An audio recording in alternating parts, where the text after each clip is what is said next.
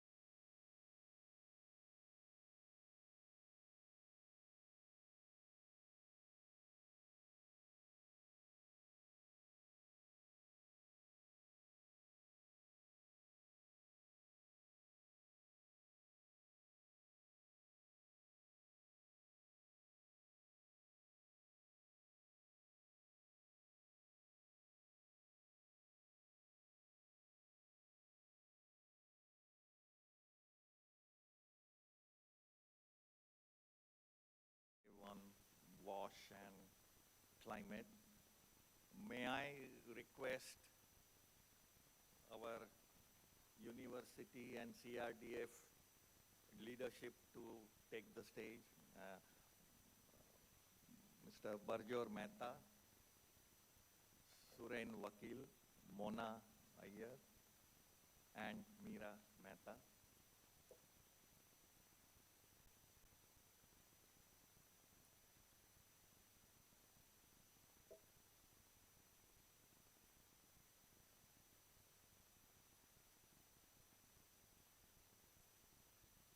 The one empty chair is for the Gates Foundation. Unfortunately, they all had to go to Seattle for some urgent meeting with their leadership. So Roshan Shrestha, who's the deputy director, is online. So we assume that there he is. So we assume Roshanji, namaskar.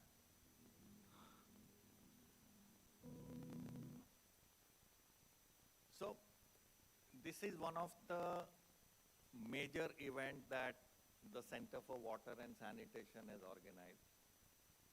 And we thank all the participants for joining overwhelming response I think we had over 100 abstracts from which we had to choose 50 papers and posters. And I would urge you all, especially faculty members and students from outside, to look at the work of even our students, various faculty from planning and urban design and technology. So the students' work. So if you are visiting the campus for the first time, please take time off, visit the campus, other facilities on the campus. And so welcome again to the campus.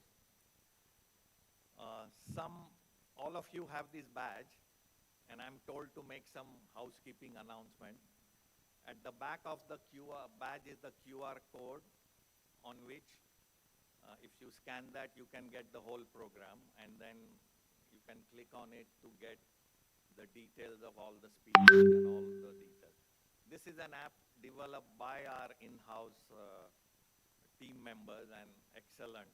We didn't even know that such a resource existed within CWAS, so congratulations to that team. You also have, we have no plastic policy on this campus, so you are all given a water bottle. Please fill that water bottle from the water points around the campus. You will see a little tag on that water bottle. Write your name if you don't want to lose your bottle or mix it with some other. But there is also a Wi-Fi passwords and information on that tag. So please use the Wi-Fi. At least within this room you can use that. We have nearly 400 registered participants, and they are from almost 28 countries. And it is ironic that for a climate conference, 8 countries, so the carbon footprint of this event must be very high. So we can't help it because in-person meetings are, so just to offset that, we have done a couple of things. You all have in your bag this little booklet, and it is not a simple booklet. The last page of the book, you can plant it. And so take it home and read. If you scan that last page, you will see. So you can actually plant those seeds in your home, in your garden. So make your contribution to offsetting some of the carbon footprint. If that doesn't work, take the pencil, and the top of the pencil has some seeds. So use those seeds and plant them again. So these are some ways by which we are trying to compensate for all the carbon footprint that this event has generated. And more than that, I would now request the leadership of CEPT, CRDF, Faculty of Planning, to also honor by watering these 3 plants that we have. And this is a symbol of our contribution to the environment at CEPT, and we will plant these at appropriate places on this campus and on the CRDF campus. There is a banyan tree, there is a hibiscus tree, and mango tree. So different species, but each of them has large carbon sequestration possibility, and all the benefits that we don't know where mango trees will be, because students would love that it is on this campus, but let's see. The president will decide where it goes. So please, may I request the leadership to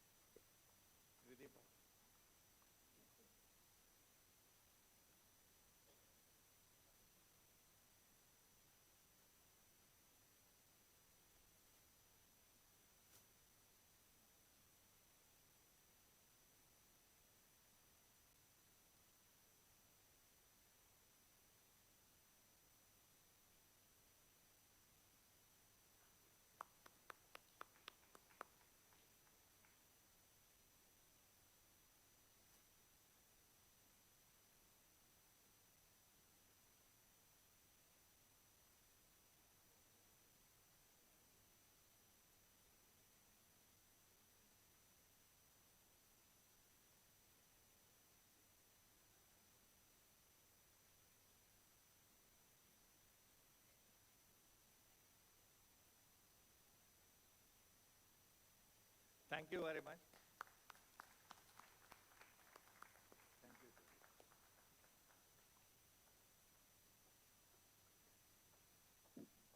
Okay, may I request Professor Mona Iyer to say a few words?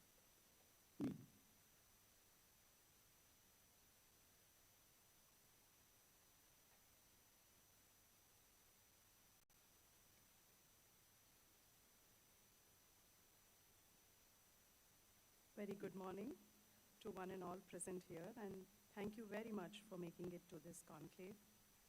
And we welcome the sector partners, academia, researchers, practitioners to this beautiful campus. And as we engage in 2 full days of meaningful deliberations on WASH and climate linkages. I'm not going to talk too much about the kind of topics we will cover because that's what will unfold over 2 days. But I'll talk about 3 key aspects which are the underlying strength of hosting something like this. The first one is the strength of internal collaboration culture at CEPT. The second is strength of academic collaborations that we have outside CEPT. And the third about the relevance and value we see in these events and the future pathways. So if I talk about the strength of internal collaboration at CEPT, we always say when we talk to our colleagues that it is in CEPT DNA to collaborate. And whenever I say this, I visualize 2 helix of the DNA and the 2 strands which are so complementary and are connected. And I imagine one strand to be our centers, like Center for Water Sanitation, where all the research, consulting, advisory, advocacy takes place. And the other strand is the academic side of CEPT, the Faculty of Planning, which is collaborating here, where all the academic teaching, capacity building of professionals, etc. happens, and very thickly connected with knowledge exchange, exchange of practice experience and research across the 2. And that's really very, very enriching. I'll talk a little bit more about Faculty of Planning, which I represent today. It's a 52-year-old school at CEPT University, and it has PG programs in planning and design and an undergrad program in urban design. These programs have evolved over 5 decades in continuous response to changing role of planners, both in market and for the society. Since its inception, Faculty of Planning has made significant contributions. Many of them here on the dais, off the dais, have been part of this school and in teaching, practice, and research in urban planning and design. And we are humbled to share that this year, CEPT University has been recognized by Government of India as Center for Excellence in Urban Planning and Design, and we look forward to do some more meaningful research through that as well. One of the specializations in our master's program that we offer at Faculty of Planning since 2005 is infrastructure planning, and I'm talking about it because that has particularly very close synergy with this conclave. It also offers a major in WASH, which was started 4 years back within the Masters in Infrastructure Planning. And it is a multidisciplinary program with focus on technical, institutional, policy, financing, and social aspects. We collaborate very, very closely with the center when it comes to teaching, conducting student research, bringing the case studies from their experience into the classrooms, and that's where I meant the internal collaboration. The second key aspect of this event and other activities that we do is the strength of academic collaborations that we have outside of CEPT. And we are very glad to have many of those partners present here, and some of them have joined us online. This session is also being live streamed online. So some of the partners, and there are about 17 to 18 active partnerships that Faculty of Planning has with WASH sector, particularly with Kerala Institute of Local Administration, IRC, NIUA, UNICEF Gujarat chapter, ACT Arid Communities Technologies, IIT Roorkee, MANIT, AIT, and many more. And these truly help us to stay multidisciplinary and bring the real life cases into the classroom. So we are very thankful for that. That there is strength that we draw from there as well. As we will deliberate today more on the academic content that these universities offer, that will be done during the roundtable today in the evening. We welcome you all to join there. The third important aspect is the relevance and the value that we see in this event, which is also a collaborative. These are not it's not visualized as one of the events to be done to tick mark any checklist that any one of us have been given. So this has been a tradition here, and if I talk about the recent most engagements that we have done through such platforms with practice and research, a couple of them to mention would be the National Academia Conclave on Sanitation along with NIUA. Mr. Dipender was there with us that time. A roundtable which was co-hosted by Niti Aayog on planning education in India. Reimagining urban rivers that we again did with NIUA, and Asia Partners Meet, which is again a very unique collaboration supported by Bill and Melinda Gates Foundation and managed by IHE Delft. It's called Global Sanitation Graduate School. It's a network of institutes which are engaged in wash and sanitation education. CEPT is one of the partners, and some of the partners that we regularly engage with are BUET Dhaka, Kathmandu University, AIT, and many more within the country as well, BITS Goa. And these partnerships have led also to very, very valuable inputs to our curriculum. Besides that, there are CEPT conferences about which my colleague, Mr. Suren Vakil will talk. But coming to this event and the uniqueness of this global conclave that we are hosting, the uniqueness is in the scale and the aspiration that we have, visualized by Professor Meera and Dinesh, and very, very ably supported by the entire team of CWAS. If I name a few, I'm worried I will leave out many more. And a very, very energetic group of student volunteers and the faculty members from Faculty of Planning. It's truly a teamwork. I say that this is unique because of the scale in terms of the geography it covers, the topics it touches upon, and the research levels it traverses across. We have doctoral work being presented. Students' work, as Professor Dinesh said, the students' work by master's and bachelor students, which is displayed outside, and some of it will also be presented.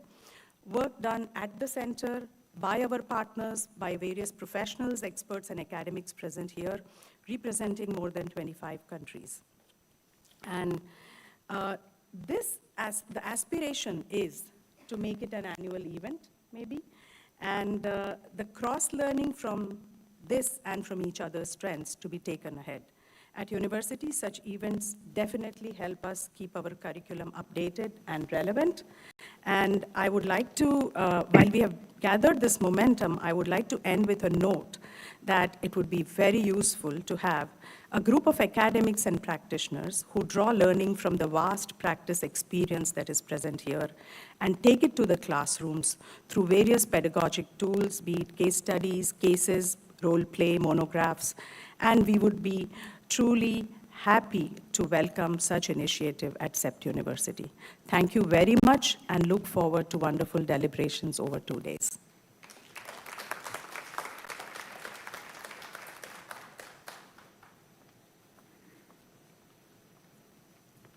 Thank you, Mona. Roshanji, may I request Yes, you? please. Yeah, BMGF has been a long-standing partner of CEPT University and Center for Water and Sanitation.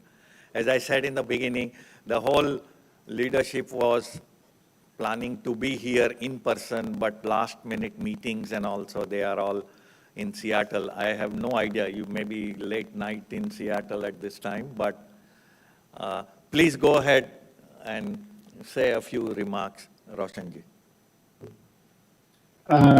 Thank you, Dinesh ji, Professor Mona. I can see also Miraji and other colleagues.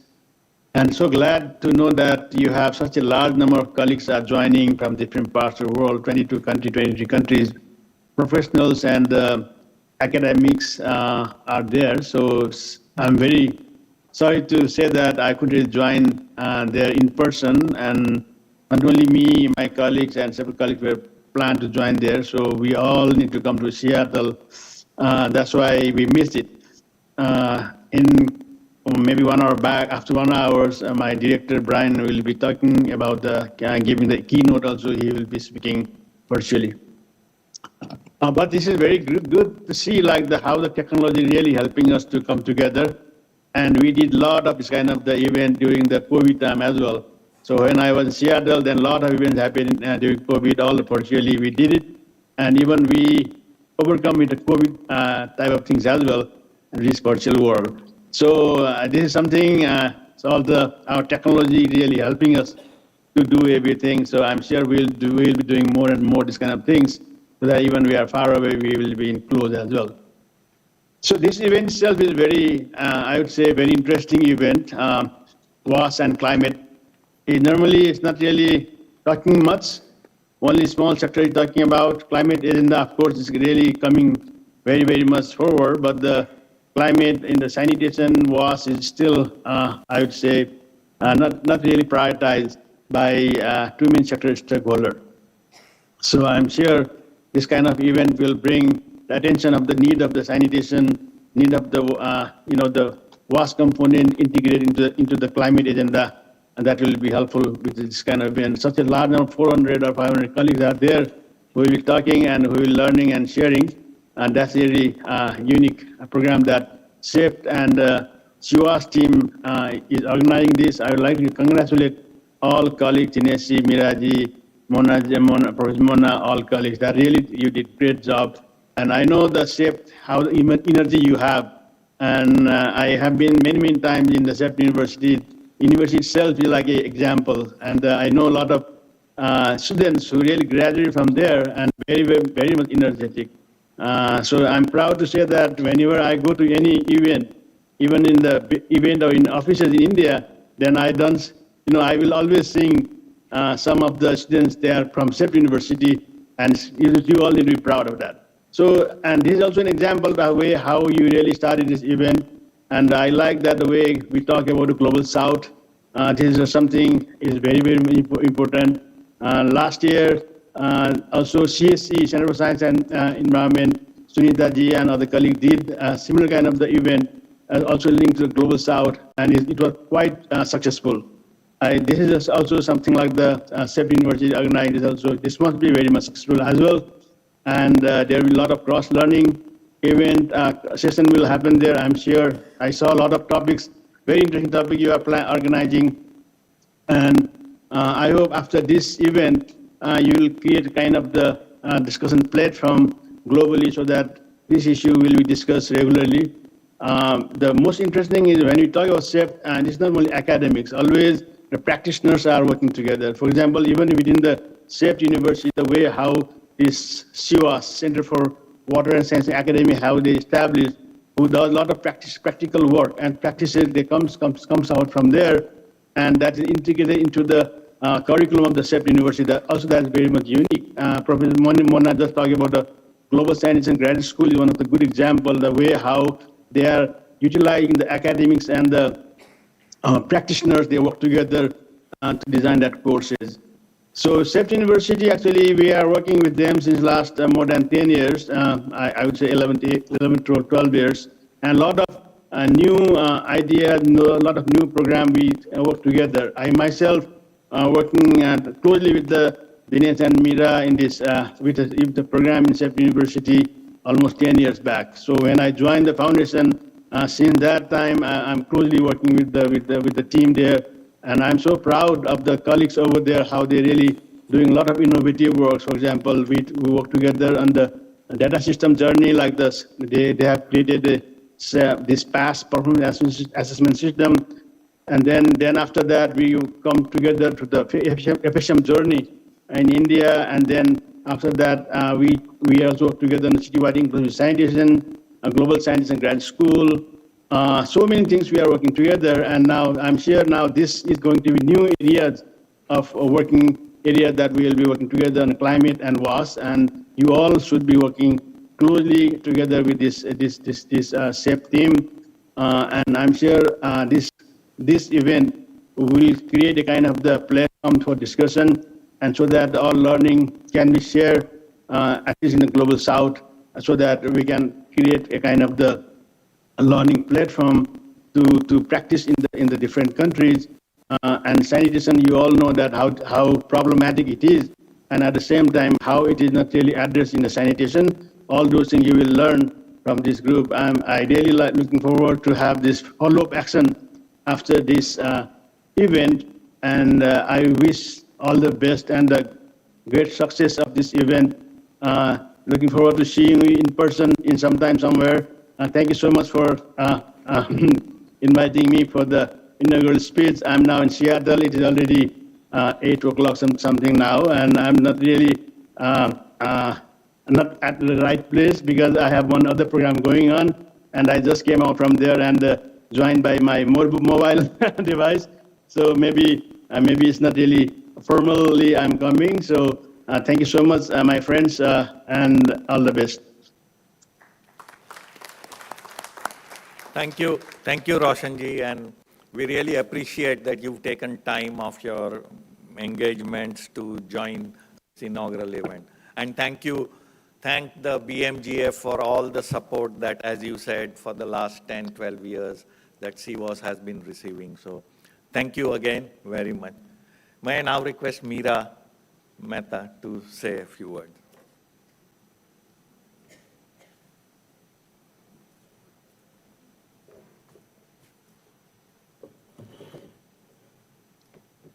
With these podiums, the first thing I generally start with, that I always need some support at the bottom.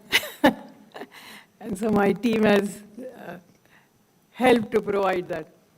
First of all, welcome. It's good to see such an august audience here. And good to see the overwhelming response. It's our first academic conclave, as we call it. And we were not sure whether there would be so much response, but we were really overwhelmed by interest from across the globe. Unfortunately, we've not managed to get people from particularly sub-Saharan Africa to the extent that, although many of them showed interest, we were not able to get everybody here.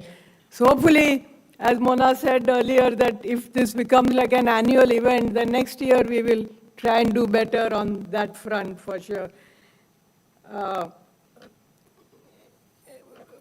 Actually, Mona covered many of the points that I was thinking of speaking about, and which is a good sign that I think there is clarity of or sort of understanding amongst all the partners in terms of why we are doing this, what are the benefits of doing something like this.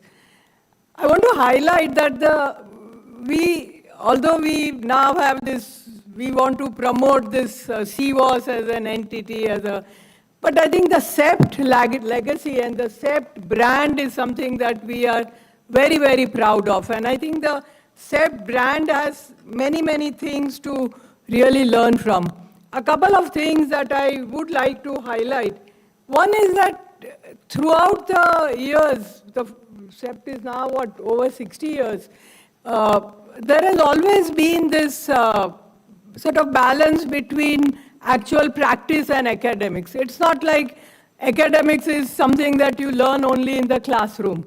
And similarly, the practice that we do out there is not only working on the ground, but bringing back what we learn in the academics. So that synergy between academics and practice is something that CEPT has always valued, promoted in many, many different ways, and something that we also try and imbibe. Sometimes we feel, oh, we are not doing any academics, we are only doing practice on the ground. But in fact, we are bringing the academic knowledge and academic values into our work on the ground. And similarly, in the teaching, as Mona said already, we bring back the lessons from the practice. So this is something that is very, very important. The other legacy of CEPT is also to link with wide variety of institutions in India and globally.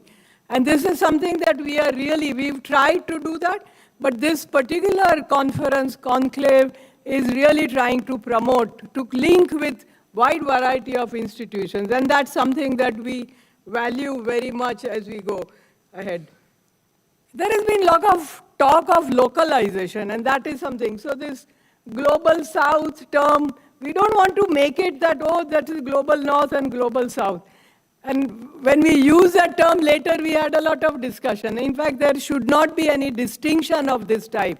I have friends sitting here who are smiling, and that is something that we must recognize, that there is things to learn from global north, and similarly for them to learn from global south. And I think that I'm hoping, and maybe next time we won't use the term global south, we will do away with these differences. And I think that is the way to we really progress further. Enough to learn from both sides. I think that is something that we really must recognize. The whole issue of climate, it sometimes puzzles me that, in fact, the climate resilience-related aspects that we talk about, in fact, are things that are needed in the sector anyway. It's not something that is really new. It's just that I think climate and the climate agenda is actually helping us to put emphasis on these. For example, and I see our friend from Kutch, we actually need to focus on looking at using our own ground resources much better. How do we do that? It's not only because of climate resilience, these are issues that we need to focus on. Why should water be coming for cities from hundreds of miles away, hundreds of kilometers away? It should be, we must be tapping our own resources better. How do we have better sanitation systems? These are issues that are anyway relevant in the sector. So I think climate only is a link that provides us with putting emphasis on these much more. So there has been, as I think Dinesh already said, there has been a lot of, we were really actually surprised by the extent of interest that was shown in terms of, and some of the both keynotes, I think everybody that we wrote to all agreed to immediately to give these keynotes, and we are really grateful to everybody. And also in terms of the papers and presentations that are being made, both presentations as well as a large number of posters that are there. I think there's a lot to learn from these, and we are really looking forward to seeing these presentations, seeing the posters, and what are the lessons that we can imbibe in our work. And I'm sure that other partners will also be doing that. Lastly, a word from our young team at CWAS. I see Asim standing there, but the whole team that has been supporting, as well as the students from Faculty of Planning who have supported. It's the young energy that I see in organizing things like that, in taking forward the kind of work that is needed. This is something that is very, very promising, very heartening, and it makes me really hopeful that this whole climate resilience agenda is something that will be paid attention to in the future as we move forward. So welcome again to, I think everybody is welcomed you, so one more word of welcome to this beautiful CEPT campus. We are very proud of the CEPT campus. There are a lot of heritage buildings and a lot of new buildings that have come up on this campus. And it's really, please take time out sometime to go around the campus and enjoy that also. So welcome, and we look forward to the event happening over the next 2 days. Thank you.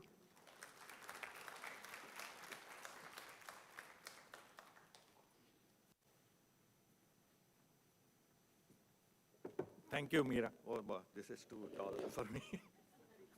No.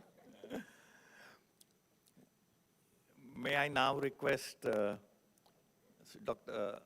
Suren Vakil, who is the Vice Chairman of the CEPT Research Foundation and technically the boss of CWAS, because all the centers of the CRDF are under his leadership. So, Suren bhai, a few words, please.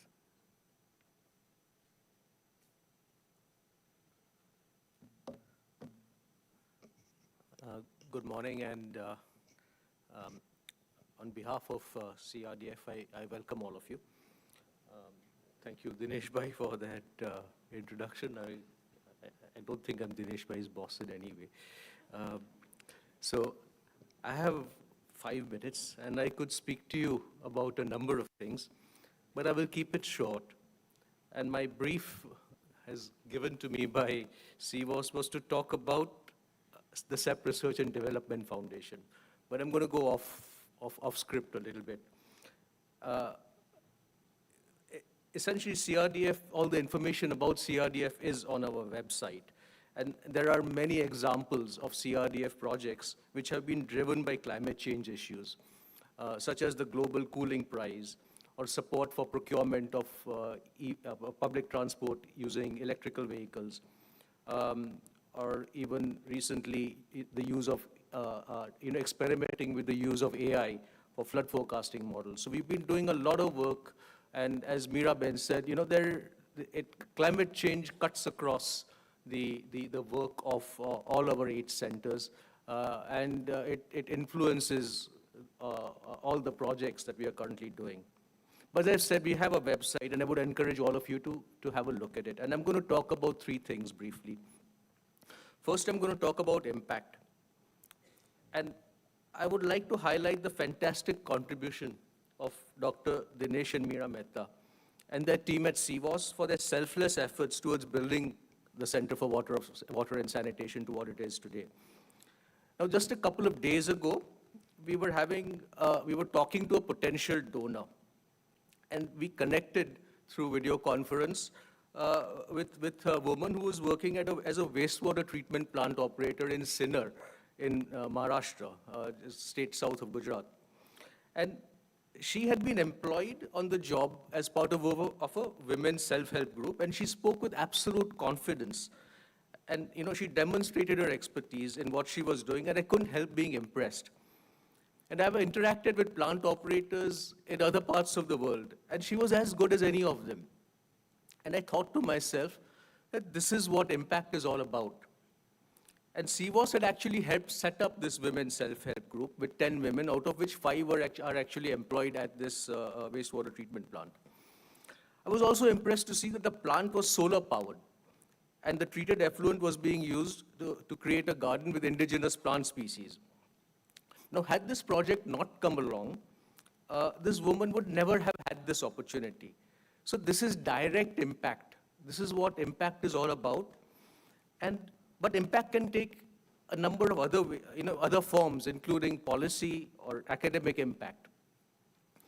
Now, WASH has never been a politically attractive area, and expenditure is all about priorities. And it's often about who shouts the loudest. And it's a battle that we all have to fight about attracting more funding towards water and sanitation from governments and institutions. And the more funds we have, the greater the potential impact that we can have. My second point is about technology and the global south. Now, Dr. Meera touched upon the term global south, and I'd also I think we need to be circumspect about using terms like developing countries or global south, especially if the implications are that we can create cheaper infrastructure and systems in these countries, which might perhaps not be acceptable in richer countries. We should create high quality infrastructure which is durable and which can serve us for a long time. And systems have to be modern, policies have to be forward-looking. And the cost of compromise in these areas is very high. So, for example, the quality of mobile phones that we all carry are of an equally high standard, whichever country we are. And this principle should also apply to everything that we do in the field of WASH. And the advent of digital technology should make this easier. Which brings me to my third point, which is really an unashamed plug. I want to talk about CEPT conferences.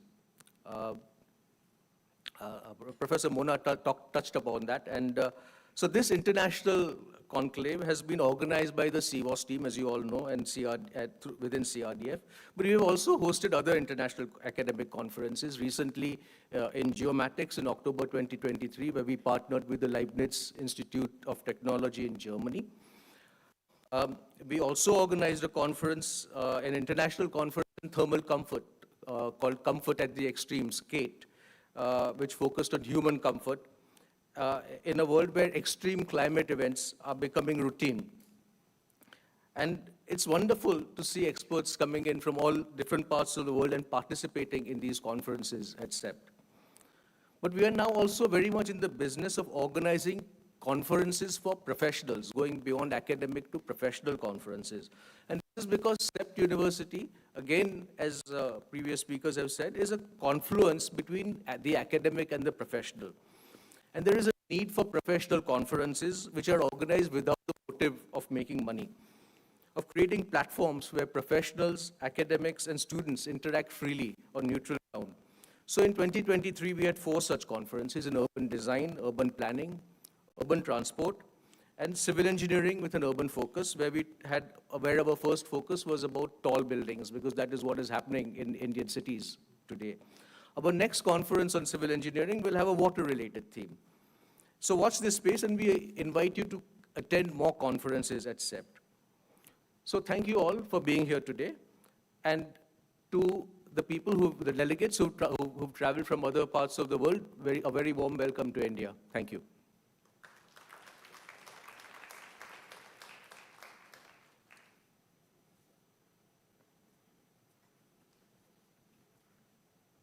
Thank you, Suren Bhai. And by the way, the city that he mentioned, the city of Sinnar, where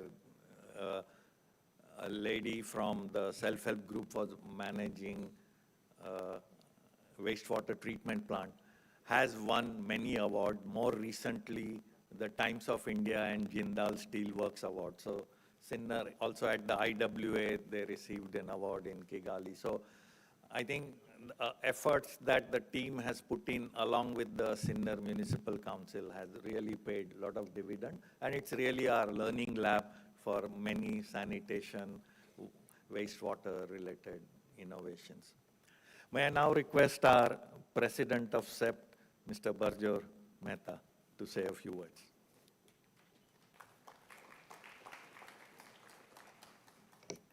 Thank you. I don't think I have to say much about CEPT or CRDF because my colleagues have all said it very well. But this is I've just taken on the responsibility as the president of CEPT University last week. So this is my first conference, so to say, and I look forward to attending all of them, Suren, and whatever you do. One thing that they didn't mention about CEPT is that we are a truly autonomous university. For the last decade or so, we have not received any financial support from any government for our recurring expenses, for our day-to-day functioning. All the assets that you see here have been created through some amount of contributions or through our own resources. And we are very proud of the fact that we are autonomous because we set our agenda. And that allows us to do a whole lot of events and the curriculum to mold it the way we like to do it. So you're welcome to this campus. As far as this conference is concerned, I'm particularly happy because I grew up in a very modest family of we were a joint family. We had about 13 people, and there were always some hangers-on, somebody coming and going, and we had no running water. And we had one toilet. And so for me, this topic is of personal importance. We have come a long way, my family and I have come a long way, but that is because of education. And therefore, the education of youth is extremely important, and that education in the professional fields is equally important, and that is why we do what we do at CEPT. So we have modest resources relative to the public universities, but we try our best to maximize that. Now, in terms of this particular conference, I would urge you to foster a collaborative knowledge exchange spirit amongst the universities and learning centers, particularly an exchange that works across borders. That's very important. The second thing that I would urge you to do is to recognize the diversity of challenges that are faced by nations across different regions. There is no cookie cutter solution. There are no cookie cutter solutions that we have to localize, as Meeraben just said. But we also need, given where we are, we need to address the challenges posed by climate change by identifying practical, implementable, and financeable solutions rather than continuous awareness building. It becomes a little tiring to read. When you start reading a document, you say, I work on urban issues. So you start reading and it says 75% of all the emissions are from cities. And then you go down and say, what do you want to do about it? And there isn't much. There isn't much. And that is, I hope that we will come up with something substantive, something that is practicable, and something that is implementable and that is financeable. And in the same way, what CWAS has done here is, and I think that should be deepened, is to develop robust metrics and ensure that the mechanisms through which such metrics are used in public policy formulation, and more importantly, in the formulation of budgets and capital investment plans. Because if we want to move away from just awareness building to actual practical work on the ground, you need to have the policies, you need to have the budgets, and you need to have implementable programs that actually make it happen. At the same time, we need to leverage an array of financial instruments and financing partnerships that are climate sensitive and socially inclusive. In today's age, there is a vast variety of financial instruments that are available, but we are not using them in the sectors in which you are working with. We tend to go with public programs, but there is an emerging area of how do you use offsets, how do you use private financing into these activities. And at the same time, we need to strive extremely hard to resolve WASH-related challenges faced by women and the most vulnerable populations, particularly of those who live in informal settlements. And if we are able to come up with, from this conference, is able to come up with some of these concrete examples and concrete ways forward, I think this would have been a success. So with that, welcome to the CEPT campus, and I hope you have a wonderful conference. Thank you.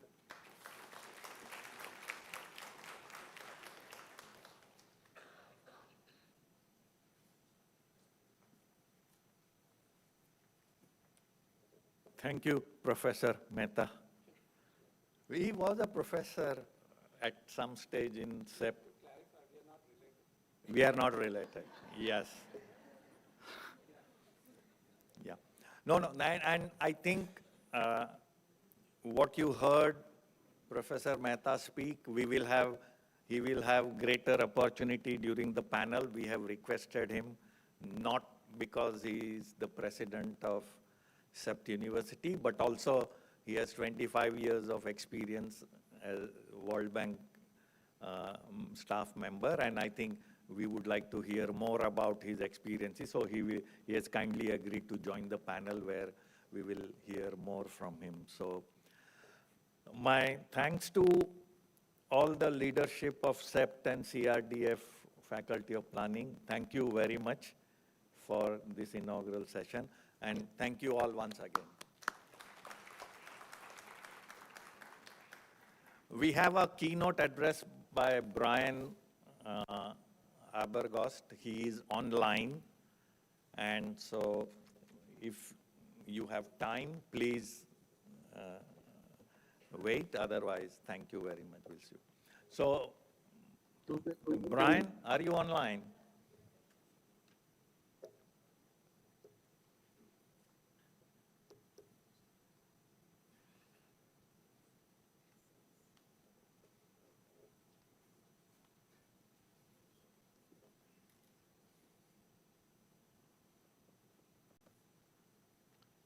Hi, Brian. Hello. Hi. Good evening. Great to be here. Yeah, thank you. And may I request Meera to introduce Brian, and then Brian, you can have, after Meera's introduction of yours, you can have your talk. So, Meera.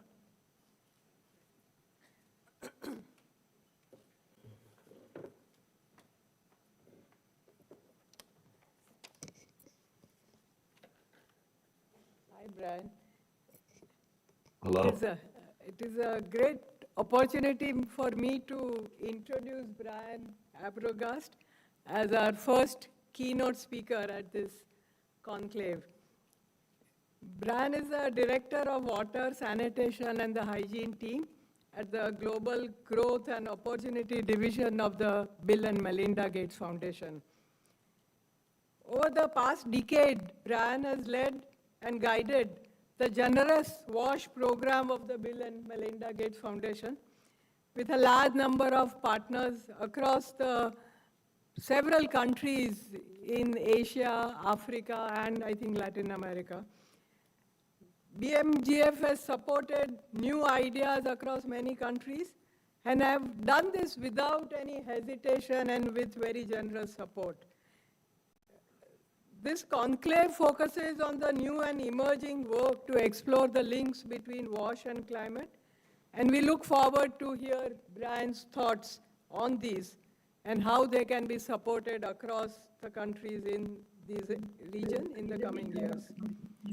On a personal note, we first met Brian in Mumbai when we visited some of our cities where we are actually doing the work. Brian was very keenly interested to know more about sanitation in small towns and very unhesitatingly encouraged us in our work. What we remember also is his readiness to try and enjoy the local cuisine. He was very happy and comfortable eating the very spicy Maharashtrian thali that Dinesh and I both found it very difficult to eat. So he's really into India in a long way, in a big way. And I think this readiness to try and explore the new areas, new ideas locally has been evident in the BMGF support in the sanitation sector also through the globe. I'm sure Brian's keynote will also discuss the new ideas and some amazing innovations that BMGF is supporting and plans to explore more in the coming years. If some of these, when these ideas materialize, I think it is likely to revolutionize the sanitation sector globally. So welcome, Brian, and we look forward to hearing you. Thank you so much, Meera and Dinesh. I'm very excited and honored to be participating, especially as your opening keynote presenter. And I really wish I'd been able to be there in person. I definitely look forward to visiting the campus, but more than that, it's just such an impressive event. And we at BMGF are very proud to be sponsors of the Conclave. You know, my understanding is that there are participants from 38 countries that are experiencing or participating in one form or another. It seems like maybe a third nonprofit, a third academia and research institutions, and a third private sector, government, funders and development agencies. And it's really quite a remarkable thing for a local academic institute to be hosting such an impressive global conclave. But you know, with all the field work being done, we are now seeing this research, really more and more research that is guiding changes in how we think about sanitation and how we drive new innovations. And the academic research from across India, the rest of South Asia, and multiple countries in Africa are now influencing the global conversation rather than following in many, many ways. So in the next 20 to 30 minutes, I hope to really touch on a few of the themes of this event. And as listed here, and Sim, I'm hoping that you're going to be showing the slides, and I can tell you when you move on, or am I in control? Oh, there we go. Perfect. Excellent. So if we can go to the next slide, please. So I'll speak to 4 of the 6 key themes here, but of course, my focus is on sanitation and on urban sanitation, so rather than WASH more broadly. But still, these themes are things that we focus on a lot across all the work that we do. I will confess that when I first started pulling together this presentation, I thought, well, you know, I've seen some kind of remarkable presentations about the intersection between sanitation and climate over the last 6 months, and I was going to reuse some slides from two presenters in particular, two brilliant women that I then learned are also keynote speakers at this conclave. And so rather than you getting an amateur presentation of their work, I look forward, I will talk about other things, and I'll look forward to you hearing from them directly. So if you can click to the next slide, you'll see the first of these is a keynote this afternoon by Barbara Evans at Leeds that I would encourage all of you to watch. It was a bit of a breakthrough investment and body of research that, among other things, that was the first time that we saw real attempt to understand the greenhouse gas emissions of different types of sanitation. And it came, out with some quite surprising results, especially in cities like Kampala that have wet pits and wet lagoons at the treatment plants, where methane emissions are just, much higher than I think anybody might have expected. And so I won't spend any more time on this. I look forward to hearing how Barbara presents this herself not too long from now. You click to the next slide. The other person who I was going to refer to is Julie Willits of the University of Technology at Sydney, who is also done remarkable work, she and her team, on the intersection of urban sanitation and climate change. Here on the screen, you see an image of a landscape study that our team funded that really took a look at all the dimensions of this challenge, and really the ways in which climate change introduces new risks or makes existing risks considerably more concerning. And so I'm sure that I expect all of you to see her keynote address tomorrow afternoon, where there'll be a lot to talk about. And on the next slide, I'll speak to one other aspect of our in my intersection with Juliet over the last year is make a reference to something that I'm quite proud of the entire sector coming together, and that is in the Climate Resilient Sanitation Coalition. And this is a group of organizations that includes University of Technology at Sydney, includes UNICEF, World Bank, the Gates Foundation, but many more, and a growing number of partners that are really focused on what all of you at the Conclave are looking at, but rather than at the WASH scale, focusing on sanitation. Really, how can we better understand how we should be integrating sanitation decisions and considerations into global and national climate policy, as well as integrating climate into global and national sanitation policy and practice. And so I look forward to this coalition continuing to help drive insights, research, and messaging and other investments in this space. And if you want to learn more, and if it's not a part of her keynote tomorrow, then you should definitely reach out to Juliet, because she's been a key leader in driving this coalition forward. Next slide, please. So I want to start on policies, and not necessarily the specifics of the policies. I imagine there are a number of you in the audience that are experts in policies, but a little bit of how the things that I've learned, and these are just some of the activities that I and my team and our partners happen to have been more involved in. But just, I found it fascinating to look at some of the different ways that the sector has been able to make significant advances in sanitation policy and practice over the last few years. And I'll start with the African Sanitation Policy Guidelines. This was an effort that started probably in 2010, 2020 and 2021. It was led by AMCAW, the African Ministerial Council on Water, involving many African NGOs and many government stakeholders, as well as other partners such as UNICEF, WaterAid, and others. And what the ASPGs do is just provide guidance for how to develop an effective and up-to-date, modern, and even, I'd say, kind of visionary sanitation policies.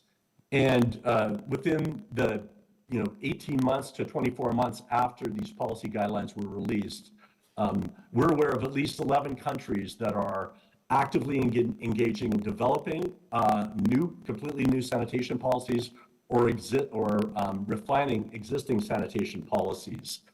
So over 11 different African countries taking advantage of this. And we were quite surprised to see how quickly that was adopted. And it really showed that there is more pent-up acknowledgement that sanitation is an issue that needs attention, and willingness of governments to start to really dig deep on the policy front. We've also, across Asia, we've seen some really truly remarkable policy progress.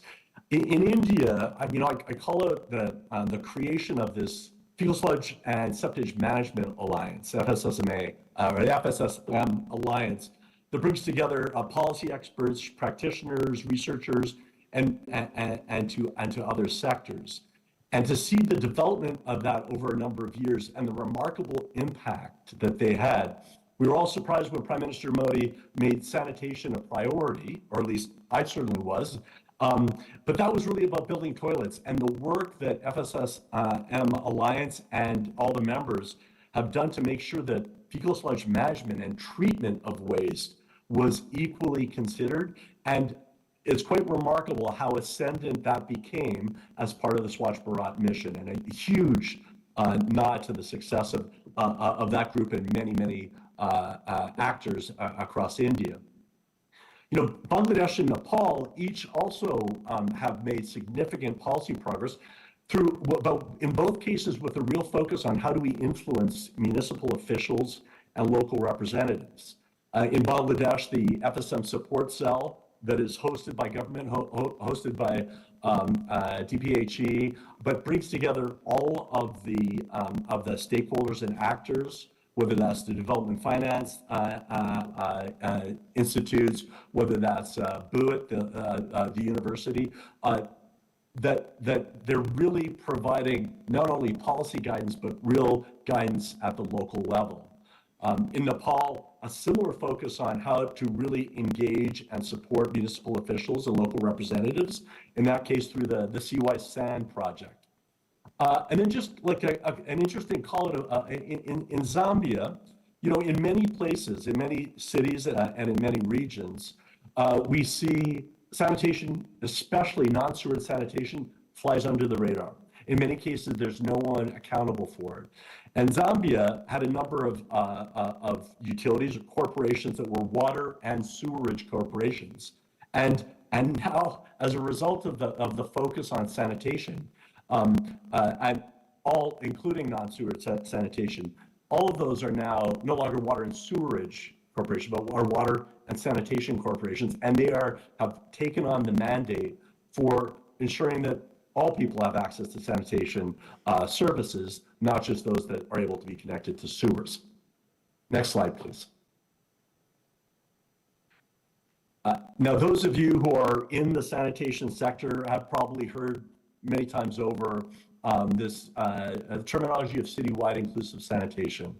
And here the key, a different way of looking at the problem, but one that really focuses not on what infrastructure do you build, but how can we, or how can urban stakeholders and leaders make sure that everyone in a city is reached with sustainable, safe sanitation services? and that the mandates are clear, the accountability is clear, and that these efforts are resourced properly. And the only other thing that I want to call out here is, we talked about the climate resilient sanitation.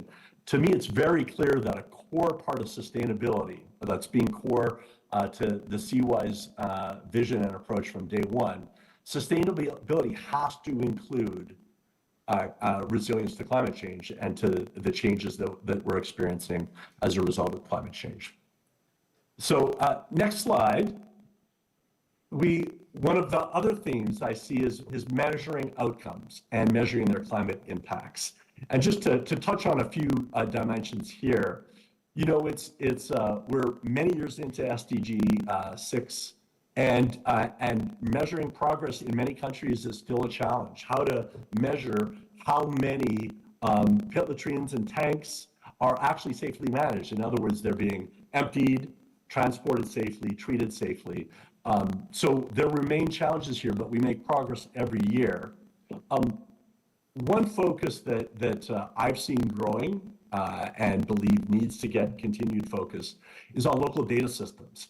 And sometimes we at the global level are asking for SDG data, and really the only way we can get decent, reliable SDG national level data is if the utilities and the municipalities who are responsible for service delivery themselves have access to good data systems. And not data systems just for tracking, but data systems that really help them day by day, week by week, improve on local service delivery, improve with decision support that helps them, allow their limited resources and all new investments to reach more people with safely managed services than they might otherwise.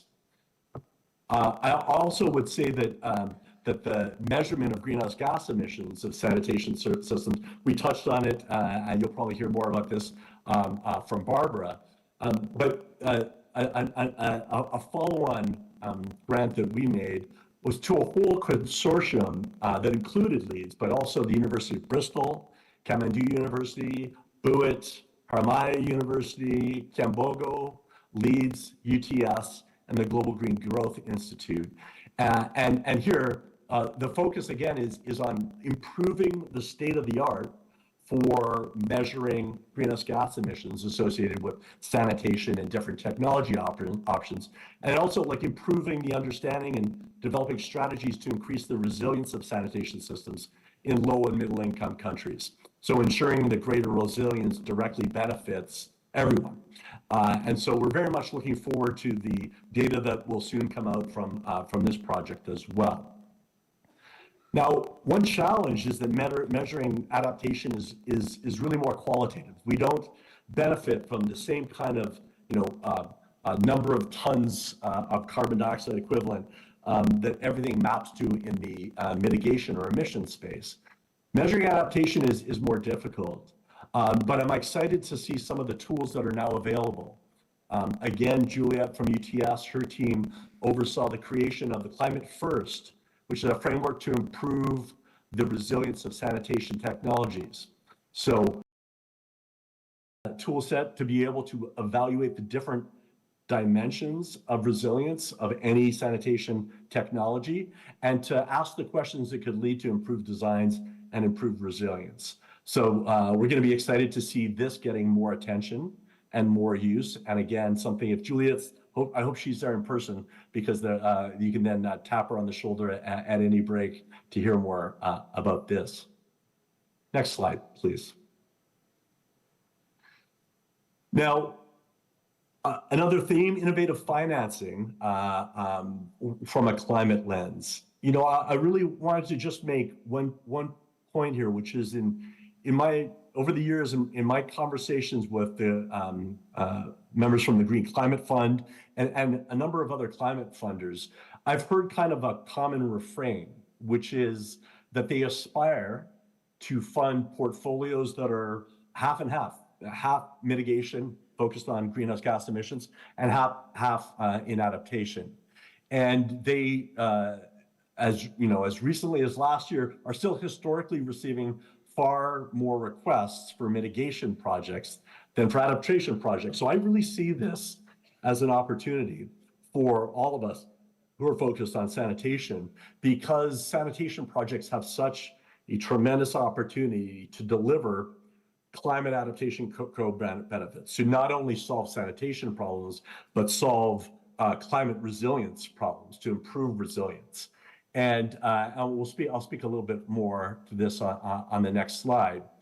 But the other thing that's very clear is that we really need local engagement and local insights to be able to build sensible adaptation projects. And that's one of the challenges that makes, frankly, adaptation more complicated and more challenging than on the mitigation side. So now, what are the things that we can do, or what are my thoughts around mitigation and adaptation? You know, one thing that I've observed is that it's so easy to stay in high-level conversations about climate change and adaptation writ large. And really, what I think we need to do is figure out how to best address the difficult questions that decision makers are facing. I mean, if you're in a city that is already seeing changes from climate, and you know they're only going to get worse or more challenging, you know, there are what investments should I even be considering across all the different dimensions of delivering urban services? And how on earth can I compare them, and what should I prioritize? And if I'm going from, okay, that seems like that's a good priority, who are the local experts that can help? And so this is an area where I think we collectively as a sector need to focus. I am seeing a growing availability of really quite remarkable tools, tools and processes and approaches that leverage, for example, geospatial information, satellite imagery, that it just is changing dramatically quickly, where you have global access to data that wasn't around just a few short years ago, and the ability for AI models to really deduce very important information from geospatial, from imagery and other sources. And so I think this will be a very exciting aspect of what we'll see in coming years. Hopefully, tools, publicly available tools that will be accessible to anybody in any city across the global south or global north, to leverage, you know, any local expertise that has geospatial training to really help analyze some of the difficult challenges that are being faced at the city level. One thing when I think about adaptation and building resilience more broadly, I find it very helpful to think about specific hazards, and I've listed the three here that I think of as being most relevant to the challenges we face in sanitation, in urban sanitation, but also areas where some innovations are providing dramatically different and better value propositions in terms of urban resilience. So the three that I picked here, you know, droughts. Of course, it's very challenging to rely on waterborne sewerage systems in a world where you know that the resource contention is only going to increase. So more demand for access to the freshwater resources at the same time that perhaps the environment is providing less and less water. So this is a case where I think everything that we've talked about around fecal sludge management and non-sewered solutions can offer degrees of resilience that aren't present, and if you are relying on waterborne sewerage, and in many cities where they might have thought that they'd be investing a lot more in sewerage, they may find that water scarcity and water resources keep them from the vision they'd had, and they need to find other approaches. Of course, there are many cities where this problem is not too little water, it's too much water, and in fact, more and more, you'll have cities that at one part of the year, they're facing drought scenarios, and in another part of the year, they're facing flooding scenarios. And we know that that's another pattern that's only going to increase. And here in floods, you know, tremendous challenges because, again, they're different depending on different infrastructures. Sewer systems, wastewater treatment plants, pumping stations, they're all the pumping stations and the wastewater treatment plants are at the low points in a city. And therefore inundation and water intrusion become growing issues. And there are many challenges in dealing with floods completely wiping out capacity, as we saw in the city of Durban quite recently. Now, unfortunately, like septic tanks and pit latrines are also at risk of flooding leading to downstream major issues. So the cholera outbreaks that come after floods. And here, it's interesting. I hope and expect that Barbara will talk a little bit about this. One other high-level observation I would make in this space, but frankly, in all service planning considerations, is there's such a difference between looking at the world as it is on paper, or as you hope it is, versus looking at the world as it truly is. And an example is that in a world where there's no such thing as open discharge, where there are no septic tanks that just have overflow going into the streets and the drains in the streets, in that world, which is not present in so many of the cities that we work in, in that world, you can really reduce the risk of pathogens causing public health outbreaks by, building better containment, raising that containment so that floods won't cause contamination, feces to contaminate the environment. But if every day that toilet is discharging pathogen-heavy liquid into the drains, what Barbara has now, shown is that it won't matter a bit if you have a raised, better containment system if you still have that open discharge pipe, because when the floods come, all the pathogens are already in the drains. Everyone will still get sick. So really focusing on what's truly happening. How many people are connected to that system or that sewer, and figuring out how to bring solutions that address the real life problems.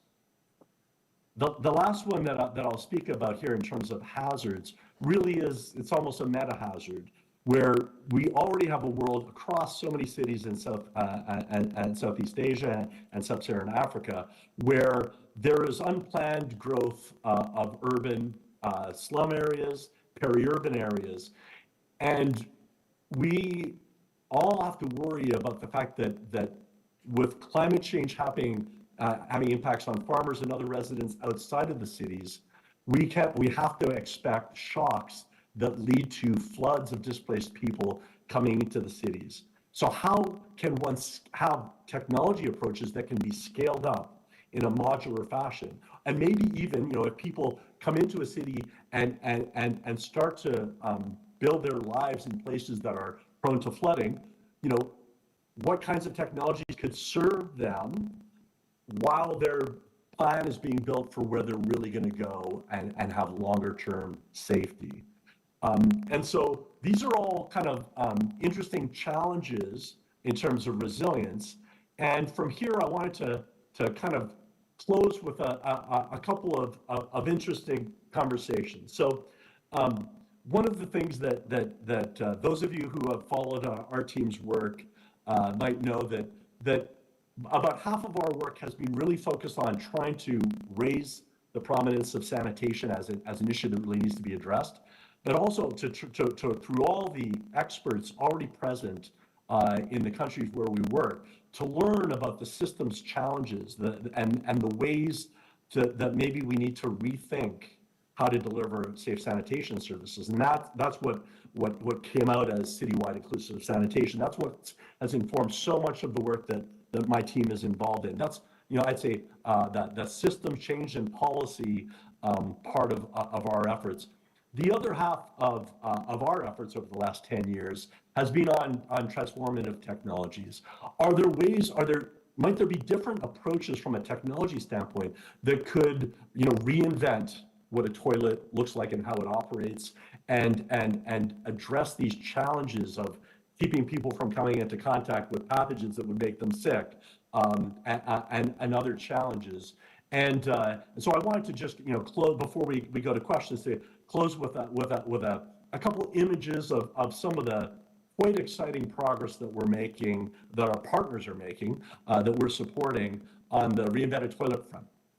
So if you click to the next slide, this is an image of what we call a community reinvented toilet. That means this is bigger than a household level solution. In this case, it's at a school in Johannesburg.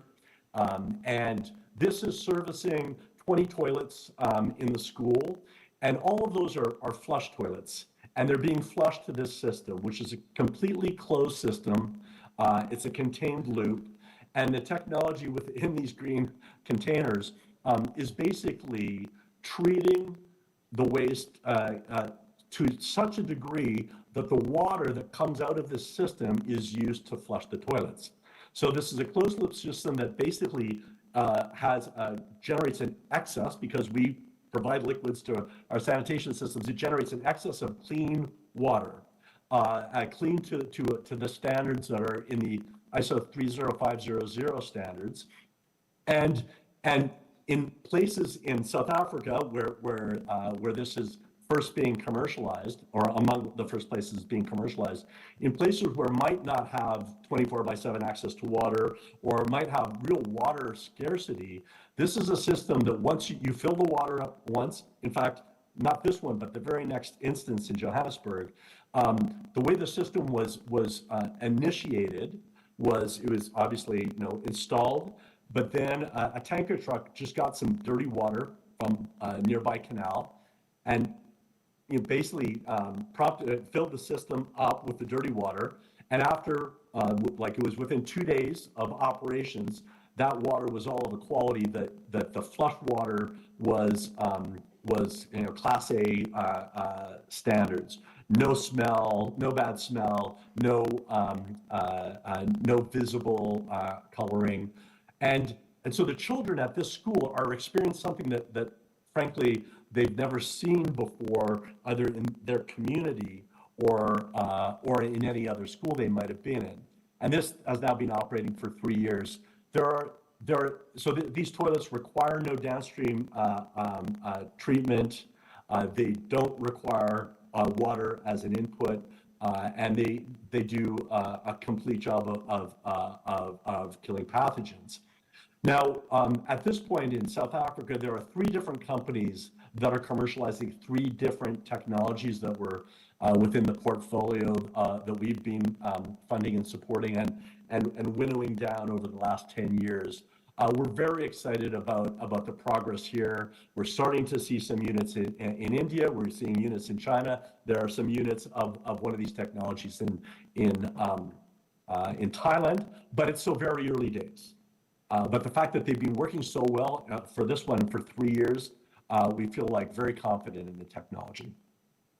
My last slide and the last image is maybe a fun one, but hopefully a bit of a, for those of you that haven't seen it before, which probably is most of you, maybe a bit of a mind expander. And this is our household reinvented toilet. And yes, that is me, yours truly, on a prototype. This is a prototype of the Cranfield University's design, what they call the Cranfield circular toilet. And what you see there is the complete system.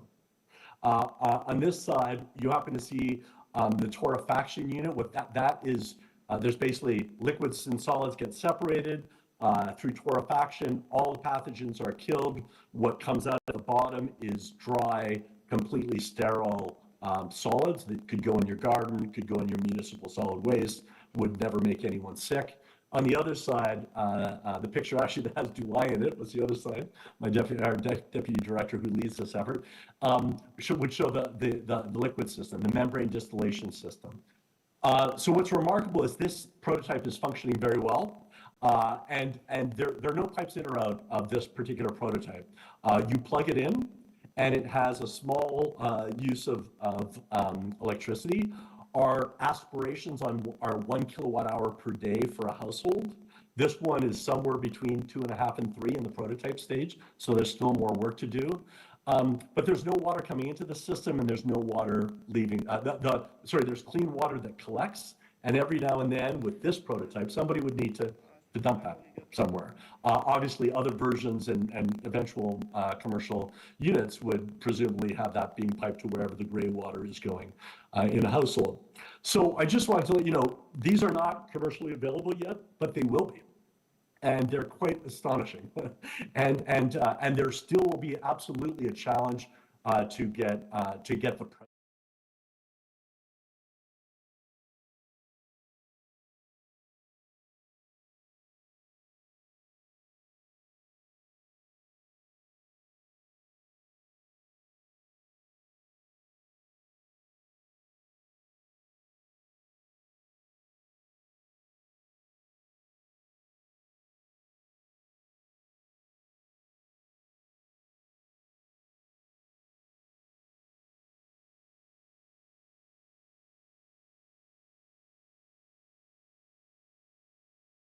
Will not be released into the community. These can be like built up, scaled, moved around. So there are a number of different co-benefits. And, I imagine if I was, if we went back to a 0 day in Cape Town, where the whole city thought they were 2 months away from, opening their taps and nothing coming out. Well, a corollary of that was that means that all of their flush toilets would just stop working.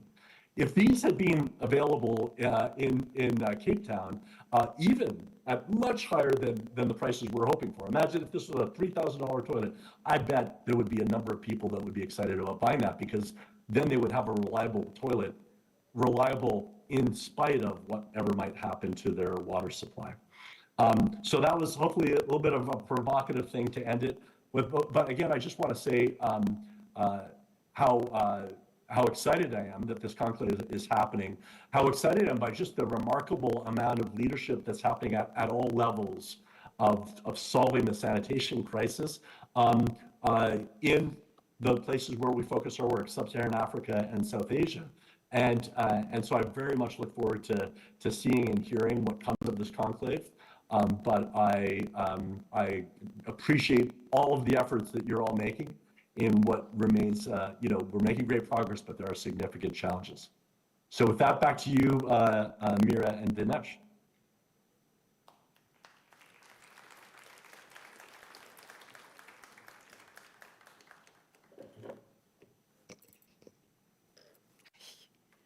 Thanks, Brian. This was amazing, your presentation. To go back to my introduction, this was as rich as a Marathi thali that I mentioned in my introduction of Brian. Really, it was ranging from systems change and policies to new technology that will revolutionize the world of sanitation. I am particularly, as you know very well, biased towards the last slide that he showed. If that technology comes, it will revolutionize the whole sanitation sector globally. Just as the revolution that happened in technology in terms of the computer and iTabs coming in, that is the level of revolution that this will entail when it materializes. So look forward, Brian. Would you have time for a few questions and answers? Absolutely, my pleasure. Okay. May I ask those who want to ask? We don't have too much time, but we have 10 minutes. Go ahead, please. Just introduce yourself.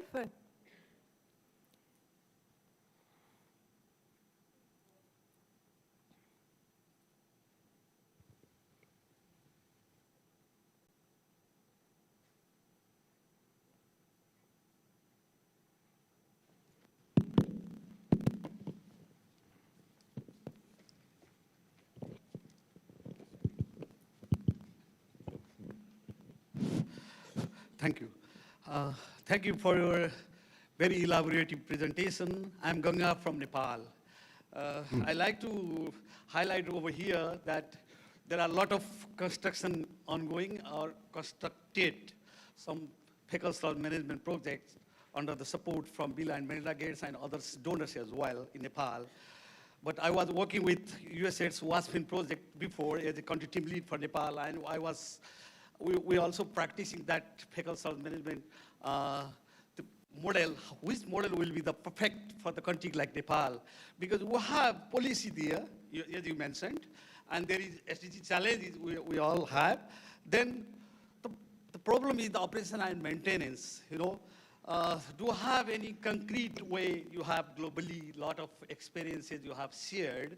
I'd just like to know from your experiences that there is any globally accepted or globally this government-run model either, or private sector model, or public-private sector model to sustain those constructed the plants or the new ongoing. We have a lot of projects. Last week I visited some plants, the funding from the Beeline Melda Gates, but it's the, oh, no, okay. Thank you. All right. Well, the first thing that comes to mind that I would encourage you to speak with Asim, who handed you the mic, and your hosts at CEPT, because they've got some very interesting models in Maharashtra, where in Y and in Sinar, where they have developed systems that are self-financing, and where the city is actually getting citywide sanitation solutions through different taxation mechanisms. But the clarity of the mandate and the responsibility is essential. And then the next thing you need to do is couple it with reliable financing. And I would recommend that you talk to the folks at CEPT, because they know as much about this as any of our partners. Thanks, Brian.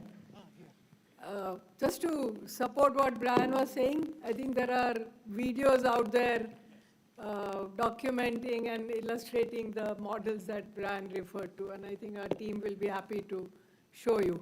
Yeah, go ahead, please, second. Hi, Brian. Hello, everybody. I'm Ritu Razbandari. I'm working for Sustainable Prosperity Initiative Nepal. Brian, thank you very much for your insightful presentation. Actually, I have two questions for you. First being, can you please explain how reinvented toilet is climate friendly and climate resilient? And second one, what is your view on having carbon financing in sanitation sector? Thank you. Good. So how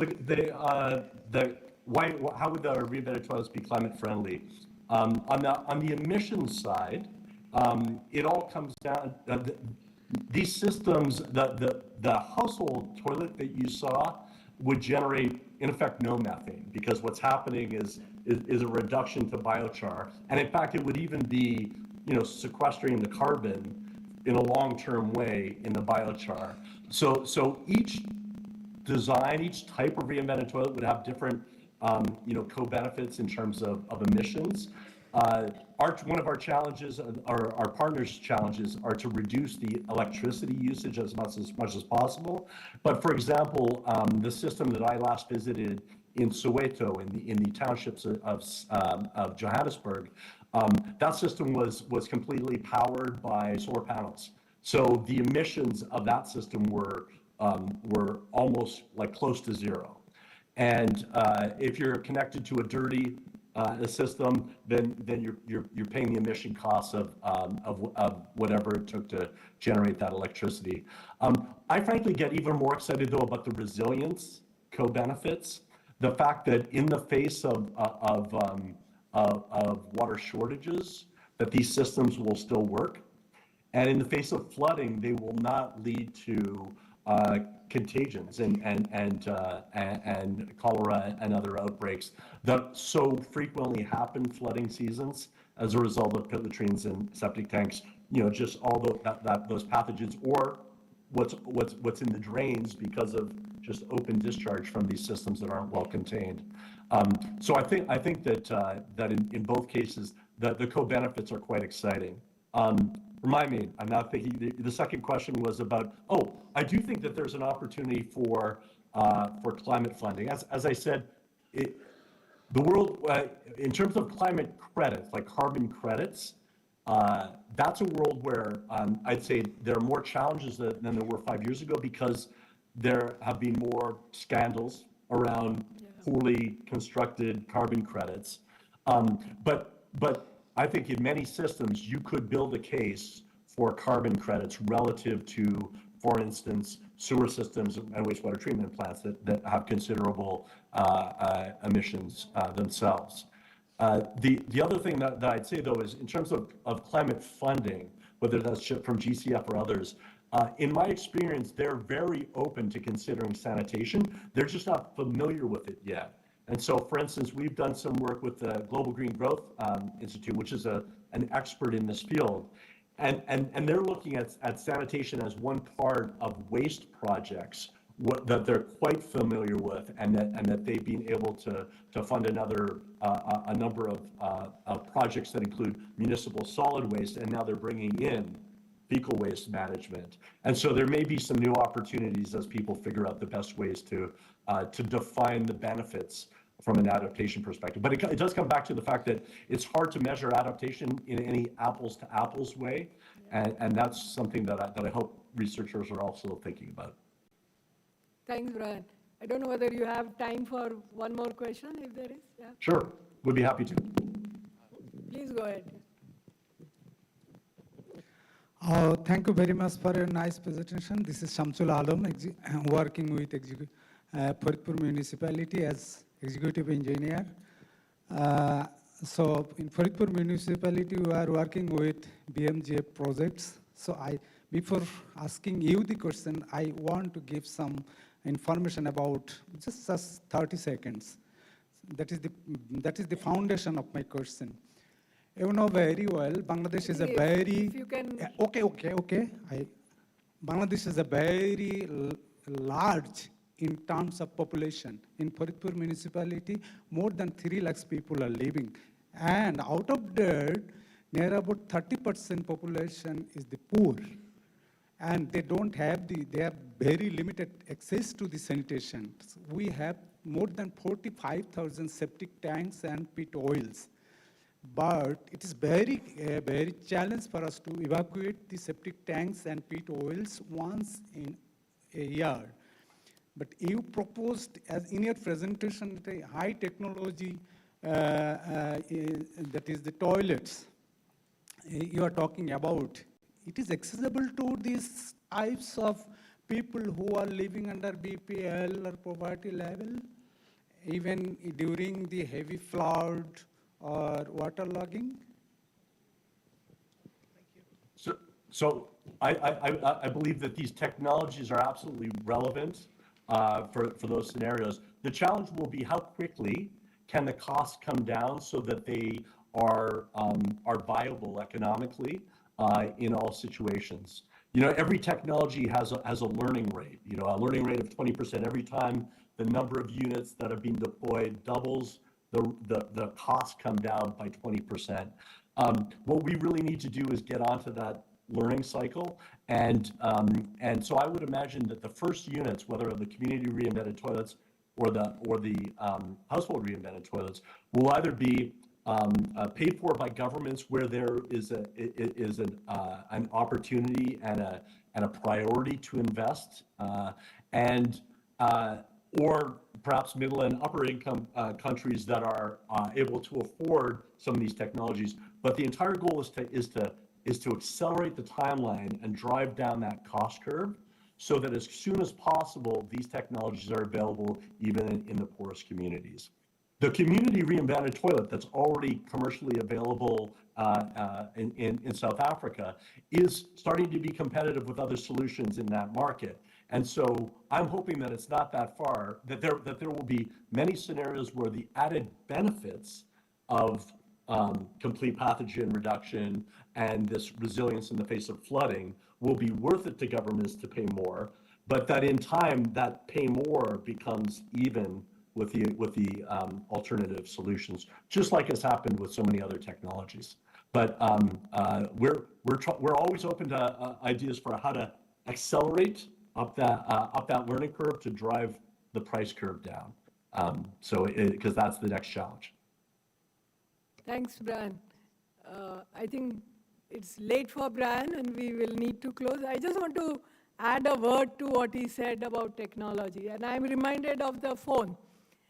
A few years ago, the mobile was something that only the elite could use, could sort of aspire to own. And it's something now that's become, you know, widespread, and I can't imagine anybody not having a phone. And it's the poor And the middle income, rich, everybody has access. And that is the kind of revolution that really could happen once the technologies that Brian is talking about. Thanks, Brian, for your wonderful lecture, ranging from, as I said, systems to technologies.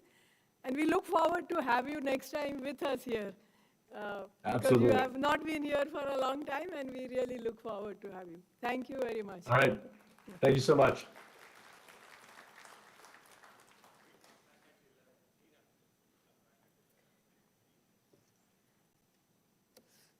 So we have a tea break now, I'm told, and we should be back at 11 o'clock for the panel discussion.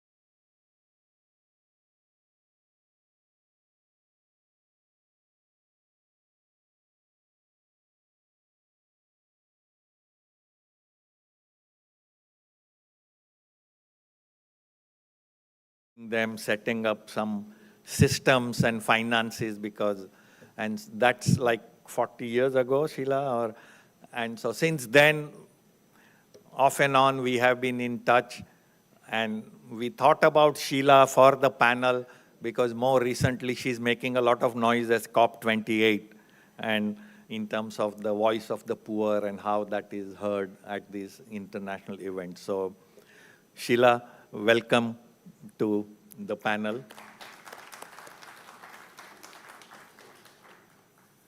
We have on the call online Dr. Roshan Shrestha. We heard from him in the inaugural session, but he's kindly agreed to join online for this panel as well. And Roshan has been pioneer, I mean, he did his PhD from University in Vienna. He was my colleague actually in UN Habitat when he was our water projects representative for South Asia based in Nepal when I was with urban management program in the UN Habitat. But since then, Roshan has moved on to the Gates Foundation, very supportive, as you heard, of the work that we have been doing at the center.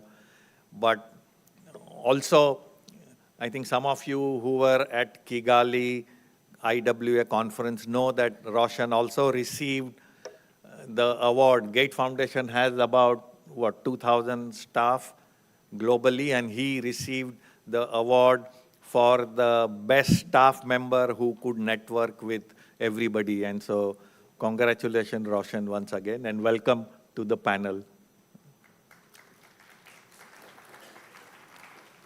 Want to invite Mr.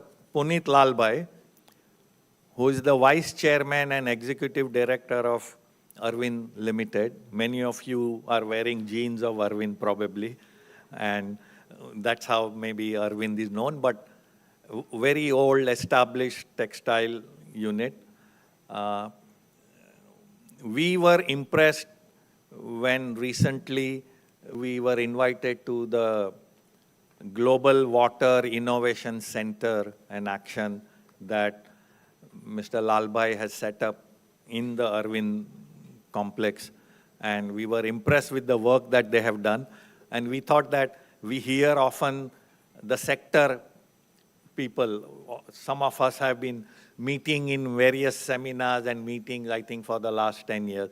But we thought we need a fresh input from a different perspective, from how an industrialist or private corporate sector views the whole issue of water and climate. And Puneet is also on the board of CEPT University, and so we are thankful to him to accept our invitation to join the panel. May I ask Puneet to join the panel?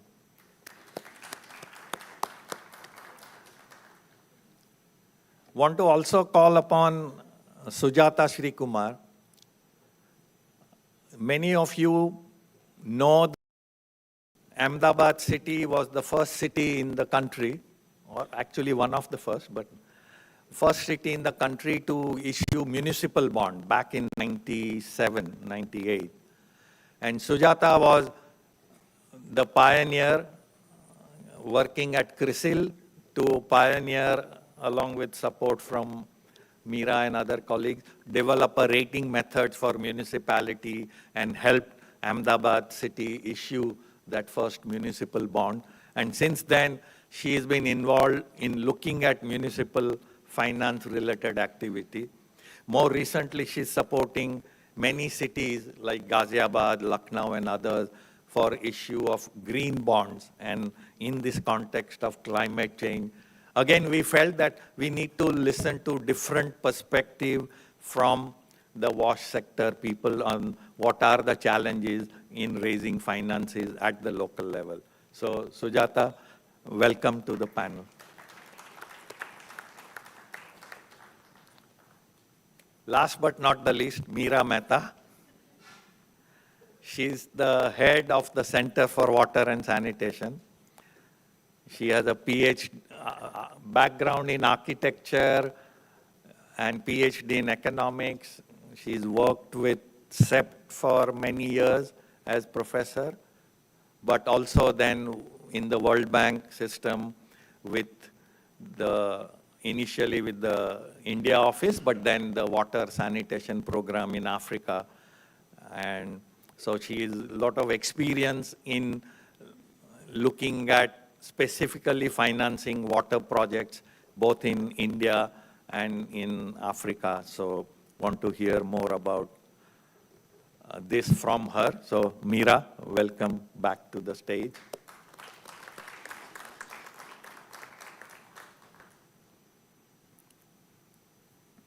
So as a moderator, I was wondering all these experts, they have so much of experience. And I said, what kind of questions should I ask? So what I'm going to do is that in the first round, I would ask them some basic questions about what they are doing so that it'll be better introduction than mine in terms of little more details of what they have done and how that relates to the climate issues.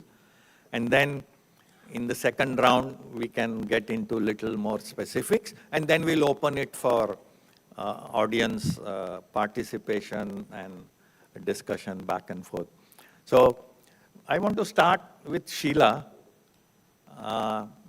more in terms of, I think there is a microphone there, but so more in terms of your journey so far in terms of working with the poor and what we heard in the morning in terms of how the poor cope with the climate-related challenges and what have you been doing about that. So, Sheila.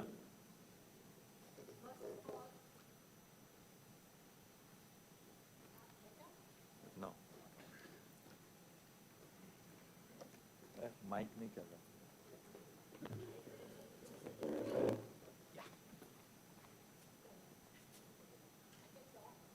No.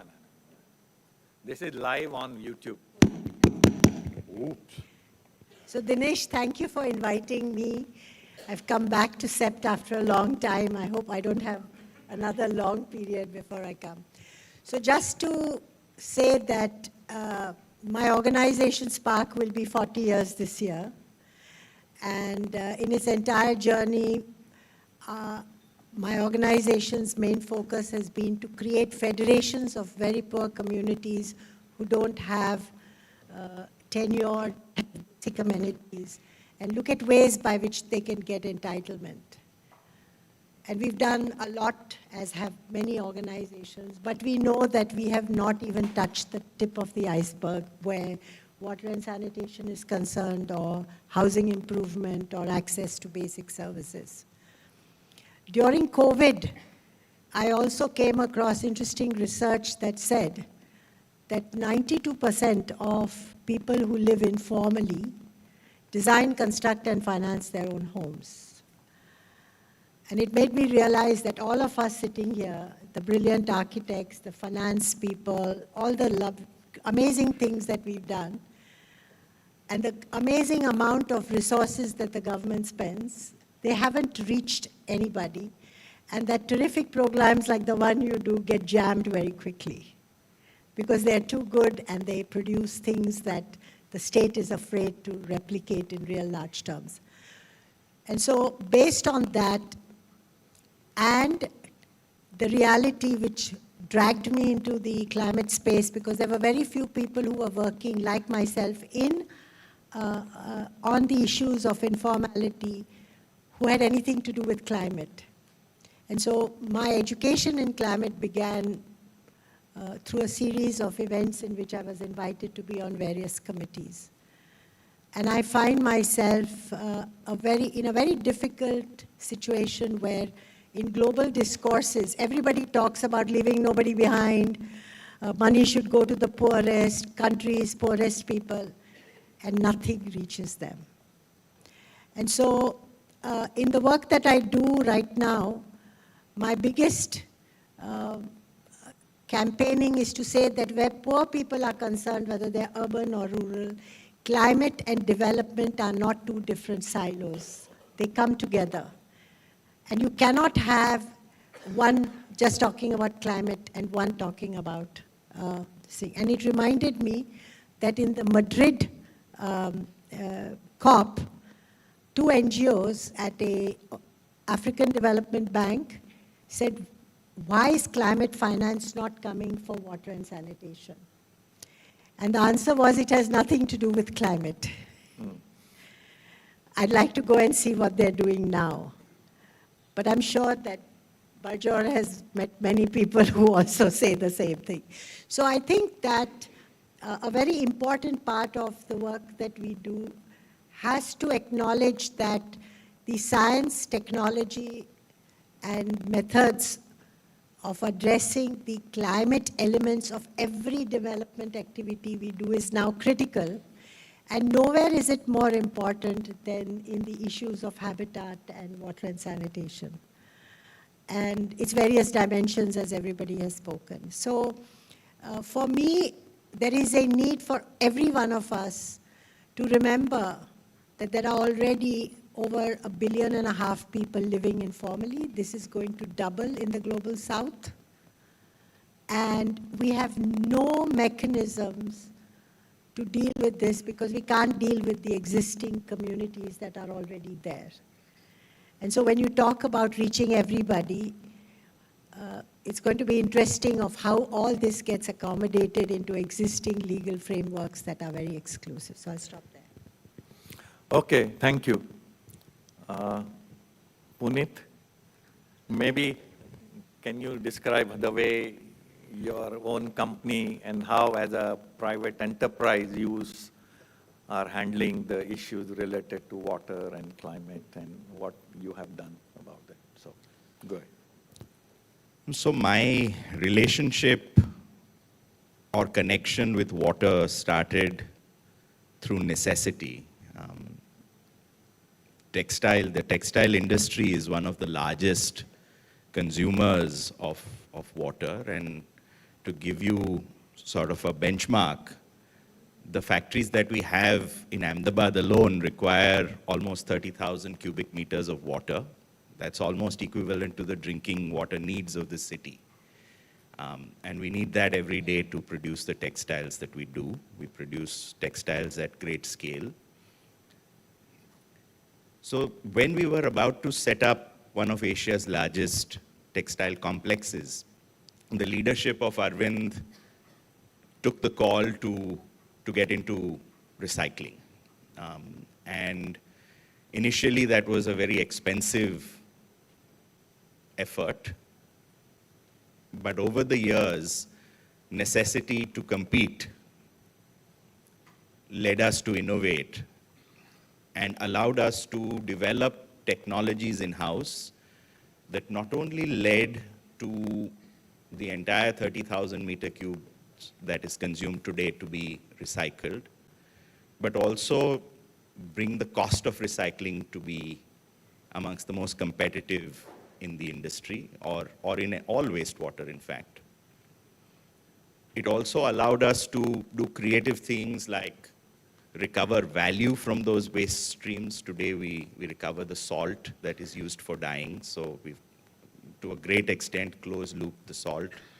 We lose about 10% of the water to evaporation. All of that is now made up through a partnership with the city to buy raw sewage from residential complexes that is then treated and used as makeup water. So that journey has evolved. We then got into trying to grow sustainable fiber, and we realized that the amount of water that is used in growing the cotton, which is our primary raw material, far outweighs the impacts that actually happen in the factory. So another sort of benchmark number, a pair of jeans would require 40 to 50 liters to manufacture in a factory. That number can be as high as 4,000 liters to grow the amount of cotton that goes into a pair of jeans. Of course, there's a great variation there depending on the farming practices, access to irrigation or not, all of the efficiency of farming, all of that plays in. But some estimates can go as high. So when we started working with farmers, and today we work with 100,000 farmers, we saw very large opportunities to address water issues in the farm in ways that increase yield, in ways that look at watershed management.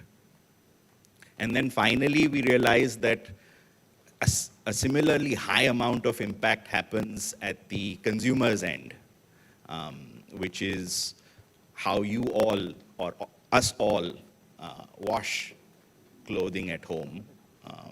And so designing product that has the end of life and the usage component built in sustainably from the design step itself has also become a process that has been evolved over a period of time. And all these efforts have attracted a lot of our customers who also have large water stewardship commitments. And what is now very interesting, the phenomenon that is now happening is that we are able to partner. And one such example is with one of our largest customer, Gap Inc. We've come up with this center of water innovation. We call it Jivika, which Dr. Mehta was speaking about, which becomes a platform to take water stewardship beyond just our four walls, but to the industry at large and then beyond the industry, hopefully, in terms of piloting technology, innovation, research, training, best practices, etc. So that's just a flavor of how my engagement with water began and where it's ended up. It's all been driven by necessity. I think the big learning is that, aligning it with the core business has enabled whatever little we've done. That tenet of aligning it closely to business has been what has helped push the needle forward. And I look forward to learning from this conference. Thank you for inviting me. No, thank you.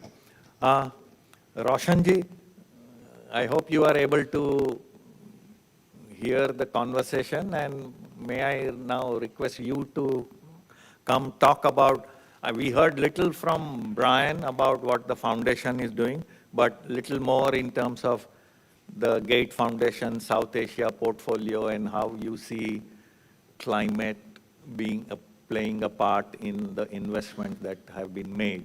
So over to you, Roshanji.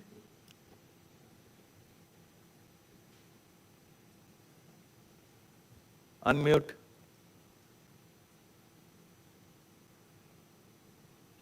Hello? Can you unmute, Roshan? Yes. Yes, sir. Can you hear me now? Yes, but you are horizontal. Okay, just a minute. I'm setting this, just my system. What happened? Okay, now fine. We can see you. We can hear you. No, I'll just a minute. I will fix this. Okay. Yes. Okay, good. Yeah. Yeah, okay. Sorry. Okay. Is it fine? Yeah. So, Dinesh, actually, in our case, we are not really bringing big amount of funding for this work. So we always do some catalytic role we are playing. So all the work that what we are doing in terms of sanitation, especially because the investment in sanitation, of course, it is very much small by the development partners, and also even the government also not putting a lot of resources there. So our main goal is how to really convince them to invest in sanitation. At the same time, how can we bring the innovation on sanitation? So that will be climate resilience. And then also, when the sanitation planning is happened, then how can the planning approach can also include inclusive sanitation, as well as where the climate disaster is happening or prone areas of climate disaster. How can we increase resources in those areas? So here, one is the innovation, means like a technology development that what we are working, that technologies are actually will be helping to bring the some new areas, new ideas, new approaches that will, help to improve the climate resilience things. And so where our investment is there. So once the innovation is really bring the market, and we will definitely work together with development partners, government to invest in those innovations. And at the same time, when you talk about the planning approaches, so we have, we have established like even like the university like CEPT University, who has a lot of planning tool, that planning tool and will help to integrate those climate resilience areas where the different kind of climate disaster is happening, where investment to be, to included, so that our help, like the technical assistant to the development bank or government, they understand the situation, and so that they will bound to invest in those areas. So this is the way we are helping. So that's why our investment is, of course, not that big, but the way how we are promoting non-sewer sanitation is also kind of the very much climate resilience, I would say, because many areas where the water scarcity are there,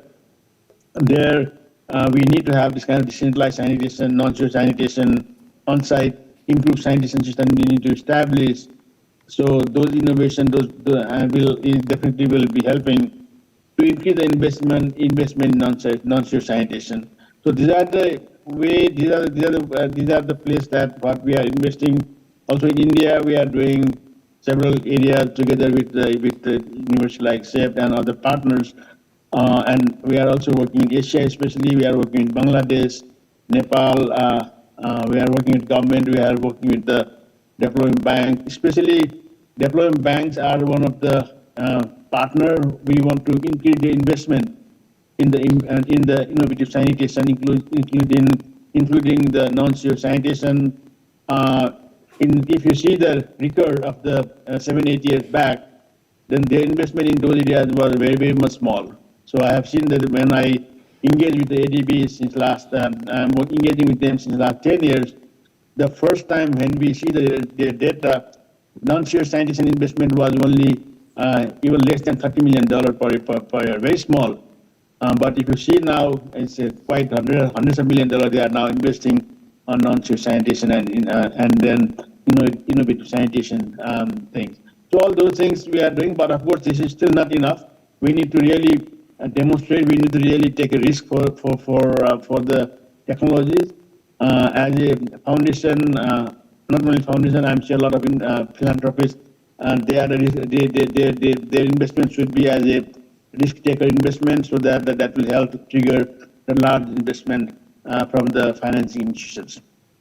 I think these are the things that I can explain. Let me hear from other colleagues, and maybe next round, maybe I'll have some more information. Thank you. Okay, thank you. Sujata, there is one here.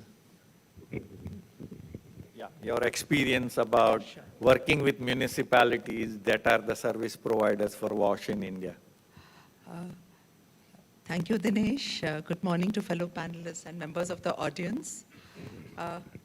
As Dinesh mentioned, my entry into the urban sector was purely by accident. I was an MBA in finance from IIM Ahmedabad, working largely with corporates and financial institutions. And more this idea to introduce municipal bonds came when S&P acquired a stake in the CRISIL, the rating agency I was working for. And there was this realization that the municipal bond market was one of the largest bond markets in the US, and S&P had a huge presence in the municipal bond market. So why not develop it in India? And this was given to me actually as a project to sort of, help me tide over my maternity and, taking care of an infant child. So it was supposed to be a light project for me, for that to tide over that phase. I was completely unfamiliar with this subject. I learned a lot from Meera, from Dinesh those days. And then Ahmedabad bond happened, and then, the work really took off. So it was not really a maternity break in that sense. So after Ahmedabad, I've sort of, the past 25 years, I've worked largely in the area of infrastructure financing, more particularly in the area of urban sector financing. The focus has been how to get municipal projects financed without relying on, guarantees from higher levels of government, reduces dependence on grants, access to, bond markets, access to private capital through PPPs, access to commercial banks if these two don't fail. But idea always has been that municipal corporations and municipal entities should be self-sustaining financially also, not merely in terms of, sustainable infrastructure, green infrastructure, but also financially sustainable. Moving to the area of WASH, my first introduction to green financing started when I helped as an advisor to the government of Uttar Pradesh in the area of municipal bonds. I helped the city of Ghaziabad issue the first green municipal bond. This project is very interesting because Ghaziabad raised the money to finance conversion of an STP into a tertiary treatment plant, and it was going to supply tertiary treated water to textile dyeing industries in the area of Hasaibabad, probably of interest to Mr. Lalbhai as well.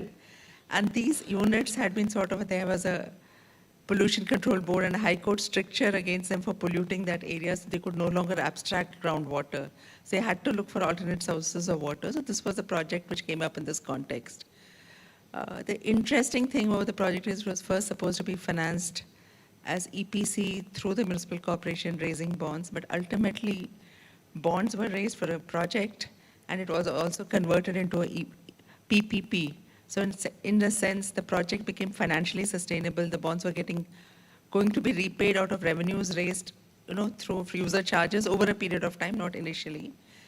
And the city also got a PPP partner, so the level of funding that the city had to provide came down vis-a-vis the real, vis-a-vis doing it as an EPC project.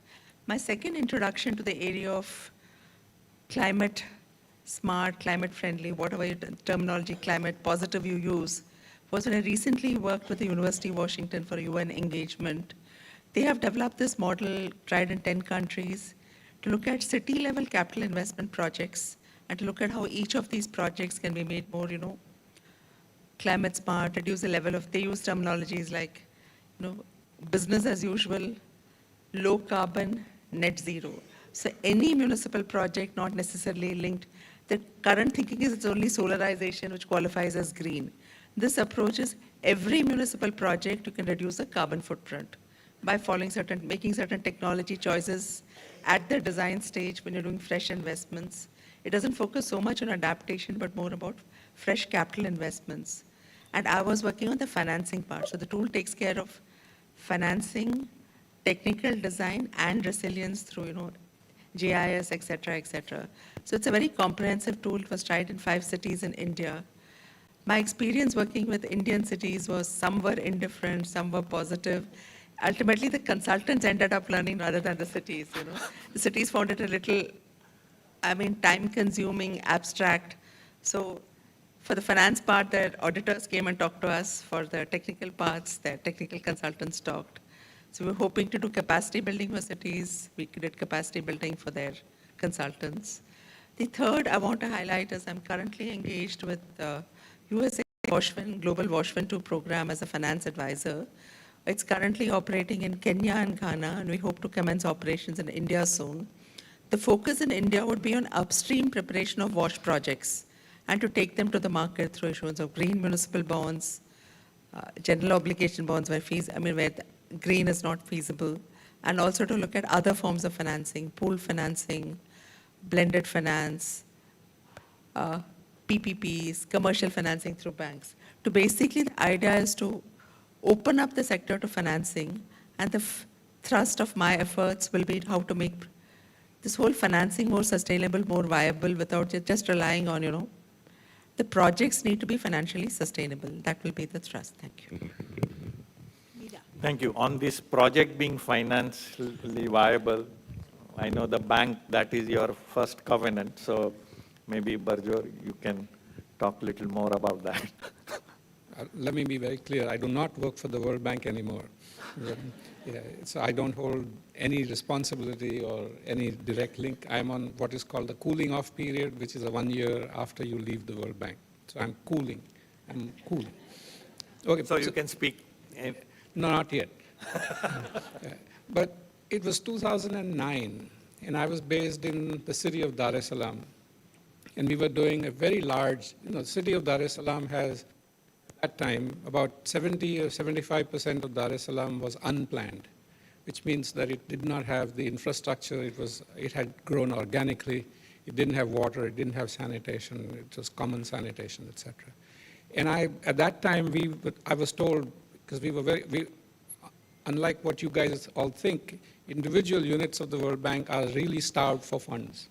We have to compete and fight for funds, so we rely on trust funds. So somebody had sent me an email from Washington, D.C., that, well, if you can introduce climate change to Dar es Salaam, issues of climate change to Dar es Salaam, we'll give you a princely sum of $55,000 US.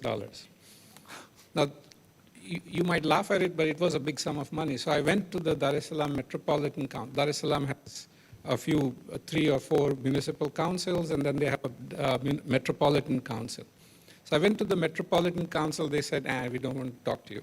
So I went to Kinondoni Municipal Council, one of the elements, and I gave my spiel.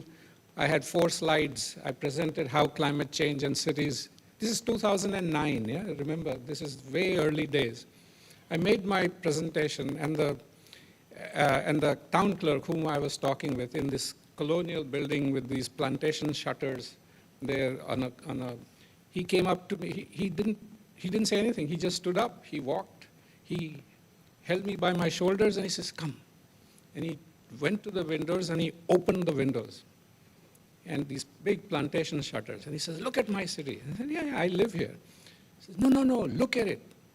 They don't have water to drink. They don't have water to take to the toilet. And you're talking to me about climate change? It was a very humbling,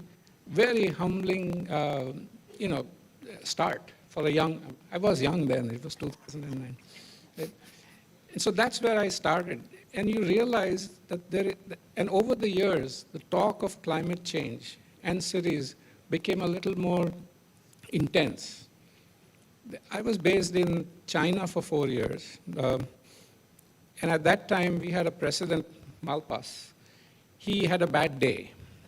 He woke up early in the morning in New York, and somebody thrust a mic in his face and says, do you think that climate change is human-induced? And he probably hadn't had his coffee, or he hadn't read his briefing notes, and he said, I'm not a climate expert. I don't know anything about climate. And then the New York Times, published that, and he lost his job. But around the same time, the same gentleman had actually urged us, and I'm being very candid. Even though he said that silly statement, he had urged us in the World Bank to set up the first climate action plan for the World Bank. Now, this is not a small task. When you have a multilateral institution, you have literally hundreds of countries who want to have a say. And one pillar of that action plan is the contribution of cities. That's when our real problems began, our meaning the urban sector's professionals' problems began. Now, if you until then we were under the radar. We were just doing things that we were always doing. But now that you are on a World Bank global action plan, and cities is one big column, all of us, people like me, I was by that.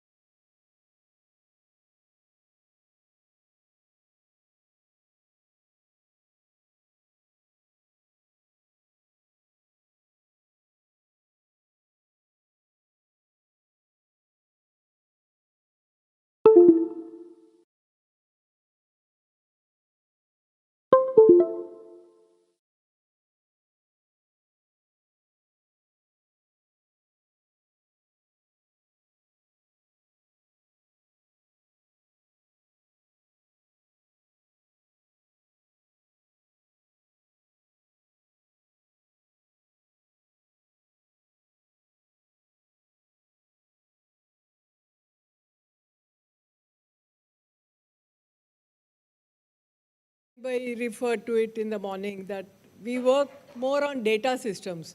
We are looking at urban areas in the country, and we are looking at the provision of supply, sanitation, sewerage services.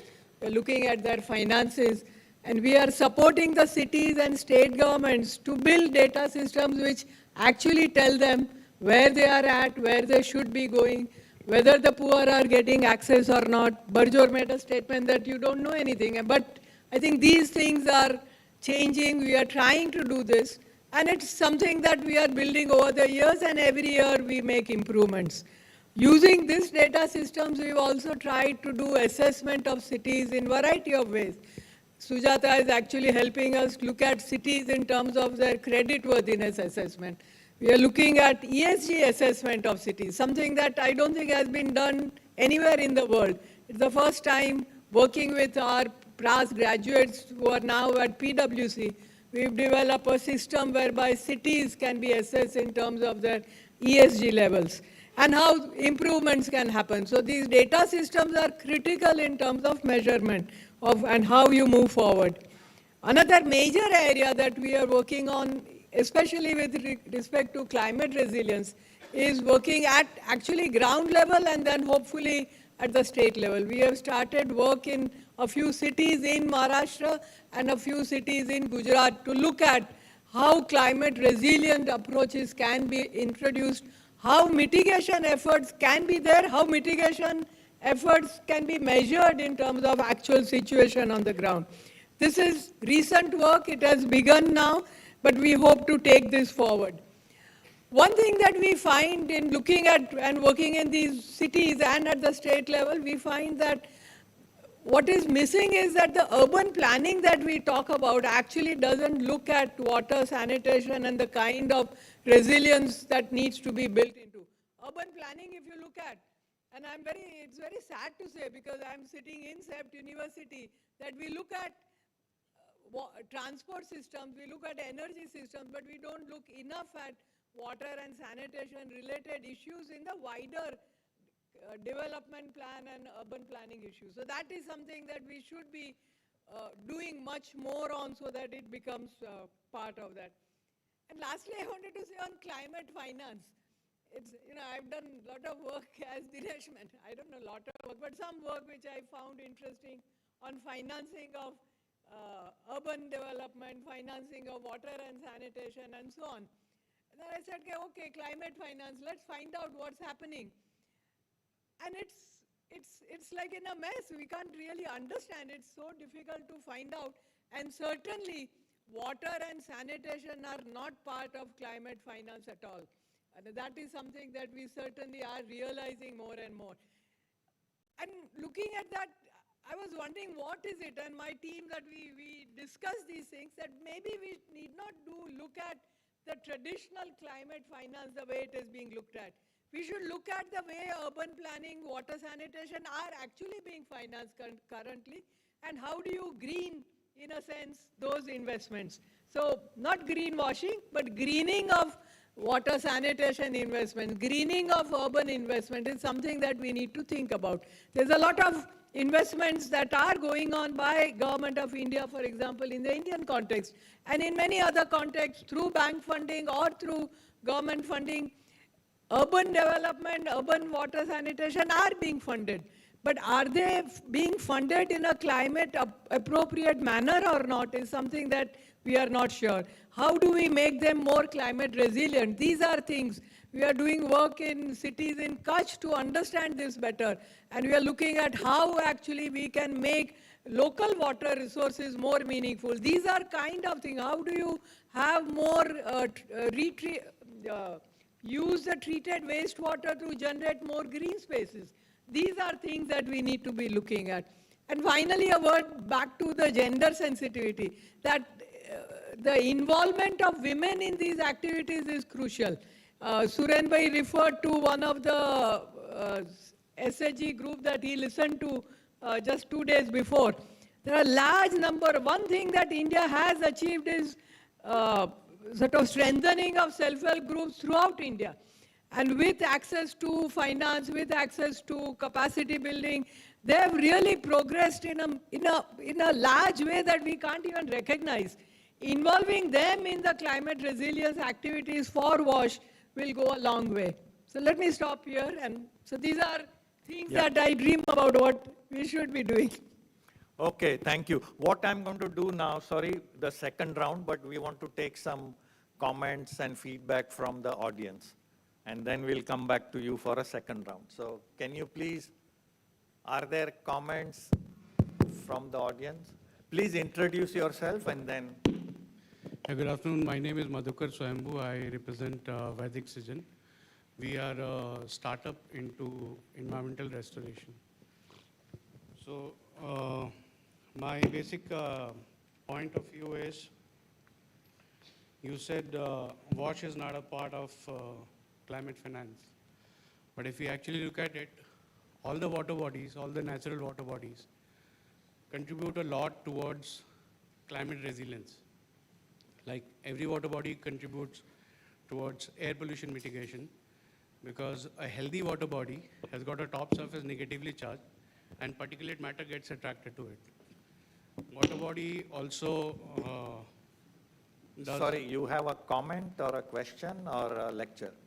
No, it's not a lecture. Sorry, go ahead. What I'm saying is, water bodies are linked to the climate resilience for the cities. Even from the finance perspective, every water body in a healthy condition can generate, because every healthy water body is a blue carbon sink. Yeah. So it does carbon sequestration. So carbon credits can be generated. It is contributing towards biodiversity conservation. So biocredits can be generated. It can be a source of fresh water supply to the city. So water credits can also be generated. Yeah. So how can we exclude water bodies or the WASH sector from climate finance? Yeah. I think there was a comment about urban planners not recognizing water bodies. You can ask Mona, Yogesh Bhai, who are working on this field, how many water bodies we have lost over the years in this city of Ahmedabad or elsewhere. So I think point made is, yes, we must recognize the importance of water bodies in our cities in the planning. Any other comment? Sorry, next to Barbara, I don't know the person. Next to Melissa, I'm sorry. Good morning. My name is Sandra Ryan. I work for SNV, the Netherlands Development Organization, and I flew a really long way to be here, so I'm feeling pretty bad about my carbon footprint, and I should probably bring you another mango tree to put to your collection. My question, which most of you have touched upon, is in Kigali in December, there was several financial institutions quite proudly almost saying that they have a lot of money to spend on water and not enough projects coming to them which are bankable. And on the other hand, lots of people from all different levels saying, how can we submit bankable projects to you? And that answer wasn't responded to. So what more do you think the financial institutions can do to help all levels of, where there's some really good project ideas, to submit good quality submissions? So what could the institutions do to help kind of the other end submit good submissions? That's it. Okay, thank you. Someone from the middle aisle? Yes, please.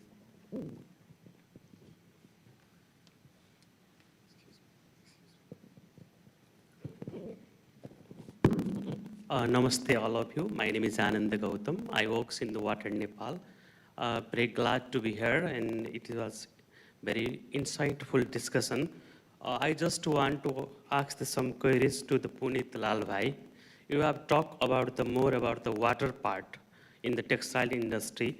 I just want to know what about the sanitation part of the textile industry. That's the one question. What you are doing in the sanitation sector over there. Another is we are struggling to attract the private sector in the sanitation sector, especially in the fecal solids management. What is your suggestion that private sector can start working in fecal solids that ultimately contribute to the environmental as well as the public health? How can private sector advocate that government and private sector could start work together in fecal solids management sector that we are facing, especially in our country? Thank you. Okay, one more question before we go to the panel. Yes, sir. Oh, here. We'll come to you.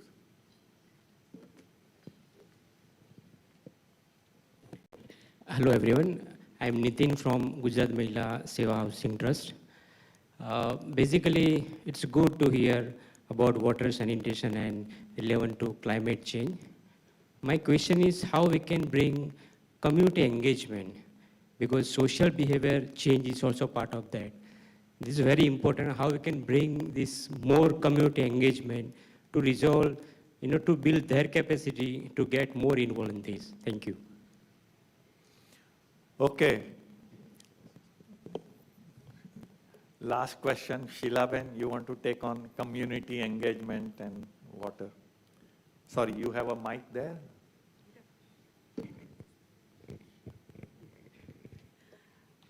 Thank you, and nice to meet you again.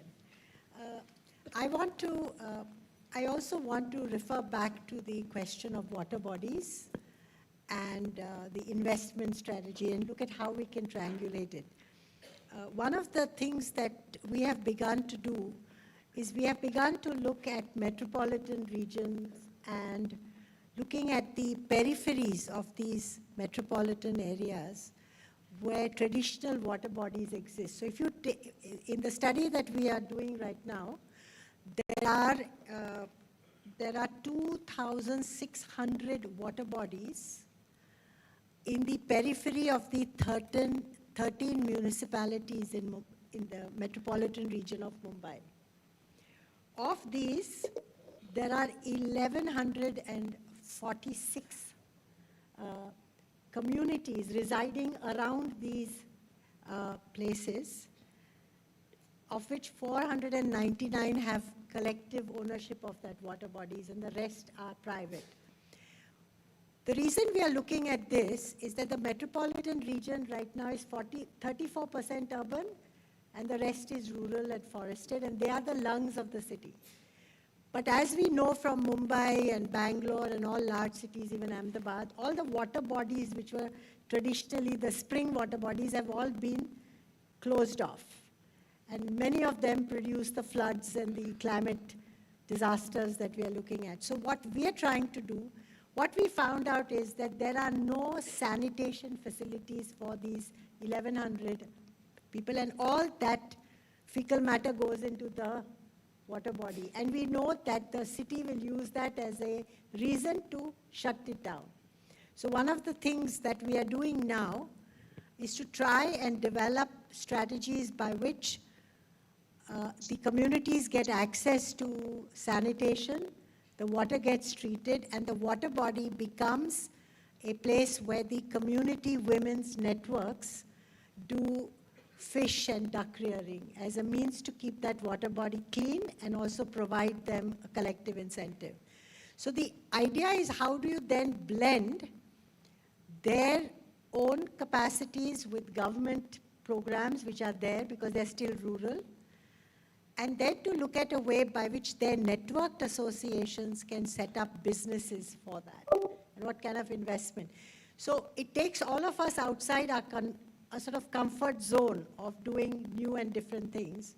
And so one of the things that we are working with you now is to look at what are the solutions you have looked at, which will help us examine those and bring whatever works for the communities, and where the ultimate thing would be that the women's collectives design and manage this process. And so like you said, that we are not utilizing the collective power of women to be strategically investable. and we're not aggregating them to a point, like SEWA has done and other organizations are trying to do, to produce the kind of business proposition that you were talking about just now, that we all operate at such a small level that we can't talk to you about investments or green bonds or whatever. And none of the things that he talked about of all these different things that can make it viable until we get an aggregated volume together. So I think that's another big principle of how you make this into not something that is a cute private project, but make it a methodology which we hope more and more metropolitan regions will take up. Because now with satellite data, the identification of these water bodies are not difficult. Yep. So I just want to say that that's another thing we all have to put together in the public domain of how do we aggregate the communities that require a similar solution. And the discussion about climate finance is shocking.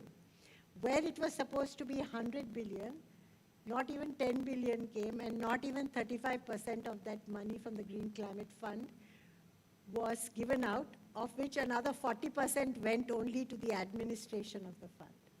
So it's a shocking reality of all this talk about climate finance. Why loss and damage at COP28? Yeah. No. Anyway. That was a SOP for other reasons. Sorry. Roshanji, I understand you have to leave. It's very late in the night in Seattle. Maybe your few comments before you sign off? Not much comment here. Especially, I really like the way how Miraj is talking about data. Data really, we need to bring different angle because one hand, we talk about the large financing component, but there are a lot of ways to also attract the small financing as well. Even the municipality can invest if they have the actual data, how much the cost will be and real cost how much. And that is not really known to many municipalities at city authority as well. The capacity building is very much critical. I have seen that several projects, when they implement by themselves, it is 10 times cheaper than the investment coming from the large project. So how can we really bring this data and convince them so that they will be ready to invest? Number two is about the like the private sector engagement. When we talk about the product, when we discuss about scientists and technology, that's one of the colleagues was talking about of FSM, how should we attract the FSM business? Because in India is much better position because India is producing by a lot of products like the vehicles and so on, so that cost is very cheaper. But if other countries, even neighboring countries like Bangladesh, Nepal, and Sri Lanka, they need to pay heavy tax, DT tax, to bring those products inside the country. And there are a lot of scientists and our climate resilience products are there, which should be categorized as a green product in those countries. So that the green product means there might be chance to get the reduction of the tax and the import tax and so on. But what I also know that we tried that in one project that was running by the GGGI, and they did a lot of analysis, and then to do the ease of business, doing the business and sanitation, and they come up with a very interesting figure to reduce that taxes. And then they went to the Ministry of Finance, and it is very, very difficult to convince Ministry of Finance to get those products into the green product. And it needs a lot of effort. That's why how can we really convince them? That's why when we are normally talking with our sector stakeholder who doesn't have the right to do that job, and whereas the Ministry of Finance, they don't really understand all those contexts. So what are the data and how can we convince them so that Ministry of Finance will consider and make these products cheaper, and then the innovative product can be brought into the country, even simply like bringing the disclosure vehicle, something like that. If you need to bring that, how can you make it cheaper? How can we make it green product as well? So those things really we need to really work on that. I hope this discussion will continue at different level. In other countries, this will be, one of debate that all need to be considered. Thank you. Yeah, thank you, Roshanji. And just before you leave, just a piece of information that we are now in conversation with Tata Motors to develop a electric desludging vehicle. So hopefully that prototype will be out within the next 3 to 6 months. And then that's like there are already electric buses and trucks, but hopefully we're looking at Shalini, our transport expert, who are doing EV vehicle for mobility. But I think over time, we will see how even the whole desludging operation becomes use of electric vehicles, etc. But so thank you very much for joining at late. Back to Puneet, I think there was a specific question on how you handle sanitation as well as water issues.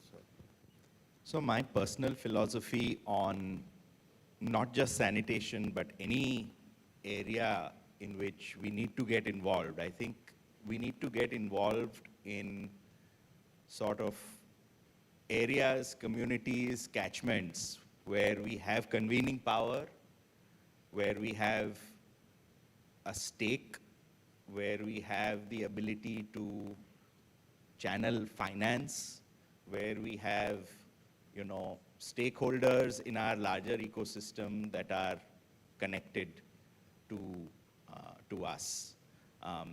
So if it were in, the farms from which we source our cotton, or the communities from where our workers come, or in communities where our customers operate, I think that's the sort of, matrix that we use to determine where we intervene. I think we have done sanitation projects in the past under Swachh Bharat mission, nothing specifically on fecal sludge. We did evaluate it, but decided that there were other priorities that we needed to sort of focus on. I think our biggest engagement with sanitation is around sewage water, where we not only use large quantities, upwards of 4,000 to 5,000 cubic meters of sewage water every day for our textile manufacturing. We have inlet-based STPs that we established to treat raw sewage and use it as processed water for our textile processing. All of our engagement with water has led to the formation of a company called Arvind Envisol, which provides wastewater management services and now starting to enter the solid waste arena as well for others. So we have package STP solutions. We provide large STP technology for various other end uses, government and industry. So I would say that's been our engagement so far with sanitation, not as deep as it has been with water, but we look forward to seeing where else we can get involved. Thank you. Barjor, Sujata, on the bankable projects and the scarcity of them or whatever. No, so there are multiple, as you would know, there are multiple sources of financing that are available or theoretically available. On the multilateral side, it's everybody has to understand is that multilaterals do not fund individual projects directly, cannot, because these are sovereign loans. So the country has to request for this, and for a country, just to give you an example, in India, if a city wants a project, the city has to convince the state, and the state has to convince the center, and the center has to put it in priority. So not every country has a borrowing envelope. So X billion dollars a year for India. Now within that envelope, the Ministry of Finance, the Department of Economic Affairs decides what projects they would like to fund in percentage terms. And that's when a project comes onto the pipeline, as we call it, for multilaterals. Now, when it comes, so So there are limited, there's only so much that a multilateral financing, whether you take it from the World Bank or ADB or African Development Bank or any other bank, that's the system. On the private I see that, I think going forward, the work that Sujata is doing and the work that cities are doing to make their own projects viable is the future. Depending on multilateral financing, you could use it for demonstrations. You could use it for lumpy projects, very large, very lumpy requirements of financing. But at city level projects, and particularly for community level projects at city levels, I think the kind of work that Sujata is doing is the future. Now coming to climate finance. Climate finance, as I see it, was set up for mainly originally for the mitigation agenda. So for the energy agenda. So you transform your coal to solar, that's clear. You could find that clear connection. Then a whole lot of guys got onto this climate co-benefits by planting trees and saying, here's 20,000 acres of trees planted, and that's the climate co-benefit, and that's how they got credits. And that was the start of the greenwashing movement. So you plant 20,000 hectares in Indonesia, and then there's a forest fire. So the company that planted 20,000 hectares of trees gets the climate co-benefits. But 5 years down the line, there's a forest fire, and the whole forest goes up in flames, and then what happens? So to access climate finance, I think the establishment of measurement, verification, and reporting, the MVR regimes, is extremely important. Without the measurement, so if you want to get finance from the climate finance crowd, you need to be able to measure your reductions or your climate co-benefits. Not just measure at the time that the financing starts to flow, but verification over the period of time that you are supposed to keep it reduced. And then how do you report it? I'm sorry, I'm getting into the weeds here, but is it okay? Yeah. The whole carbon credit is a mess, as we have heard so far. When you start to report it, it means who claims it? Let's say you have a city level project, and you've solved the problem of measurement, you've solved the problem of verification, but who reports it and who claims it? Can the city aggregate 1,000 projects in its jurisdiction and say, as an aggregate, we have reduced, these are our climate co-benefits, and then the national government says, but hang on, we have made commitments in the NDCs, and these are our credits. So you get into a fight between the national governments, the regional governments, and the local governments. So the financing under climate finance is stuck there. It's stuck very much there. And so what I like about what our CWAS has been doing is the focus on measurement. Because it is at the measurement level that you will start to see progress. Then once you measure and you prove that your measurement is robust, then you can set up regimes for verification, that are third-party verification. And that's when, by that time, hopefully, countries and cities or countries would have set up their registries such that they would be able to report, to claim those credits. It's a long journey. It's a very long journey. So don't expect climate finance to come to sanitation tomorrow. Let me be very clear. Thank you. Sujata, Meera, you have some quick comments? Okay. Yeah, I just wanted to add, there's this ambitious regulation which has now come in for green municipal bonds, talking of third-party verification, certification, and later, periodic reporting in terms of impact of the projects. I think, may not be so relevant, but cities are finding it extremely challenging to go through this process of, the project preparation to look at its impact, to get the verification and then the certification, and then going forward. There's also this interesting phenomenon in India where, like, the State Bank of India says that they're raising green finance abroad. They're trying to, address the ESG requirements that SEBI requires as a market regulator. So there is this conundrum where largely I think the financial institutions are financing, renewable energy projects. So these are green. Metro projects are not going to domestic financial institutions for financing, so they are not counted. So the whole agenda is focused on renewable energy. And I think where we need to change the agenda is to start getting the water sector, the sanitation sector, solid waste management into the game.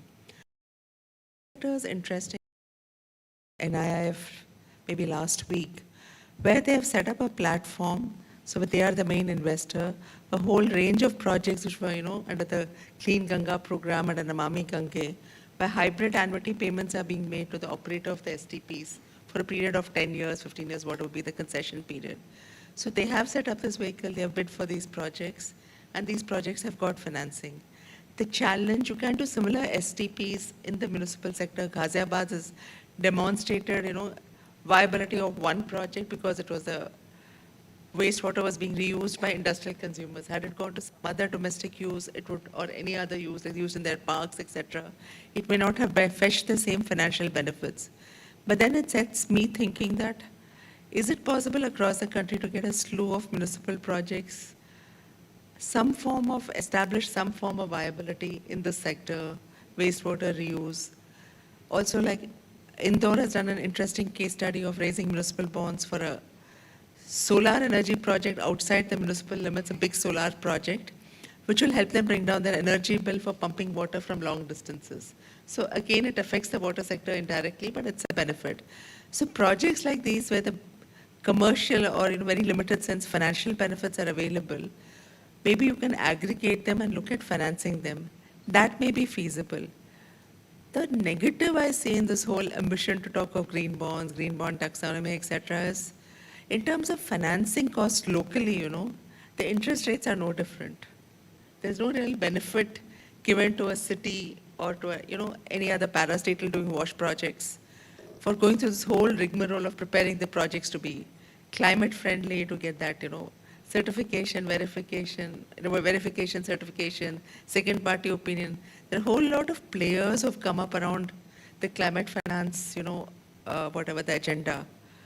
But in terms of benefits to cities, particularly for wash projects, the cost benefits are just not there right now. Financial institutions borrowing globally are getting some benefits, but not really cities. Thank you. Meera, you want to say? Just a small point to add that I think what you are both sort of hinting at, and it's a question of are the local water sanitation projects being made bankable or not?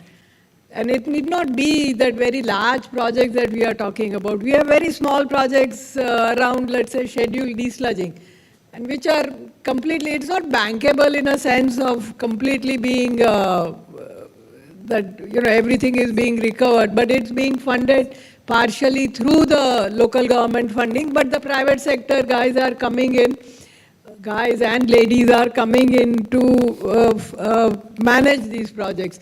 What we find is that there are certain capabilities that need to be built, both on the local government side as well as on the side of the private sector. That is something that we often think, oh, private sector guys know everything, but in fact that is not true. So those are, for example, one of the major issues is delayed payments in these projects by the municipal. But the issue about delayed payments is not only that the local governments are at fault, often the private guys don't know how to actually put up their bills in a proper manner. So there are all kinds of issues. And just to say that what we are trying to do to address some of this at the local level, we've tried to create this idea of payment platform, where all the payments against bills that have to be paid by the local government are being tracked on a very open platform. So that's something that's being scaled up. The capacity building of private sector, more importantly, good contracts. This is something that is often lacking. So building up capacity to develop good contracts, put them in practice, select your private sector partners in an open way. These are things that our capacity needs to be built at the local level. I mean, that is the way we will, I guess, address some of these issues. I just wanted to say one thing, but on this vanishing water bodies. And Mona, I was looking at Mona, when our students do the work, it's so amazing that actually you find that, if you look at the old maps, there are 20 lakes that were there. And when you look at the current situation, there will be 5 local bodies. So that is something that we really need to focus on, as to how do we address issues around such aspects that are actual reality on the ground. And it's not only a question of large cities like Bangalore that are losing, but small cities in Kutch are also losing their water bodies. So those are issues that we need to focus on. Punit, you had a quick comment. So I'd like to offer a parallel on this bankability issue. In the textile industry, we have an extremely long tail of manufacturers where the maximum amount of change needs to occur in terms of manufacturing practices. But they are the least capable of actually putting up the bankable projects. So the way that the industry has aligned, and I've been fortunate to be part of this organization called the Apparel Impact Institute. What we do is we've created a platform for collective action where the burden of, crossing the bar or meeting the bar of bankability is not sort of linked to any one individual player. So it's a coalition where a lot of the funds come from philanthropy, the consumers, the brands, the people that have the real purchasing power, they underwrite these projects, and then the manufacturers have to come up with, only a portion of the funds and when this coalition is established, the philanthropic contributions make the cost of the project go down. The offtake agreements from the brands ensure that the revenue stream the visibility on the revenue stream is very high.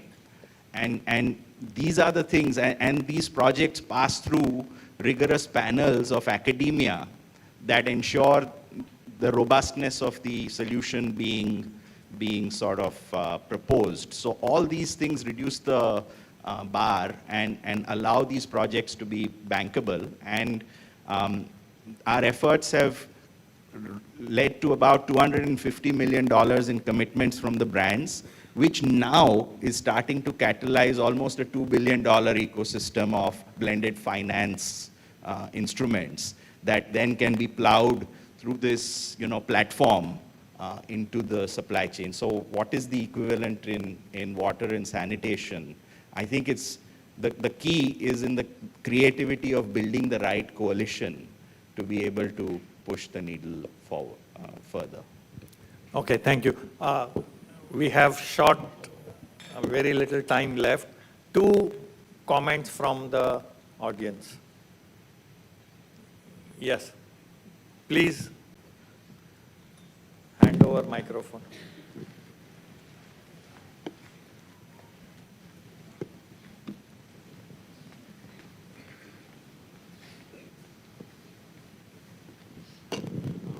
Hello everyone, I'm Buddha Bajracharya from representing Enfo. So the discussion went very well. So I have 2 specific queries regarding Puneet sir, you mentioned about utilizing the wastewater. You treat the wastewater and then you use it for the textile and then again you retreat it. So is there any specific reason behind doing that? Because doing that might also increase the carbon footprint instead of using fresh water. So is there any specific reason? And another is there any specific examples that represents bankable projects in terms of fecal sludge management or in terms of sanitation sector? Thank you. Okay, we have one more comment at the back. Yes, our students should get priority. Paresh.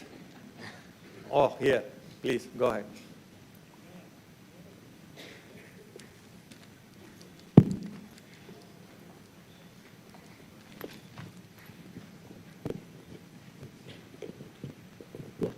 Hello, I'm Ayushi. I'm a student at CEPT University.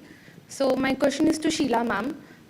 You raised the importance of habitat and wash, and you also mentioned that informality is going to double in Global South. So I want to ask you why, because there are a lot of policies, schemes, and now that we are reaching towards sustainable development goals, we are focusing on habitat and wash, but still there's this lack of development. So I want to know basically, what do you think is the root cause behind it? Okay, Paresh and then Jeevan. Oh wow, so many. Paresh.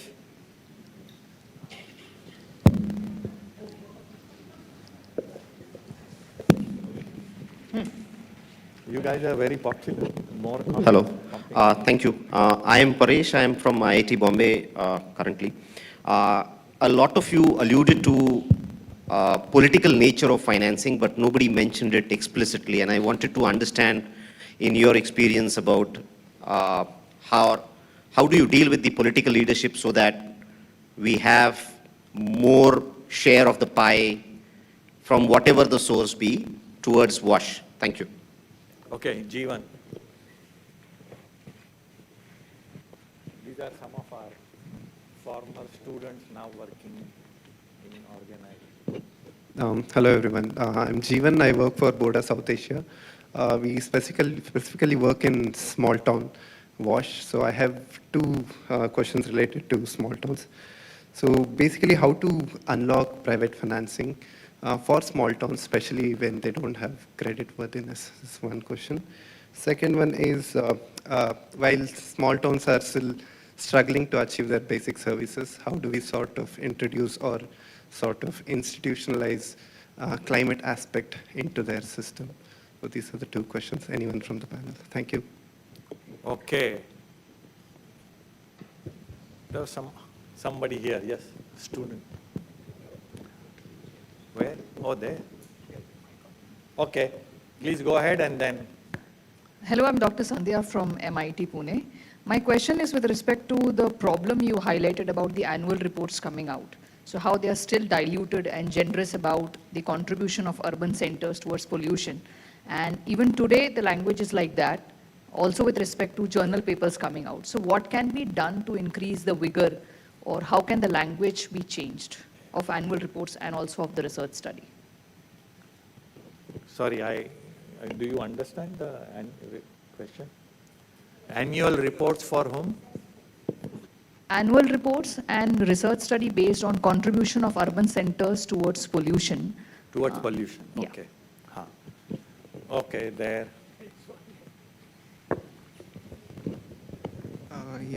Myself, Aryan. I'm actually a water policy governance student from Tata Institute of Social Science, Mumbai campus. So I had a question regarding, as you have mentioned about the lakes. So one of the key important aspect about the lake, especially in the context of India, is most of the lakes is basically from shallow water aquifers. So my question is that since there has been so much of depletion due to the extensive exploitation of the lakes, which is being recharged based on the shallow water aquifer, so there have been any hardly amendment or there any policy scheme which basically focuses on the recharging or the rejuvenation of the lakes which recharges from the groundwater aquifers?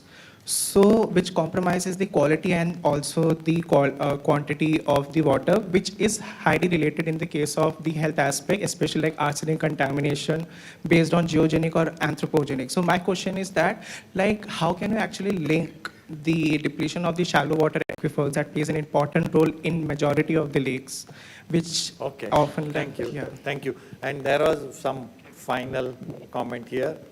Two more. Okay. We'll come to you. There is one. Can I ask the question, sir?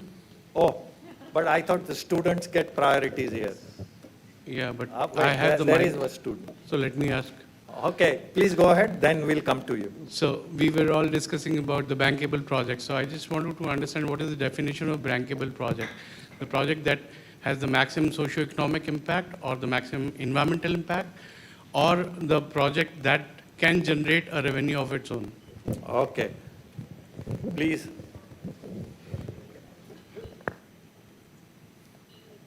I'm not sure if you are going to.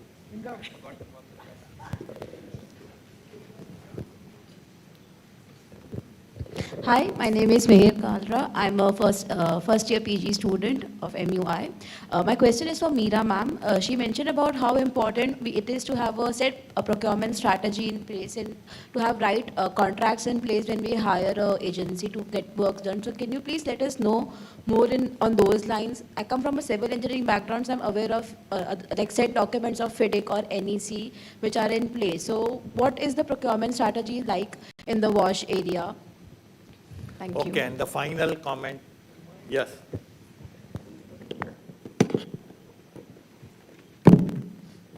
Hello, I'm Ritu. I want to bring you all back to the communities and climate change. Our projects and fundings are mostly focused on low-income group, who are like Mr. Barzer, sorry to mispronounce, Mr. Barzer said like they are more focused in fulfilling their fundamental needs. So I want to hear from Mr. Barzer and Ms. Sheila, like how can we engage them to this movement so that they will have a knowledge or even sense of climate change among themselves and their communities. Thank you. Okay, thank you. Great to see so much of interest in this panel. What I'm going to do is, I don't know how many of these questions you remembered, but you now have like your last 2 minutes pitch. So cover the questions, but also say the last word because we are going to end by, so we'll start from that corner, Meera, and then we come here to Poon. So you have more time to think of your 2-minute answer. Okay. So your time starts now. Yes. Bankable projects, especially in small towns, is something that we have been actually working on. The word bankable is a bit funny. It's not that necessarily that it mobilizes bank funding, but it's something that is likely to be financially sustainable and has some kind of a private sector or some other maybe SHG involvement where some financing is involved. And that is something that is very much possible. I cannot take a class right now on what will make it bankable, but essentially appropriate contracts, appropriate tendering strategy, selection of good contractors, monitoring systems that are in place to make sure that things are happening. As I mentioned earlier, payment delays are something that can be tackled, and how do you tackle those? All of these aspects actually go into making of bankable projects. And it's not something like a textbook textbook chapter that, oh, this is a bankable project and I go and do it. It involves a lot of work in working with local government, working with state governments to have appropriate policies, guidelines, working with building capacities, as I mentioned earlier, working with local governments to build systems that bills are paid on time, things like that. So a lot of work is required, but it is certainly possible. It is happening. And if you are interested, I think our team can certainly show you some of the projects that have been done using this kind of an approach. Okay, thank you.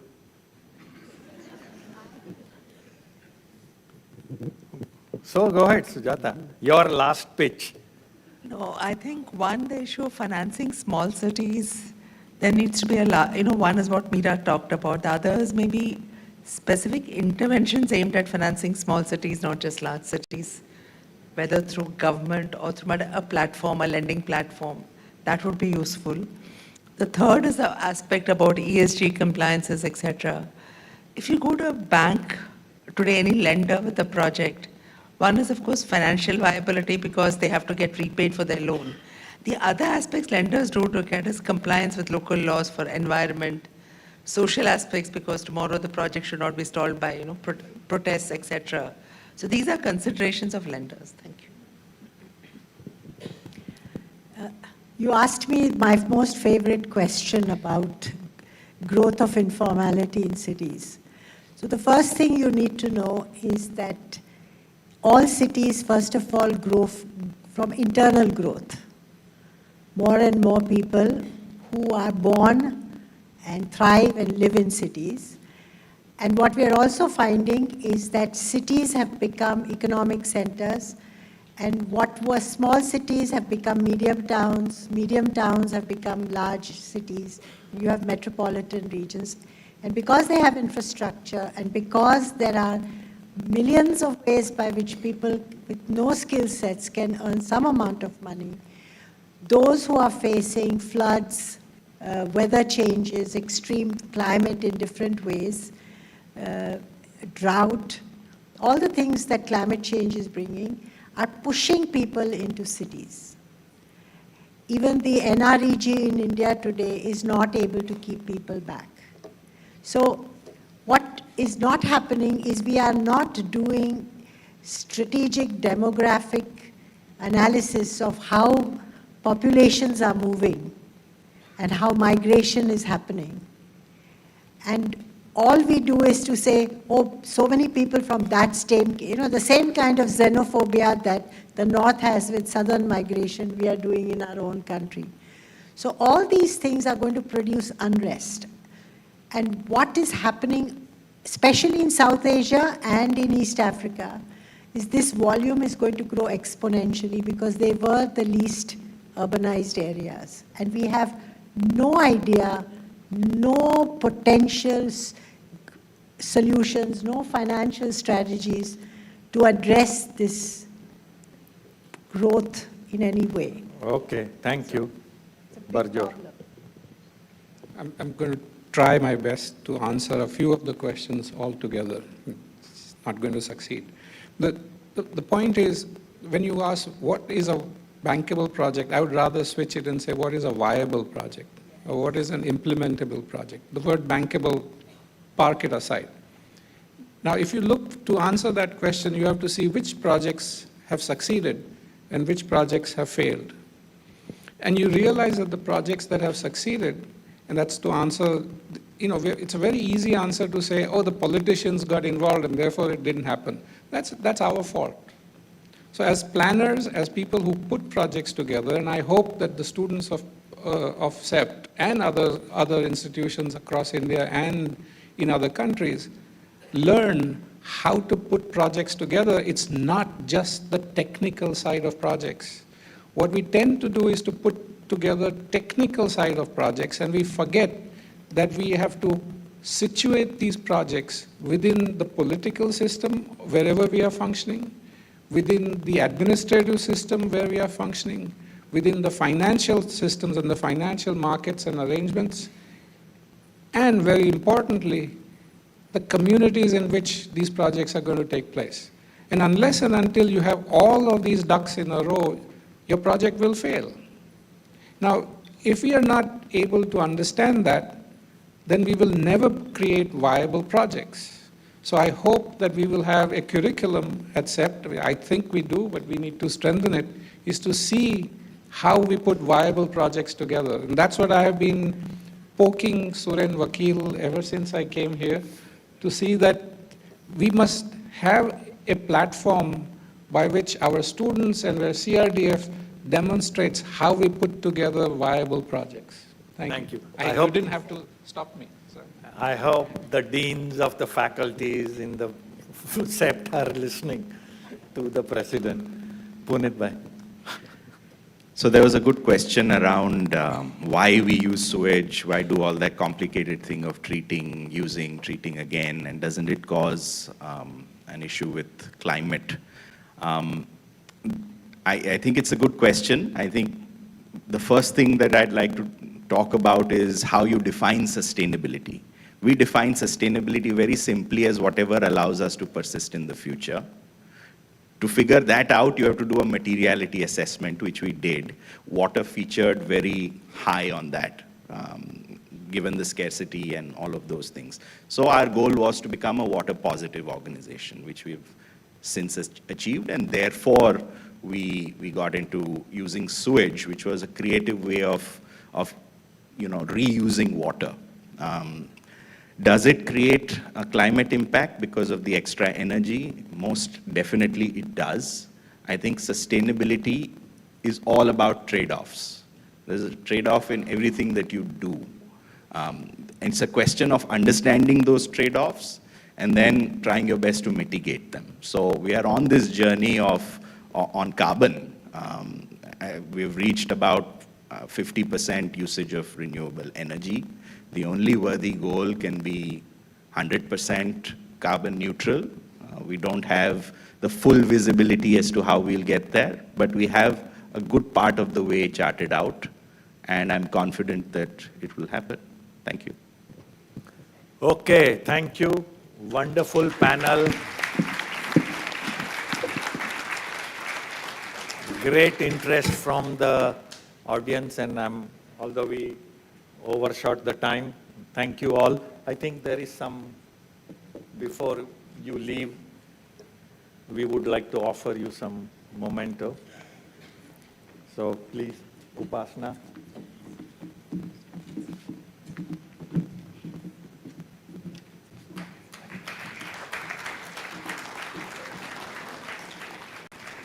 It looks like a degree certificate, but it's a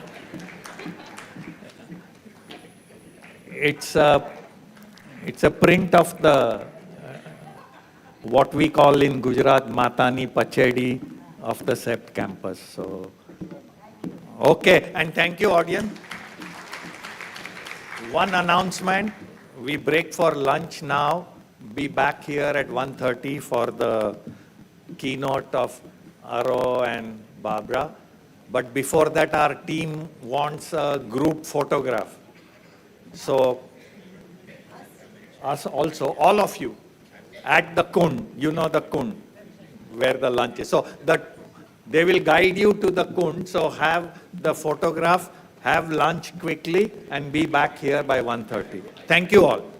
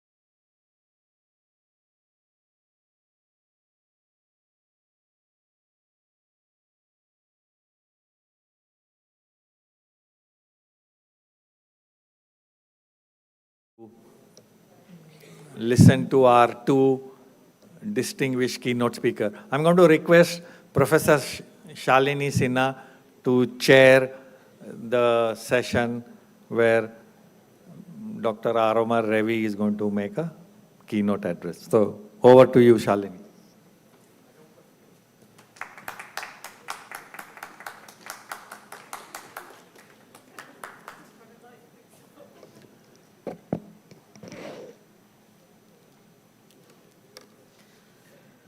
Thank you, Dinesh bhai.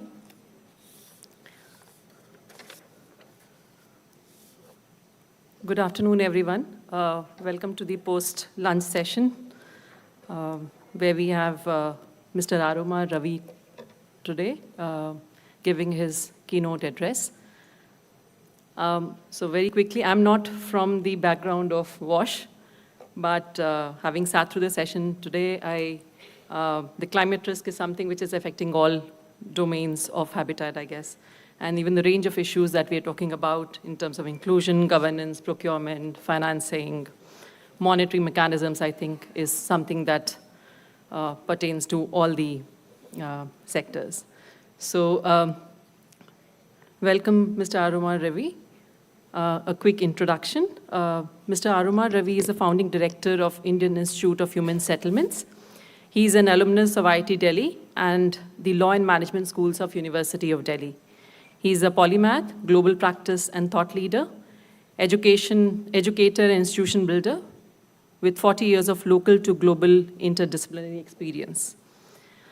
He has worked extensively to bring global urban and climate change agendas together.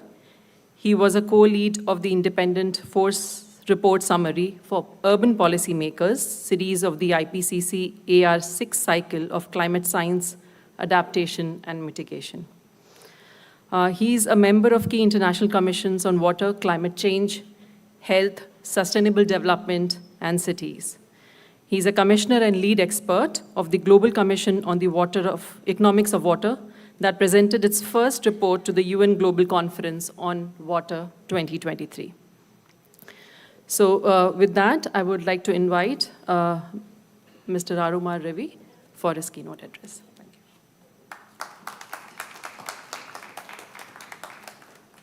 Thank you, Shalini.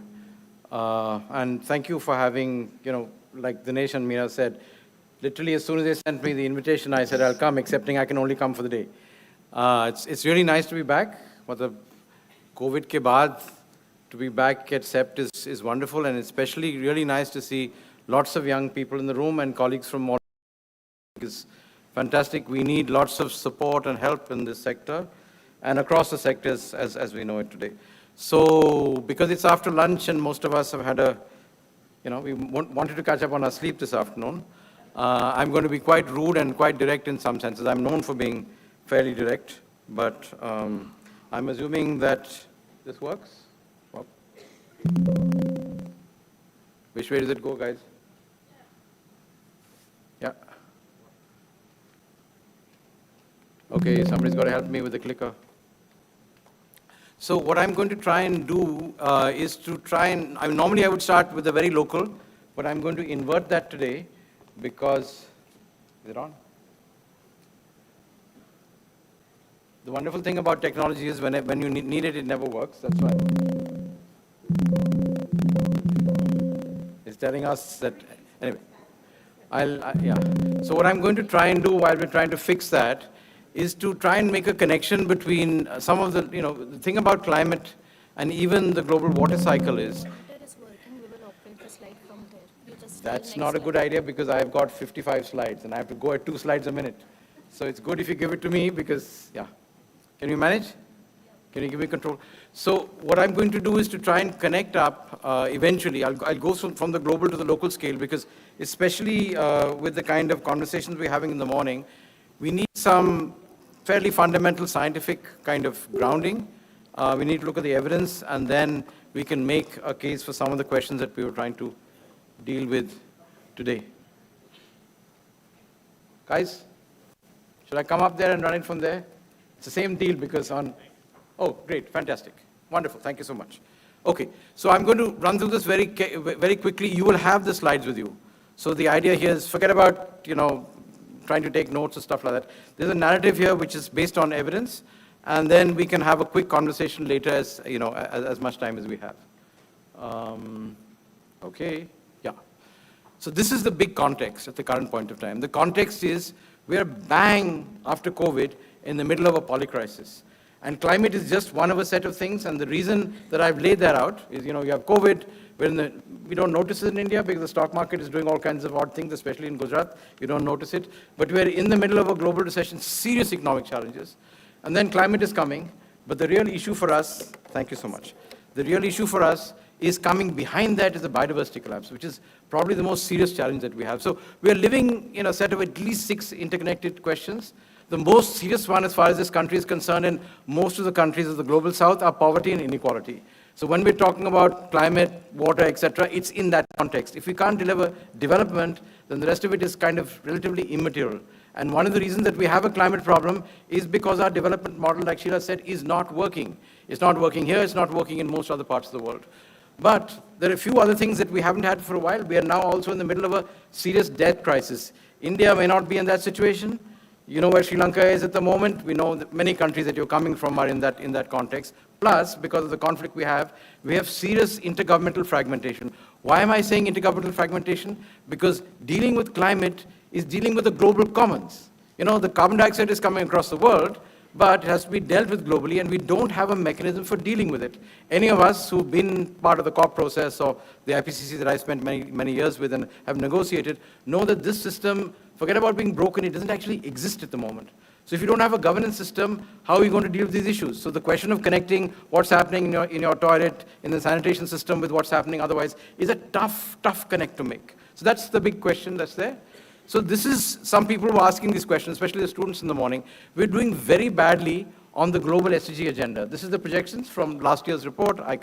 We have produced some of this stuff there from SDSN. So we're trying to connect SDG 6 and 13, the people who are, who know this kind of stuff that's there. The challenge is, if you look at the graph on the right, there's almost no progress, and 2/3 of the SDGs were in reversal on about 15% of them. Some of them are kind of doing well, and very often that's because of what China has done. Fine? The urbanization of China has done it. So we're doing badly on the 2030 agenda. Some of us are part of this conversation. I suspect that by the end of the year, we will actually reset 2030 to somewhere further up. It may be 40 or 50. We know from the progress that we're making in this part of the world that many things are working, but they're not working fast enough. It's not good enough for things to work. They have to work at scale. The things that I've highlighted below that are quite important, especially in the context of the conversation that we're having. So the gross world output this year is about $100 trillion or so. It's growing at about 2.5% a year. In fact, the new IMF projections are almost at 3% because of various things that are happening. But the real issue on the infrastructure side is our loss levels. This comes from the Global Infrastructure Resilience Report, which I helped co-author, is about 0.8, 0.9%. So you're gaining 2.5%, but you're losing 1%. And this is without climate actually having kicked in. At the moment, climate is happening, but it hasn't kicked in a serious way. So that's the real issue on the output side. On the capital asset side, we actually have no idea, because in most parts of the world, especially in the sort of global south, where all this urbanization is happening in its typical kind of informal kind of form, we have no idea what those capital assets are like. So we can't even estimate what the losses are like. But the fact that's important to look at here is your capital assets are about 5.5 times. There's a leverage about 5.5 times between your output on that side. It's growing a little bit slower than the output side. One of the core questions we have to ask ourselves as far as water, sanitation, all of this blue, green, gray infrastructure is concerned, is how much impact is working on this place. So this is a big unanswered question. If we could do it at neighborhood, city, and other level, we really need research that speaks to this question, because we have no idea how to scale that. Because this has a multiplier impact on the economy. If you knock out something on the capital side, it has a dramatic impact on output, on employment, and a whole range of other things. So this is one thing that we need to focus on, because the financing, etc., is downstream of this process as far as that's concerned. So that's the big global context. I'm going to be speaking based on these half a dozen reports. This is the summary for urban policymakers that we launched at COP27 in 2022. That's the whole sort of IPCC panel that did this. We basically took a lot of science, 11,000 pages, 7 years of work, and basically boiled it down into 100 pages so that people could actually read it. It's available. Happy to, it's on the net, et cetera. This deals with the science and connects it to a whole range of issues. However, having said that, if you look for water and sanitation in that space, in spite of the fact that I sort of co-led the process, I've been working in this space for a while, there is not much mention of it, and I'll tell you why. 3 other reports. One is the Global Commission, which I am a member of, which was kind of very influential in the 2030 Water Conference. The report of that, a very important report produced by the Dutch Environmental Assessment Agency, PBL, which I would really encourage you to look at. It's one of the best pieces of work looking globally at water, and of course at WASH, but primarily at water. And finally, another commission that I was part of from the London School of Hygiene, which produced the Lancet report on climate and health. So this is the references. You'll see the references in all the slides. So, those of you who are academics, researchers, etc., you'll be able to drill down and look at the underlying stuff that's there. So what are the nexus that we're talking about here?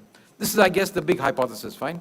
When we negotiated the SDGs, it is important and critical, building on the MDGs, that we got SDG 6 on clean water and sanitation. Much of what we're talking about is a relationship between 6 and 13. The dark blues here are really the goals and targets that strongly relate to water. The light blues have some relationship. For example, there is a relationship between inequality and having poor water and sanitation, but it's less strong as other kind of things like sustainable cities and communities. So I guess the critical thing is this, and this is where we're trying to rework the narrative.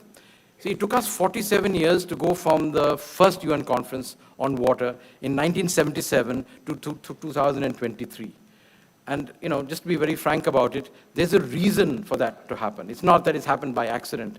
It's happened because the international community and many countries do not prioritize, even though they know it's so critical, water as a sector and water and sanitation as a critical subsector.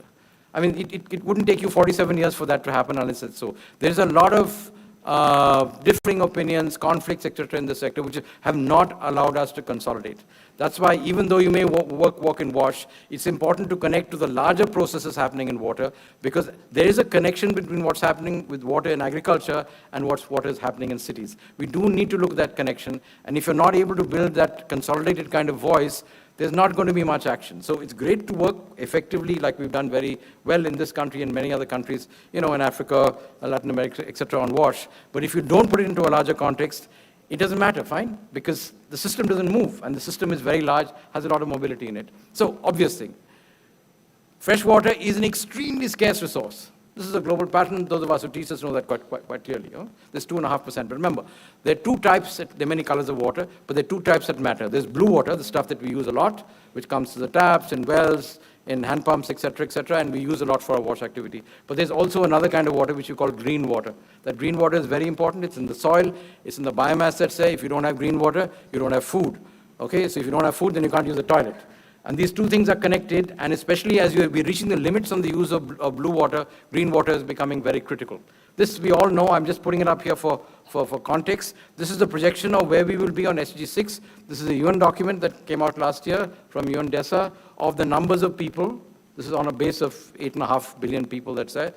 It's pretty bad, and much of what we're going to be seeing is in the geographies that many of us work in. But I'll stop and hold on this slide, because this slide is very important. What it does is it looks at key risks. The most established risk is of inadequate water and sanitation. This has been going on for 150 years. Many people here and their advisors have built their careers on this. So it's sanitation, drought, flooding, storms, and wildfires. These are the things that interact with climate, fine? The size of the circle gives you a sense of where we are at the medium value, which is at the current point of time, and then where you're going to go out in time. So the thing about water and sanitation is we have a fairly good idea, and this has happened because of UNICEF and a whole range of people doing this for a long time, of the number of people who die. We have some decent ideas, what it is. The number of people affected is a huge area of debate, and we don't actually have data on this. It's anybody's guess, and there's a huge literature on this question about how big or large it is. The challenge when you start talking to economists and people who sit behind them who finance this, if you don't have an idea of the people affected, and the people who are killed, you can't make a good assessment of dailies, and if you can't make a good assessment of dailies and the health benefits, it becomes complex to deal with. And on the economic damage side, we actually have this is a global study, fine, and PBL is pretty rigorous in what they're doing. So the first thing that I'm saying is we have a problem here of data. Some countries do it better, some locations do it better, but at the global scale, we are not able to make the case accepting in a common sense kind of way. Obviously, water is important, sanitation is important. It has an impact on health, especially for particular populations who are most vulnerable. But for the other things that you can see, there is much better data. Hence, the kind of actions that you see become much more concrete, whether it's drought or flooding, which is a big thing as far as climate is concerned, and sort of storms. So you have much better estimates as far as the data is concerned, even for wildfires. Of course, many of these wildfires are in places which have high income values, no? So in California and Australia, et cetera, et cetera, et cetera. So this is the thing that I think is that we have to sort of grapple with. Unless we're able to fill in some of these things in the dominant narrative of economic development, of financing, et cetera, we're not going to get much purchase. So forget about climate financing. Just financing in itself, those of us who managed environmental master plans for city know how we kind of manage things so that your cost benefit is good because you overestimate the health benefits. I mean, that's a kind of a story that we don't like telling, but that's a true story that's there. You have to do the same thing as far as the world is concerned, otherwise you're not going to get attention from financing agencies. The other thing, of course, this is a rank ordering of climate-related risks, and I've highlighted the three that are most important as far as water and sanitation are concerned. But there are also a lot of others. And the others, in some senses, are taking a lot of the attention that might possibly come into the space if we have the evidence and are able to tell the story very clearly. For example, groundwater abstraction. South Asia is horrible as far as groundwater abstraction is concerned. You can see it from the satellites. You can see what, we get a gravity anomaly as far as that's concerned. Food security is a very critical issue in India. It may be a more serious issue in some parts of India than maybe even diarrheal death, okay? And it's going to become worse. So what I'm saying is there's a competing agenda across a whole range of other things, including things that we don't necessarily talk about. Nutrient emissions from households and industry, this means basically nitrate and phosphate pollution. So if you come to Bangalore and Bangalore, lakes once in a while catch fire, it's because of that. You have a whole range of things that come from untreated sewage, plus a whole range of other industrial products that are part of the cycle. So these are a whole range of things that add up to the core challenge of climate and climate-related processes.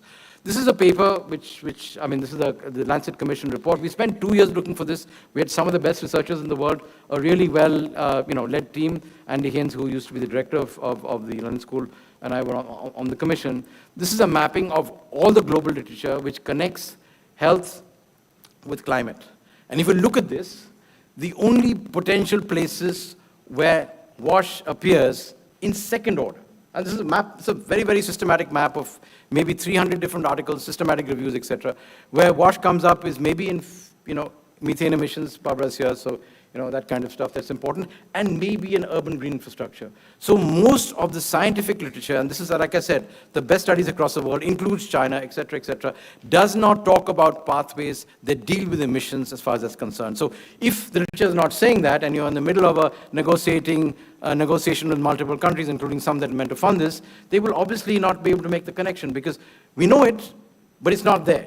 Fine? So, like I said, I'm going to be rude today, but that's what the evidence looks at. You're looking at a whole range of other things, of which, ambient air quality, which is knowing is very important, public transport, etc., low emission fuels, indoor air pollution, which is a big issue in cities, including this city and other places, etc. It's not there. This is a full sort of pathways linkage, and it becomes even worse when you look at the full, and this is a very rigorously done process. It looks at all the drivers on this side.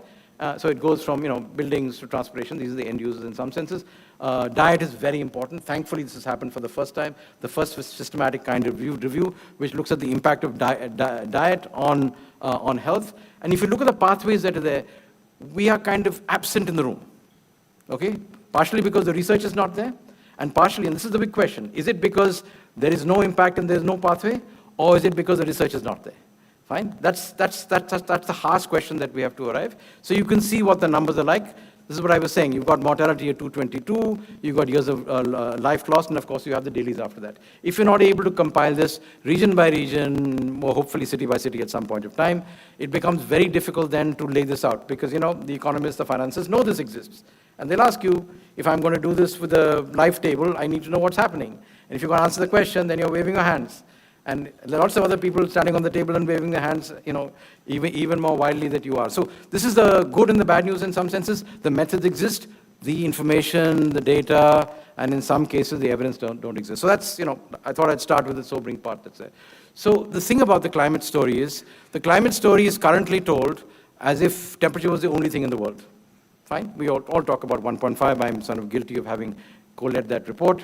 So this is the story as far as that's concerned, and I'll tell it in a very blunt way. We've been saying this for a long time. Like I said, I helped write the 1.5 report, which is a long, maybe 6, 7 years, 8 years ago. The story at the moment is we are in the middle of a 1.5 overshoot. Much of the negotiation that's happening is to try and stay below 1.5.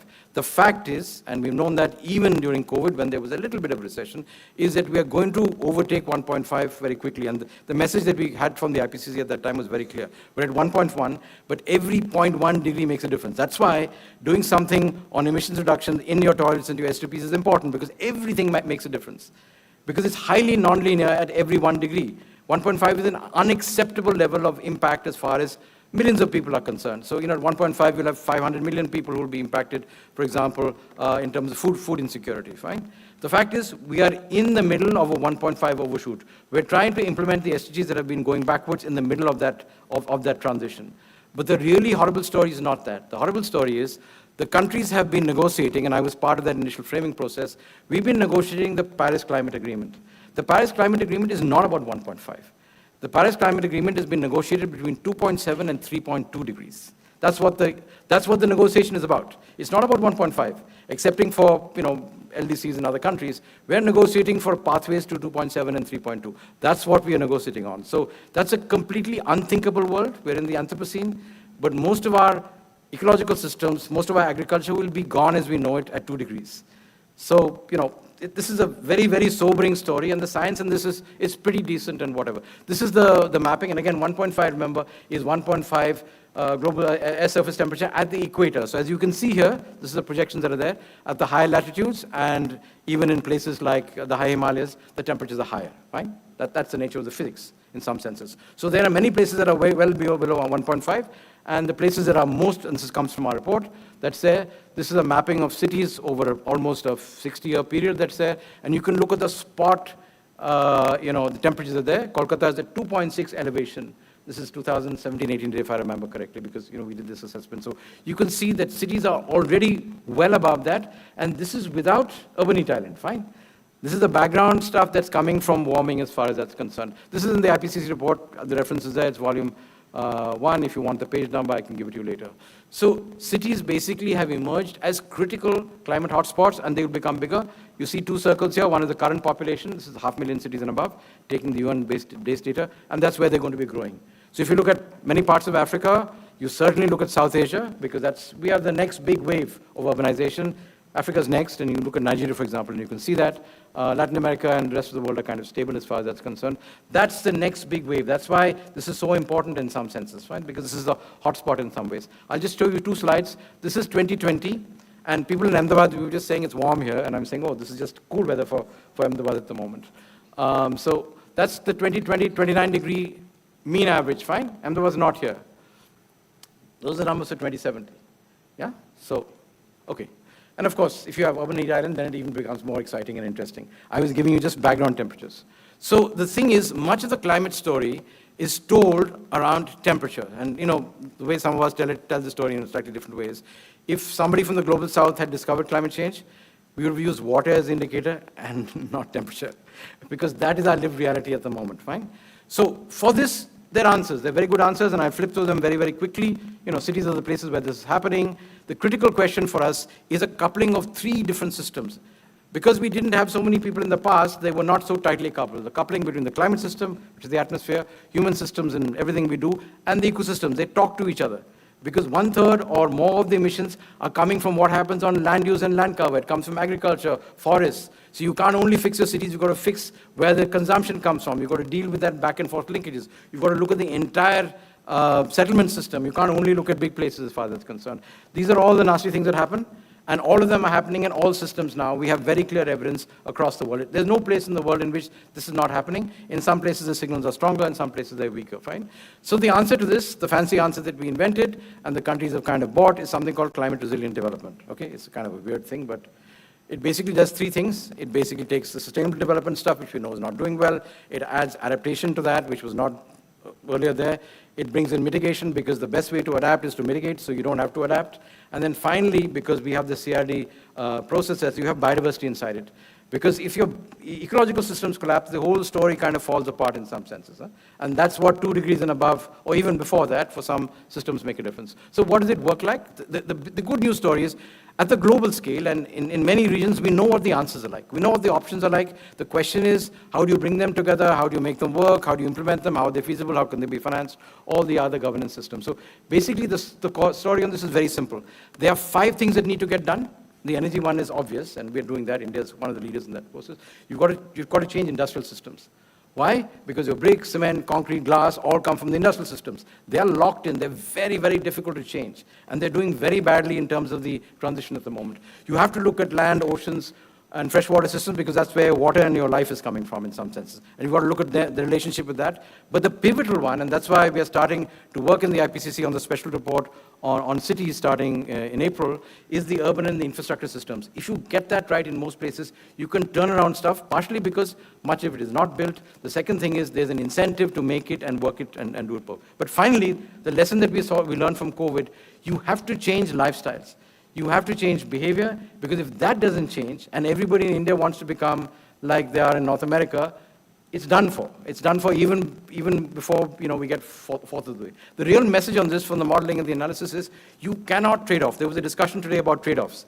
You cannot anymore trade off one against the other. You can't say, I'm going to do energy systems and forget about the urban. You've got to do all of them together. 30 years ago, when we started the negotiations, 32 in Rio, we could have done them separately. We cannot do it anymore. That's why this is a systemic problem, which means that you have to have systemic responses. Yeah, so for all the planners that are there, you've got lifetime of employment here. No? This is like an endless challenge that will not end just now. So they have to happen together. And the good news is that we know what the options are like. I'm just going to run through this very, very quickly. So, if you're looking at mitigation, you have energy, urban. There are about, we spent 2.5 years reviewing them, about 50 different options. We know how feasible they are. We know how they map onto the Sustainable Development Goals. This has all been analyzed with, there are 1,700 references behind it. So you can go down sector by sector and look at the options that work. This assessment has been done for Africa very well, Latin America, Europe. It hasn't been done for Asia because they couldn't mix up Afghanistan, China, and India. The metrics didn't work. This spread. So the method works. We have the answers as far as that's concerned. And as far as adaptation, which is a lot of what we're doing on the wash sector is concerned, we have fairly clearly idea of where the risks are. The health one is the most important one that's there, and what the options are, how feasible they are, and how much of co-benefits. We had this discussion today about co-benefits, right? What are the co-benefits between potential feasibility and mitigation? And you can see the size of the dots gives you a sense of what's happening. So this is all, it's pretty well established. Not only established, it's been signed off by many countries. So basically, the fancy word for it is climate resilient development. Actually, it means doing development properly and being sensible about some of these things and not using too much material throughput and lots of energy to make it happen. So that's the normal story. So we say, okay, we've got an answer to the climate story. But there's another thing that's happening at the same time, and that is we're in the middle of a very serious global water crisis. Now, we know they're local water crises. They've been there forever. From Harappa onwards, we've been having water crisis. But this is a more serious question that's there. So, what's the evidence on that? This is a global drought index from 2010. You see, lots of the world is in red. Fine? So you're doing WASH in the context of something that's happening somewhere else. This is, of course, drought-affected people, and you can see the big hotspots across the world as far as it's concerned. But the thing, of course, about water is usually what happens, and it's kind of, it's contrarian. The places that have drought also have flooding at the same time because it's the same distribution, but becoming more intense and more frequent, right? So you have the same places. Gujarat is also classic in that way. You have flash flooding and you have drought pretty much in the same year as far as that's concerned.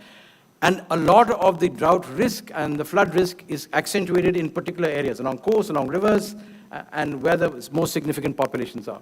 This you all know. But I just put it up here to give you a sense of the impact of unsafe water versus natural disasters. See, look at what you see in the newspapers. Most of the stuff that's coming out these days is about 75, about conflicts, fine?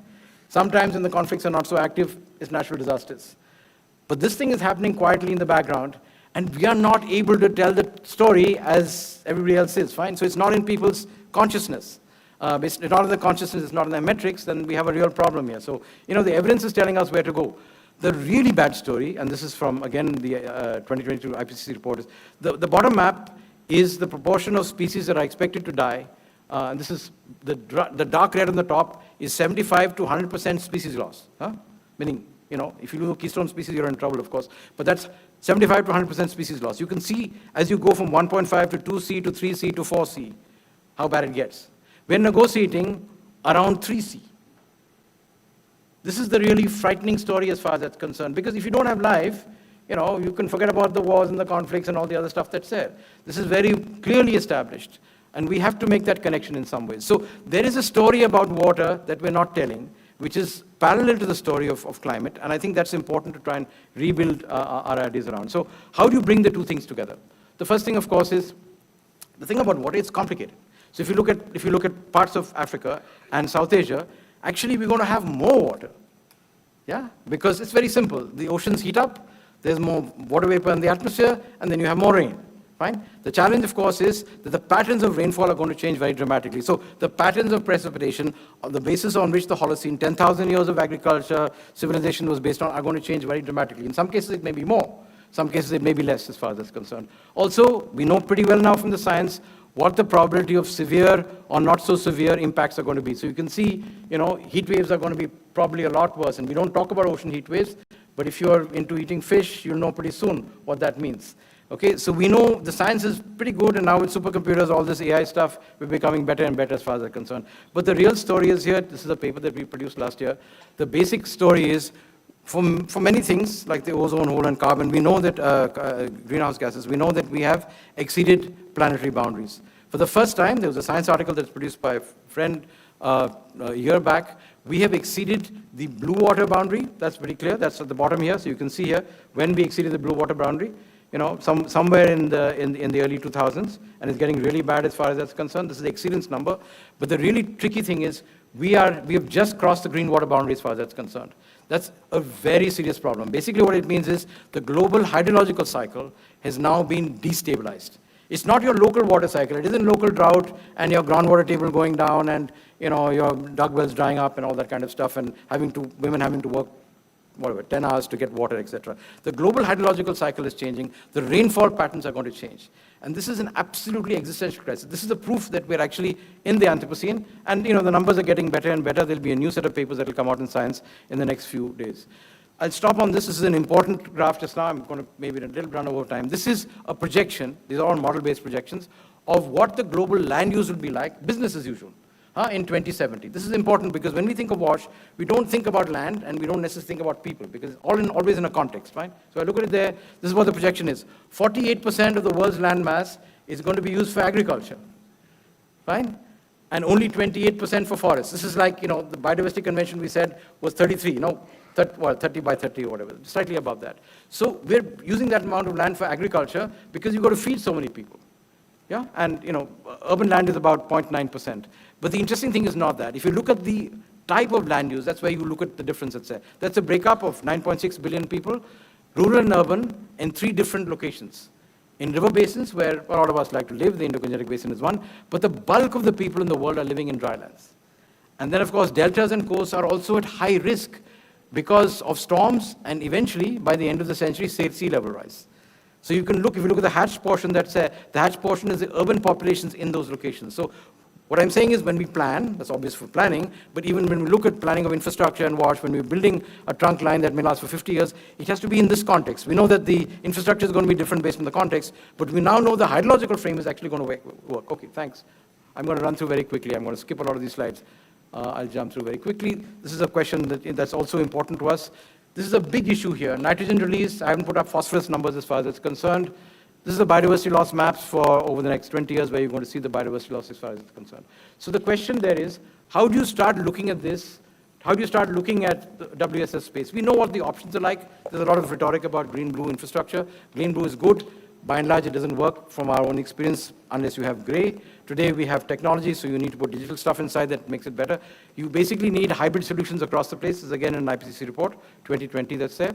We know what the options are like. They've been assessed. So these are, as far as water is concerned, this is from the water chapter. This is chapter 4 in the main assessment report here. You can see, I think there are about 27, 30 odd different options that are there. We know what's going to happen at 1.5, 2, 3, and 4, okay? The only point that I want to make is urban water is a very small part of this story. Second order, I've just highlighted on a dotted line, flood risk reduction. So we know what the effectiveness of these options are like. We also know what the residual impact is like, okay? So what I'm saying is we have to bring these two agendas together and then situate the story as far as climate is concerned. So anyway, this was an animation, but very quickly, I presented this to the General Assembly last year, and we said, look, if you want to address the global water agenda, you need to do 8 big things, fine?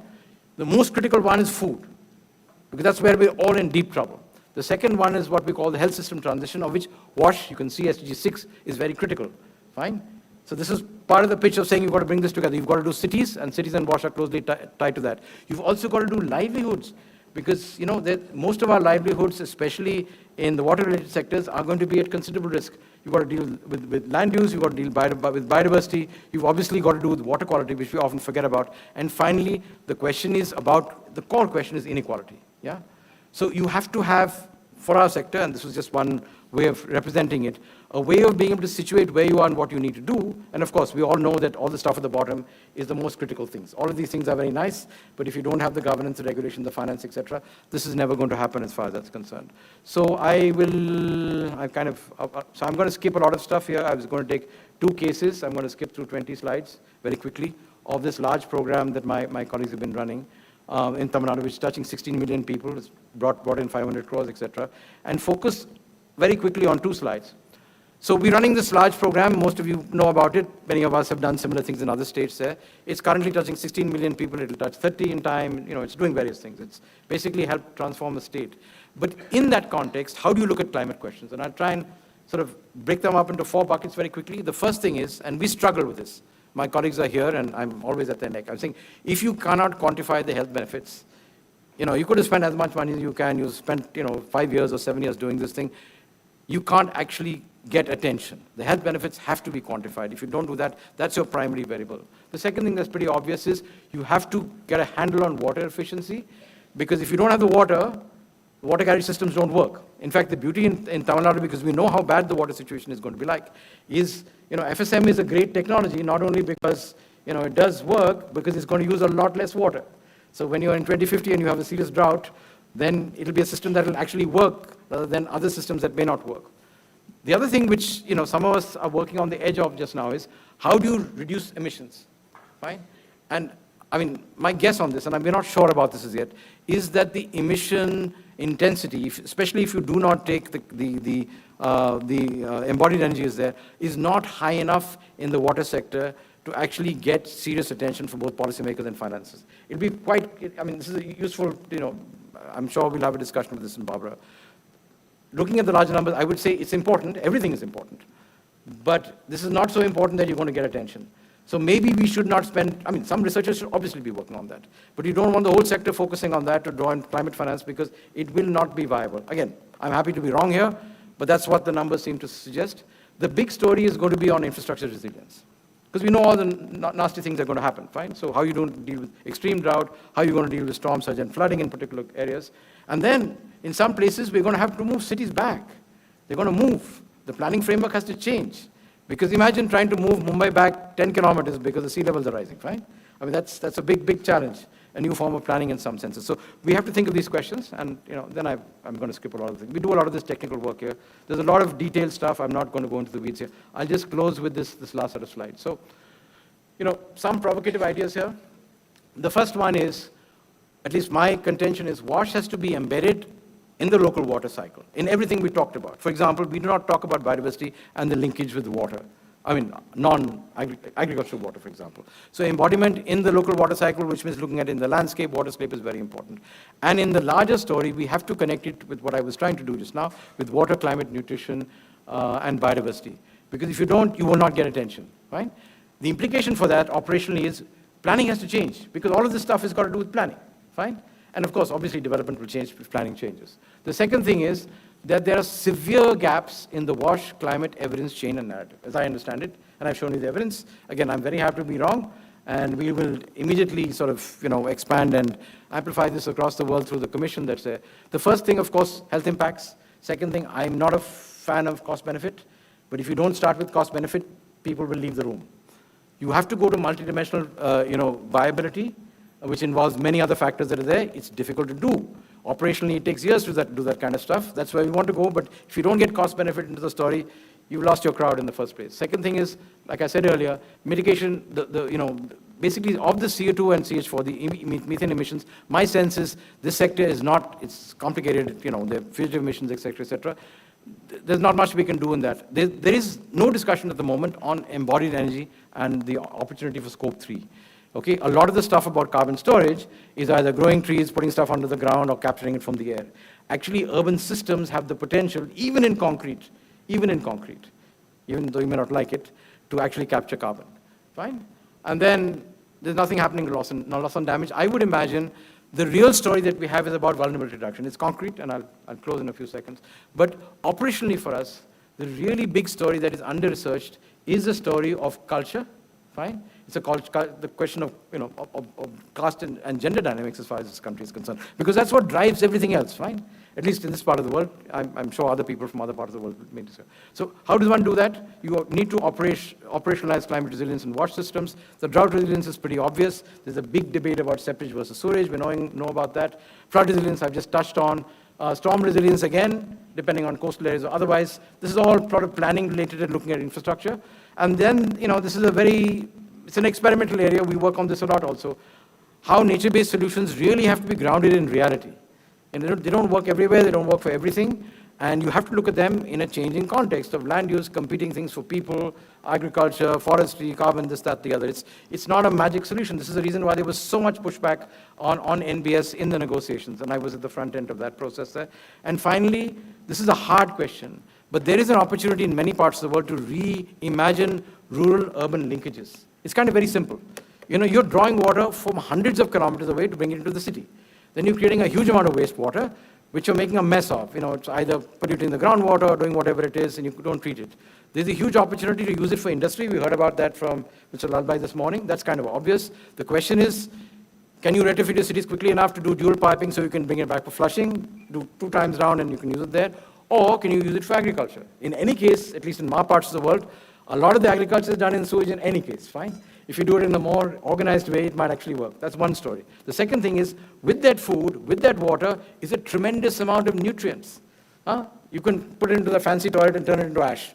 But it might be better that you take it out and bring it back like Chinese agriculture has done for, 1,500 years or so, and bring it back into regenerative agriculture. Because all our experience, and there are lots of people here who have a lot of, better experience than I have, is if you're able to bring back soil health and water into urban landscapes, biodiversity bounce back is unbelievable in some ways, We can do a lot as far as that's concerned. So the recycling and reuse of blue water, and of course moving that towards green water, is a new unexplored frontier.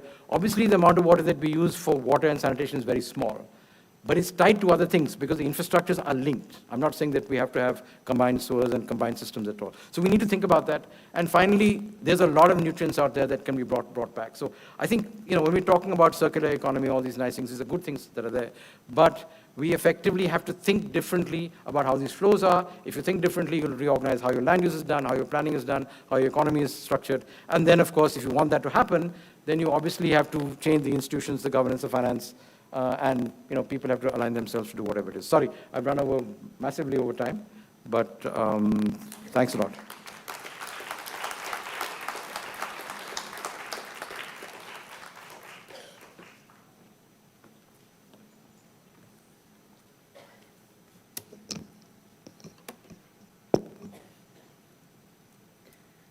Thank you, Mr. Ravi, for a very exhaustive presentation, and starting from the larger context, covering the larger context of the climate change and water and the interrelationships, to coming down to the climate resilient development and how can that be done.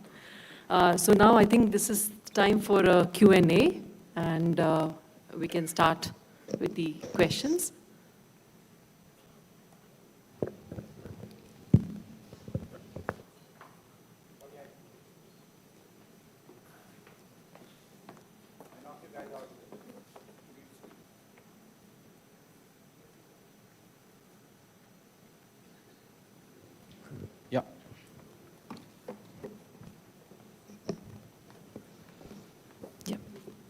Can we have a mic here, please?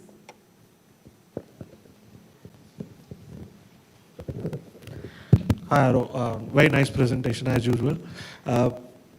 So my question is not... Sorry, Rutul, can you just introduce yourself? And Okay, I'm Rutul Joshi. I teach here in faculty planning. And my question is, although there is a large talk about climate change, climate action, I mean, our sector in urban transport and land use planning, we have this dilemma, and I'm sure if you can reflect upon that, is that often there are mismatching priorities. We want to sort of focus on modal shift and sort of certain other strategy, whereas all the funding is available in technology transfer and electric mobility and stuff like that. And of course, nationally, our priority would be to improve our cities, whereas the rest of the world wants to cut down the emission. So how do you find common ground? And because you are in the forefront of it, if you could give us some strategies. So just to speak very directly to your first question, I mean, the evidence very clearly in this cycle was avoid, shift, improve. So if you look at, for the first time, Working Group 3, which it works on mitigation, has said that by focusing on the demand side, not necessarily on the supply side, which we've been doing for a long time, you can actually reduce your emissions by between 30 and 50%. This was a big, big shift. That's the reason why I'm saying that lifestyle and behavior change is important, fine? Because, if a public transportation system doesn't work or people don't want to take it, it doesn't matter, So avoid, shift, improve is absolutely there. That framework has been taken out of the transportation space where it came from into looking at buildings, into looking at, even food, et cetera, et cetera. There's a very clear, so that I think is that's an interesting transition coming from the transport community into other communities as far as that's concerned. So demand side has become big. The question is how do you incentivize it? How do you make it happen, et cetera. So that's the other thing. The second question is clearly a question of climate justice, fine. The issue is climate justice not only between countries because of carbon space, et cetera, it's also within the country. And within the city itself. I mean, all of these things are nested questions as far as that's concerned. And in the climate discourse, the question of who controls land and land markets and access is still a very underdeveloped idea. No? For those of us who work in the urban space, we know that. That's the core question. Who controls the capital assets? It's like in agriculture. If you own the land, it's fine. If you're landless, then you migrate. It's kind of very simple as far as that's concerned. No? So it's about who controls capital assets and how it goes from one generation to the other. And in this case, who controls the largest industry in the world? The oil, gas, and coal industry is $12.5 trillion. It's 12% of global output. So the transition is, the fight is about the fact that it is the largest organized industry in the history of humankind. It's not going to go away very easily, and it's going to kick and scream and it's going to go away. So we have to recognize that while that's happening. So land is absolutely crucial, and land markets in some senses. Financing sits behind that. Yes. Okay. Can I ask? Please, please. I'm not the chair. No, that's okay. Yeah, we can take the second question, then the third one there, yes. Yeah. And probably we'll just take those two questions together. You're the chair. I'm just standing up, and I got a bad habit of speaking like you. We used to talk taking classes. I saw a lot of focus in your slides on flood, drought, biodiversity losses, and health issues. Don't you think all of them are somehow directly or indirectly related to water bodies which are there in the vicinities? Because a stagnant water is a cause of hell lot of diseases, whether it is waterborne, vector-borne, or even air pollution-borne, right? And in your last slide, you had one line on nature-based solution. Don't you think the nutrients which are coming into the wastewater can be rearranged for production of planktons, which will restore the biodiversity and solve all these four major problems which were there in your slides? Sure. Okay, we'll just take one more question. And then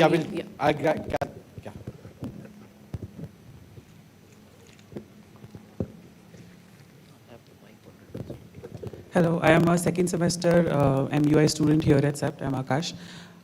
My question is, should I stand? Sorry. My question is, in the last slide, I really like the statement that you had made that wash has to be linked back to the natural water cycle. But what we see increasingly is that, especially in the urban context, water is being more and more seen as a commodity, as a product which gets directly delivered to our home. We get it in the tap, right? It's becoming a commodity. So how do we sort of establish that link back to it being a resource, looking at water as a resource and, linking it to that natural water cycle as a perception, as a notion? Like, how can we do that? This is okay, very good question. So just very quick, obviously, but you're only talking about surface water, fine? There are many types of water. There's surface water of many types. There's groundwater, both shallow and deep, and there's recycled water. So to do what Singapore has done, for example, which is pretty much recycle all its water, has meant a huge, huge change in mindset. In India, imagine, if you're going to get the city of Ahmedabad and you tell them they're going to have new water here, you'll have some interesting challenges to get people to accept it. So you first bring it back into flushing. That'll be a big enough thing, because if somebody gets contaminated while touching the flushing, etc., etc. Imagine, we're starting to cook with that water. It's the same water.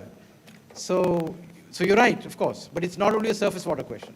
Green water is in the soil, so how you conserve soil moisture, how you don't over-irrigate, what kind of cover you have. Are you going to use, local species rather than something from somewhere else, like eucalyptus, for example? Those are very important questions. We can't only look at one end of it. That's why, I really liked your question. The thing is, the water cycle is kind of, it's got a fractal dimension. There's a local process that's there, then it becomes bigger, then it goes all the way up, across continents. We've all seen this in our geography textbooks when we were educated. The challenge is, when you have scarcity or you have conflict, how are you going to deal with it? So the smartest response that we have is, we'll let the market deal with it. Now, the market can deal with some of the services that water can provide, but some of it can't. Okay, so for example, there's a cultural function of water. The market can't necessarily deal with that. So you have to keep some services that come from water outside the market frame, and then see what kind of things could be, brought into the market frame. And even within that, if you look at water and sanitation, sometimes people will be willing to pay for water, but not for sanitation. So then the question of what is bankable and what is not, this is a very fine gradation. We're struggling with this question. I've got some of the best economists in the world working on this question. It's a very serious question. And as you change scales, what happens? How do you deal with transboundary conflict? Upstream, Kerala, Karnataka, Tamil Nadu, how do you deal with farmers in one place versus drinking water in the other place? Supreme Court sets up a judgment, but that may not actually reflect the situation on the ground. This is a very critical question. So there are values of water, and then there's price of water. And then pricing itself is a complicated question. And unless you're able to price, then you can't value. If you can't value, you can't finance it, because that's the way the system works. So this is a very, very hard question that requires tremendous innovation. And I would say we are working in societies which are labor surplus. We have a lot more people and very little water. Many of these ideas and systems, and I've been trained as a lawyer, come from other cultures that have very little people and lots of water. Look at Canada. Canada is a wonderful country, but it has very few people and a huge amount of water. So if you develop a regime that manages water in that context and try and apply that in somewhere else, you're going to have some problems, right? So we have to find our ways around it. This is a big challenge, I think, of the Global South. Sorry, I've taken more time than you wanted me to. Thank you. Thank you very much, Mr. Aruma Ravi. We will not be taking any more questions in the interest of time. Yes, Asim, I see you there. In the end, I think we would like to have, there's a small memento that we would like to give Mr. Aruma Ravi. Thank you very much.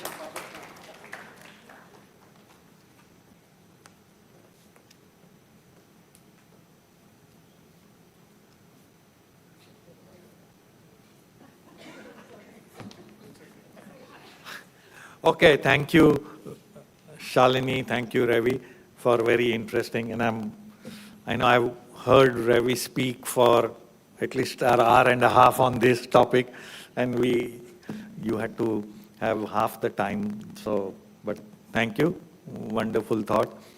The next keynote presenter is Barbara Evans, and you may remember, at least those of you who were paying attention to what Brian was talking in the morning, that he referred to her paper as a path-breaking paper on GHG emissions from sanitation. So I hope whatever Brian is expecting, Barbara will deliver. And I'm asking our director of the Center for CEPT Research and Development Foundation, Darshan Parikh, to chair this session. Darshan.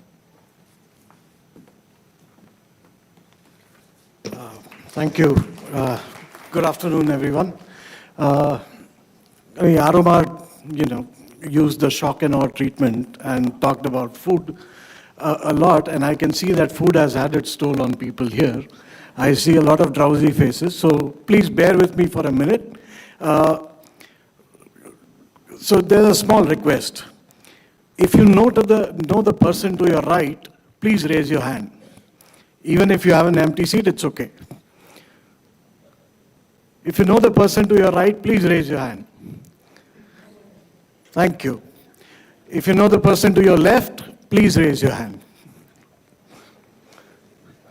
Okay, in case you don't know, this is the time you introduce yourself to each other.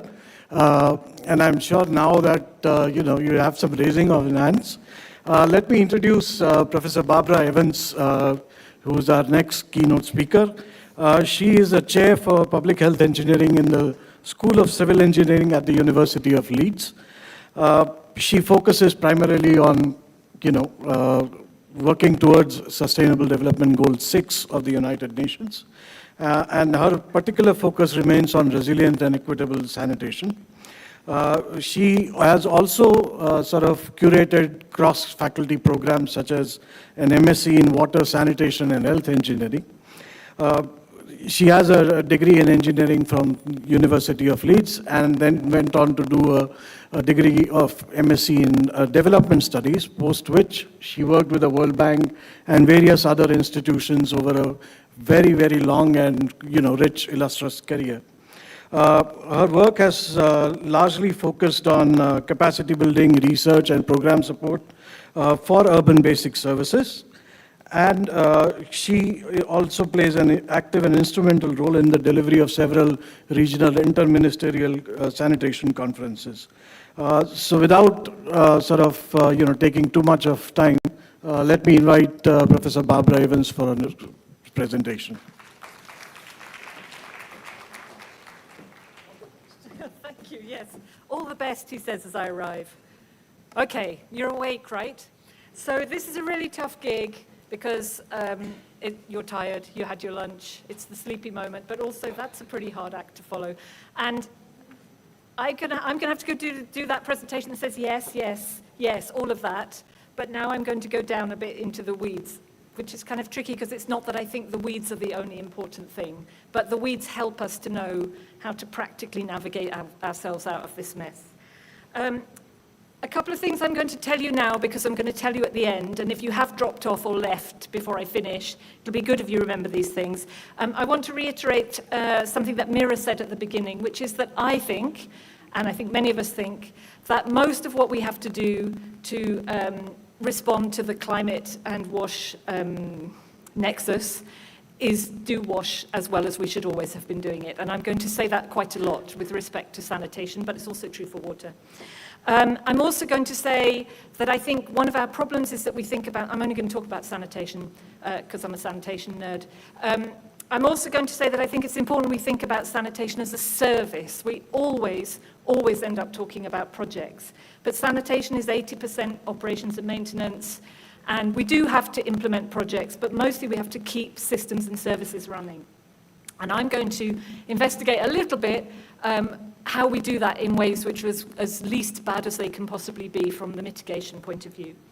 I want to put my hand up and say I'm technically agnostic. I don't believe in the reinvent the toilet, but I don't also not believe in the reinvent the toilet.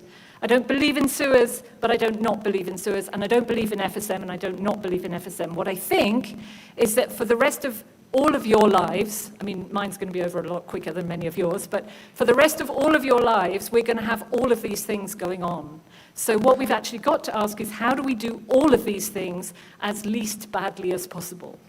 And that's the final thing I'm going to say is I think from a climate point of view, for sanitation, it's probably often going to be as least bad as possible. If we want to be perfectionist about reducing emissions from sanitation, we are not going to achieve the other things that sanitation has to do, which is to make communities as healthy and resilient and safe as they can be. And that's the only trade-off that I think is really important to keep in mind at all times, personally. Okay, so I'm going to talk about climate change and sanitation. Probably should have told you that first.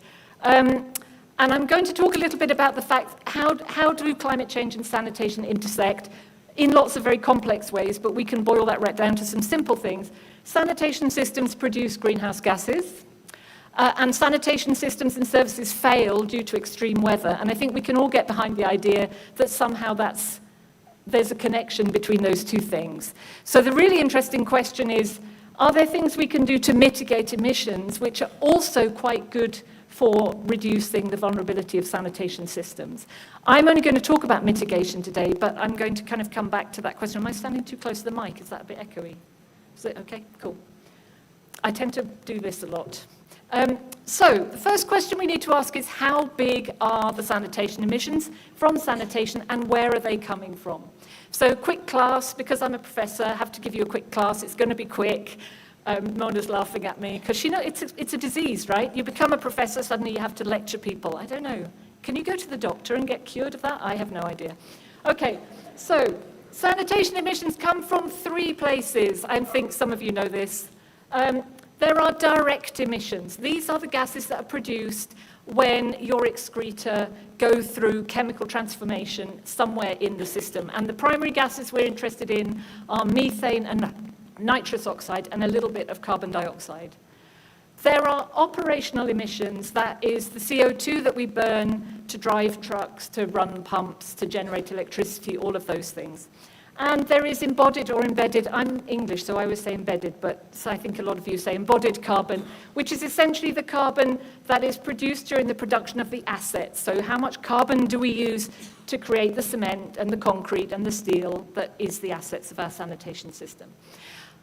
We carried out a piece of work, and we carried it out because we were convinced that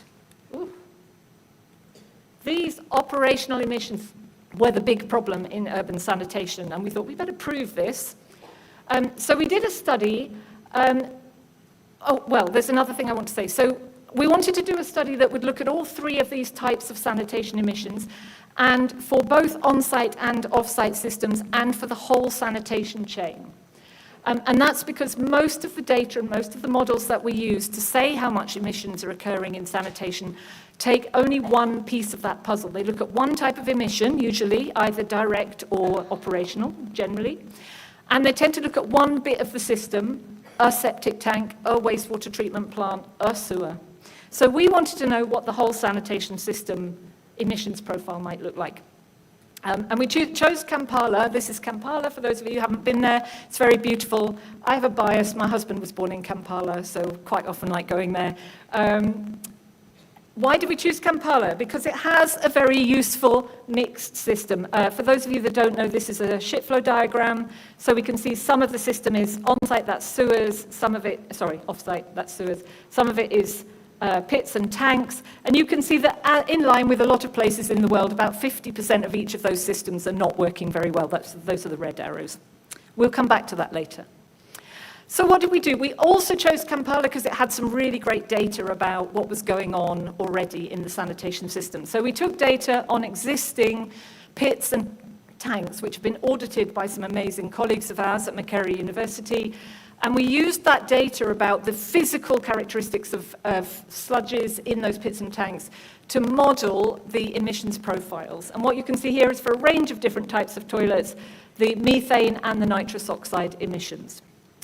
Headline news, which any of you who are a scientist or a process engineer will know, wet anaerobic systems have the highest emissions. Broadly, anaerobic processes generate a lot of methane. Aerobic processes generate a lot of nitrous oxide. Nitrous oxide is a worse greenhouse gas. It persists in the atmosphere longer than methane, although that's actually proving to be quite interesting now, because when methane breaks down in the atmosphere, it also leaves a lot of nasty things going on in the atmosphere.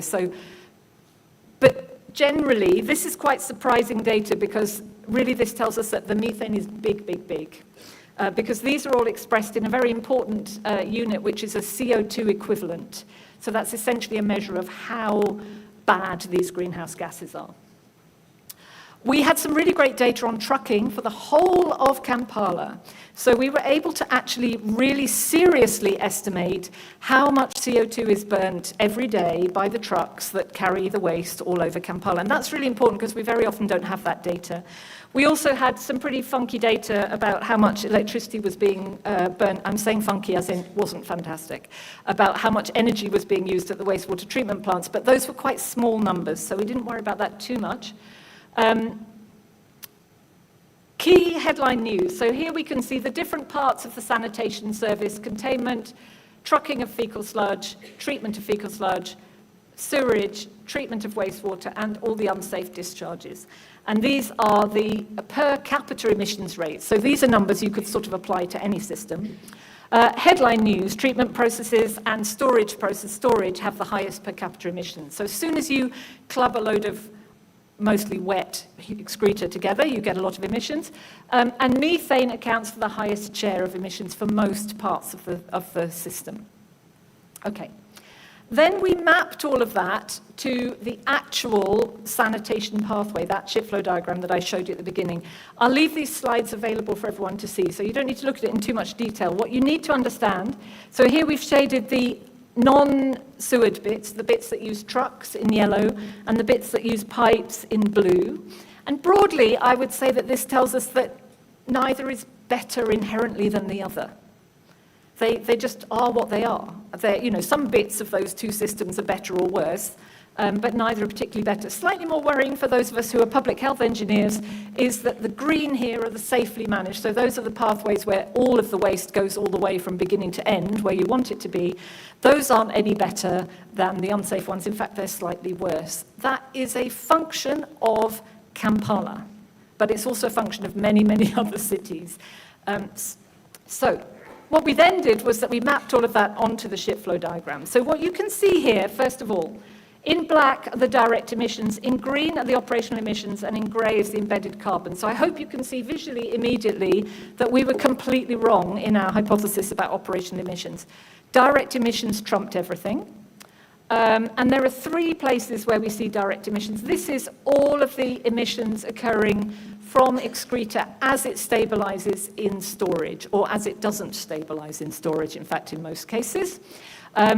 Here we can see emissions from the treatment processes. Slightly difficult to disentangle fecal sludge and wastewater treatment at Kampala because a lot of the treatment plants, well, the big treatment plant is co-processing. So this break between the wastewater and the fecal sludge at this part is a little bit arbitrary because you've basically got cross flows. You all understand that.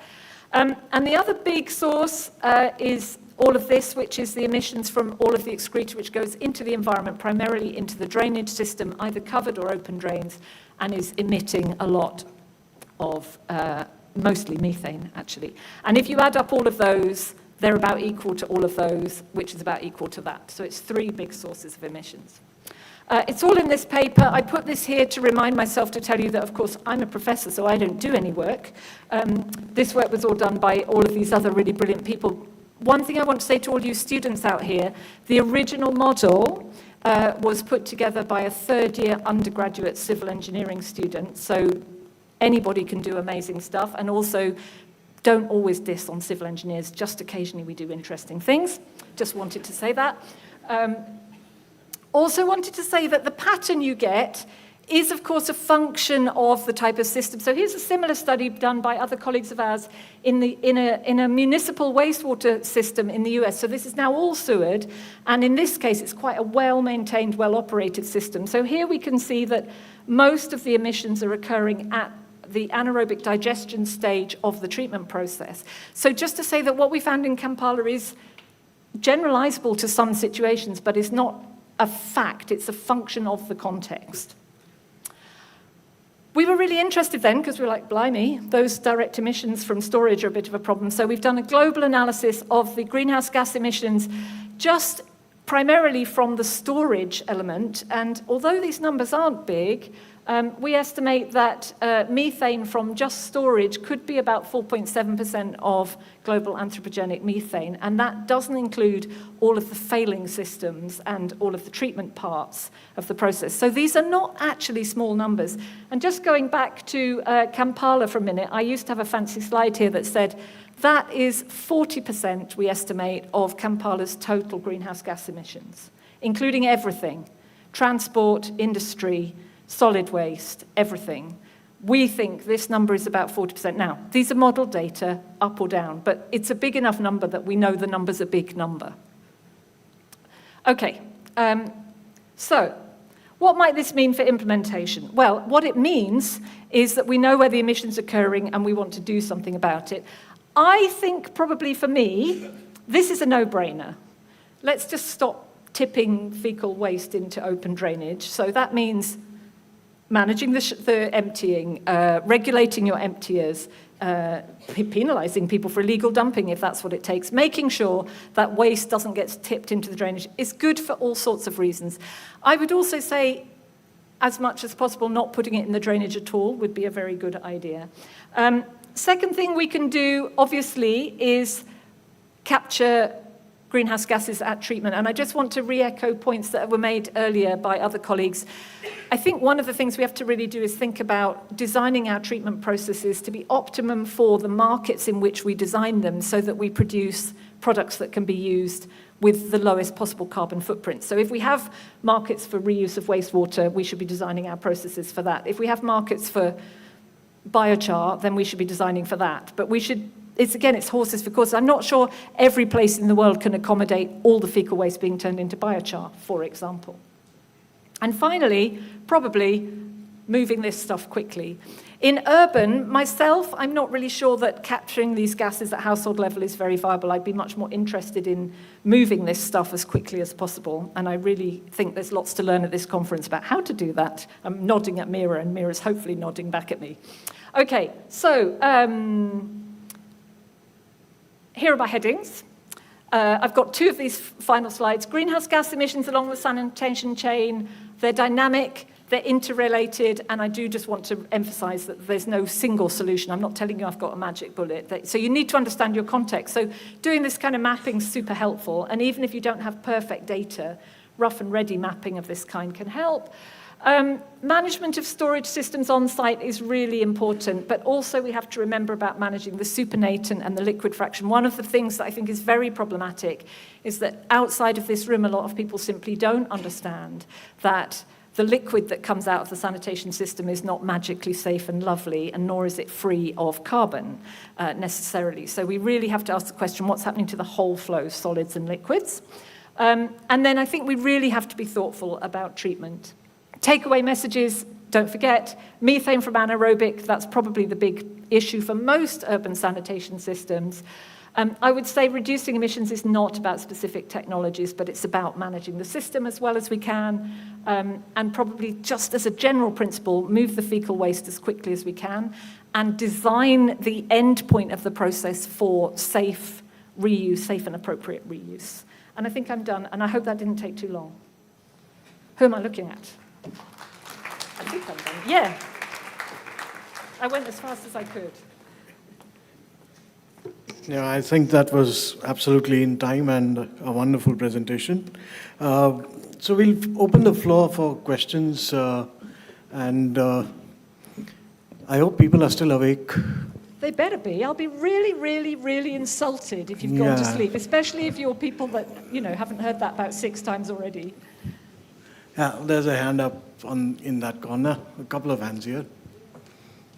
One quick request. If there are any questions relating to a specific geographical context, it might be useful to, park that question or club it with a larger question.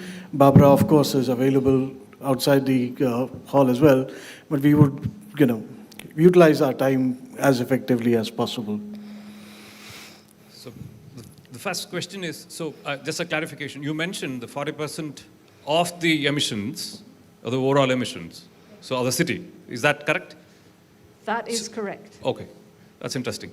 So when you talked about off-site and on-site, so did you consider the water that is needed for run these systems in your emissions accounting? Okay, so no. So this is emissions counting for the sanitation system from left-hand end to right-hand end. So we assume the water, what we haven't accounted for is any water pumping costs. However, I'll tell you one thing for nothing about Kampala that I do think is important, is we have no evidence at all that the people who are connected to the sewers use any more water than the people who are not connected to the sewers.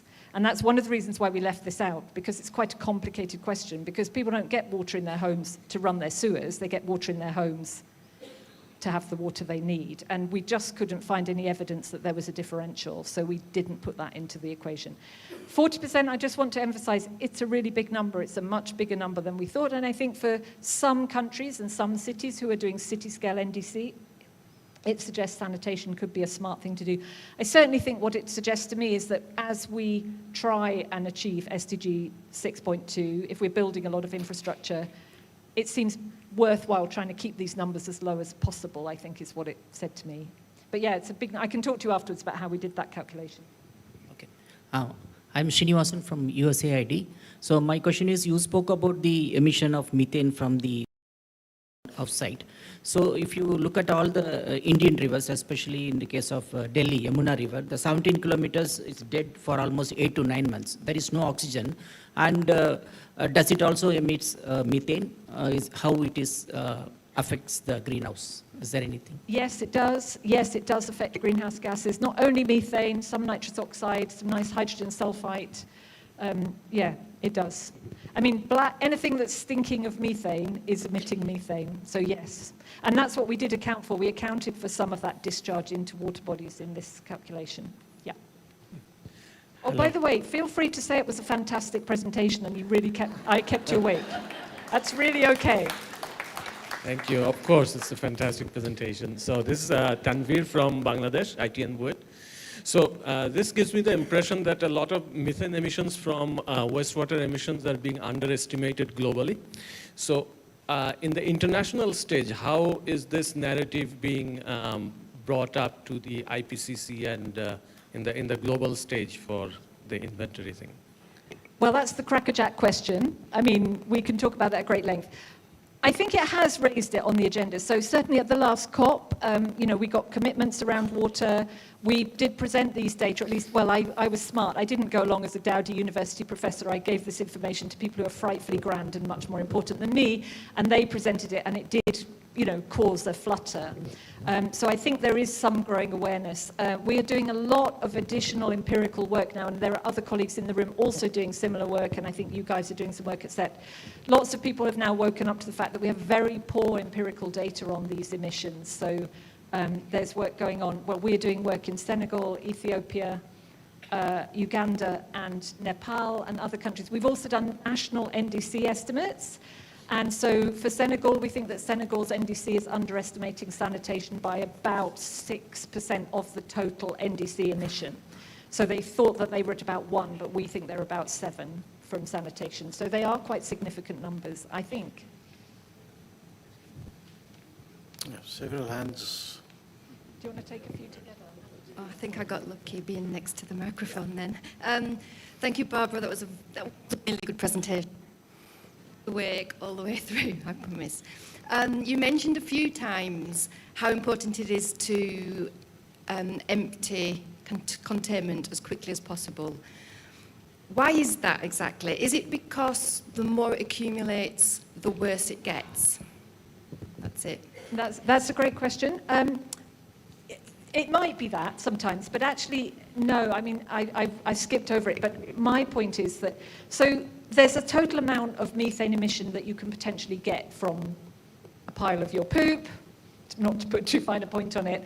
And so that's going to happen in the end, that emission. Some version of that, depending on whether you get more methane with methanogenesis or more nitrous oxide because you have aerobic processes, different breakdowns. My argument is that you can't, it's very difficult in urban toilets to collect that methane at domestic level. It's a tricky thing to do. It's not easy to manage these biogases, and we're not in a rural place where we can build big biogas reactors with lots of cow dung and other things in them.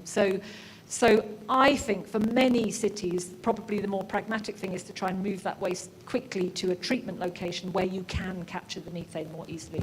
But again, context specific. So you can do it in some places. There's a very handsome young man down here. He's gone. Where's he gone? Where's Asim gone? He was just literally there. Anyway, he's hiding over there. There's a very handsome young man over here who can tell you more about how to do that.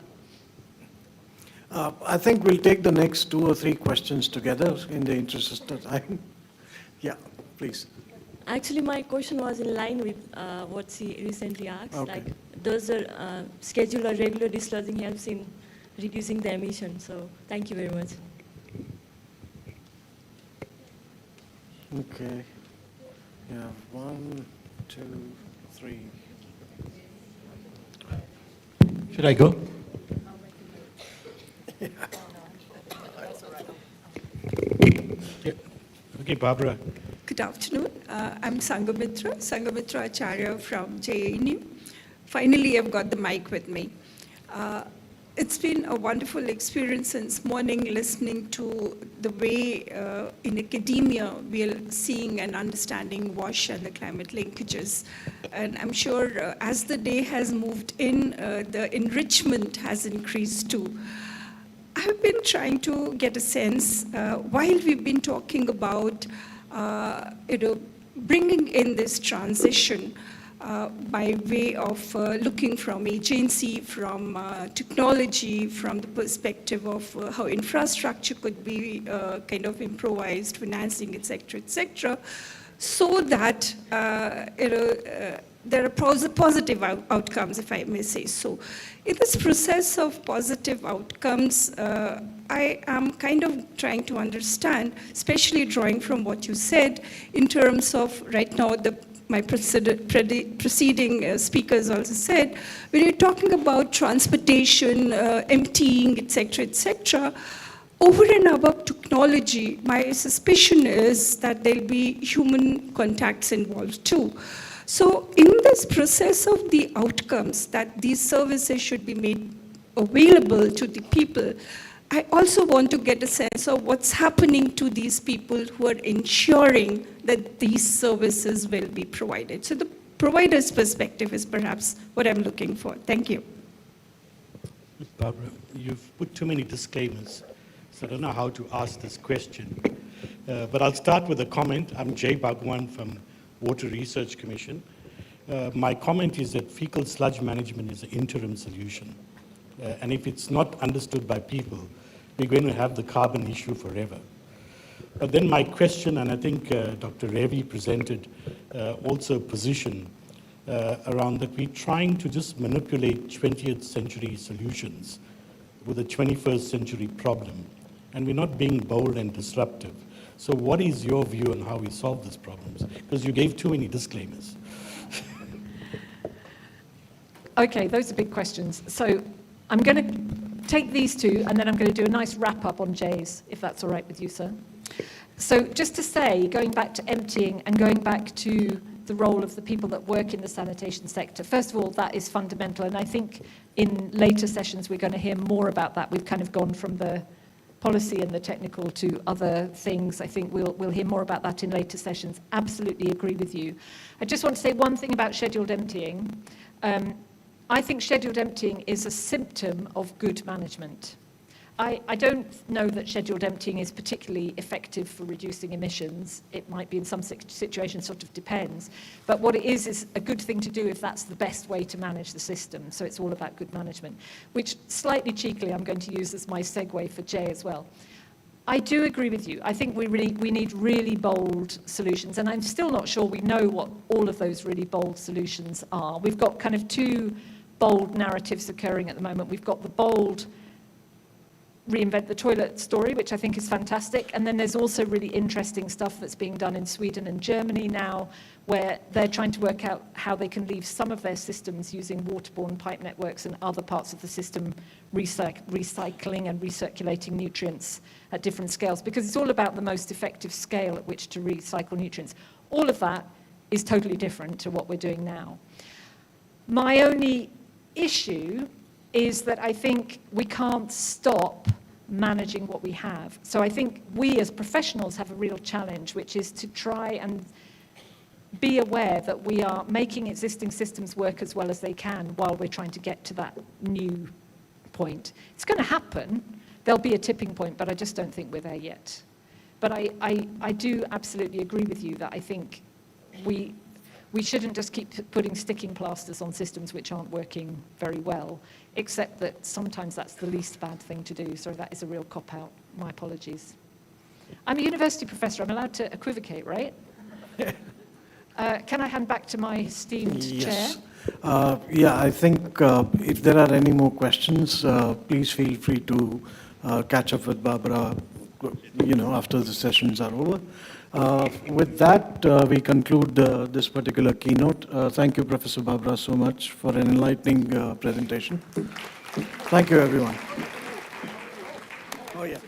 Just one last piece. Oh, I should stand here. going to take the stage now.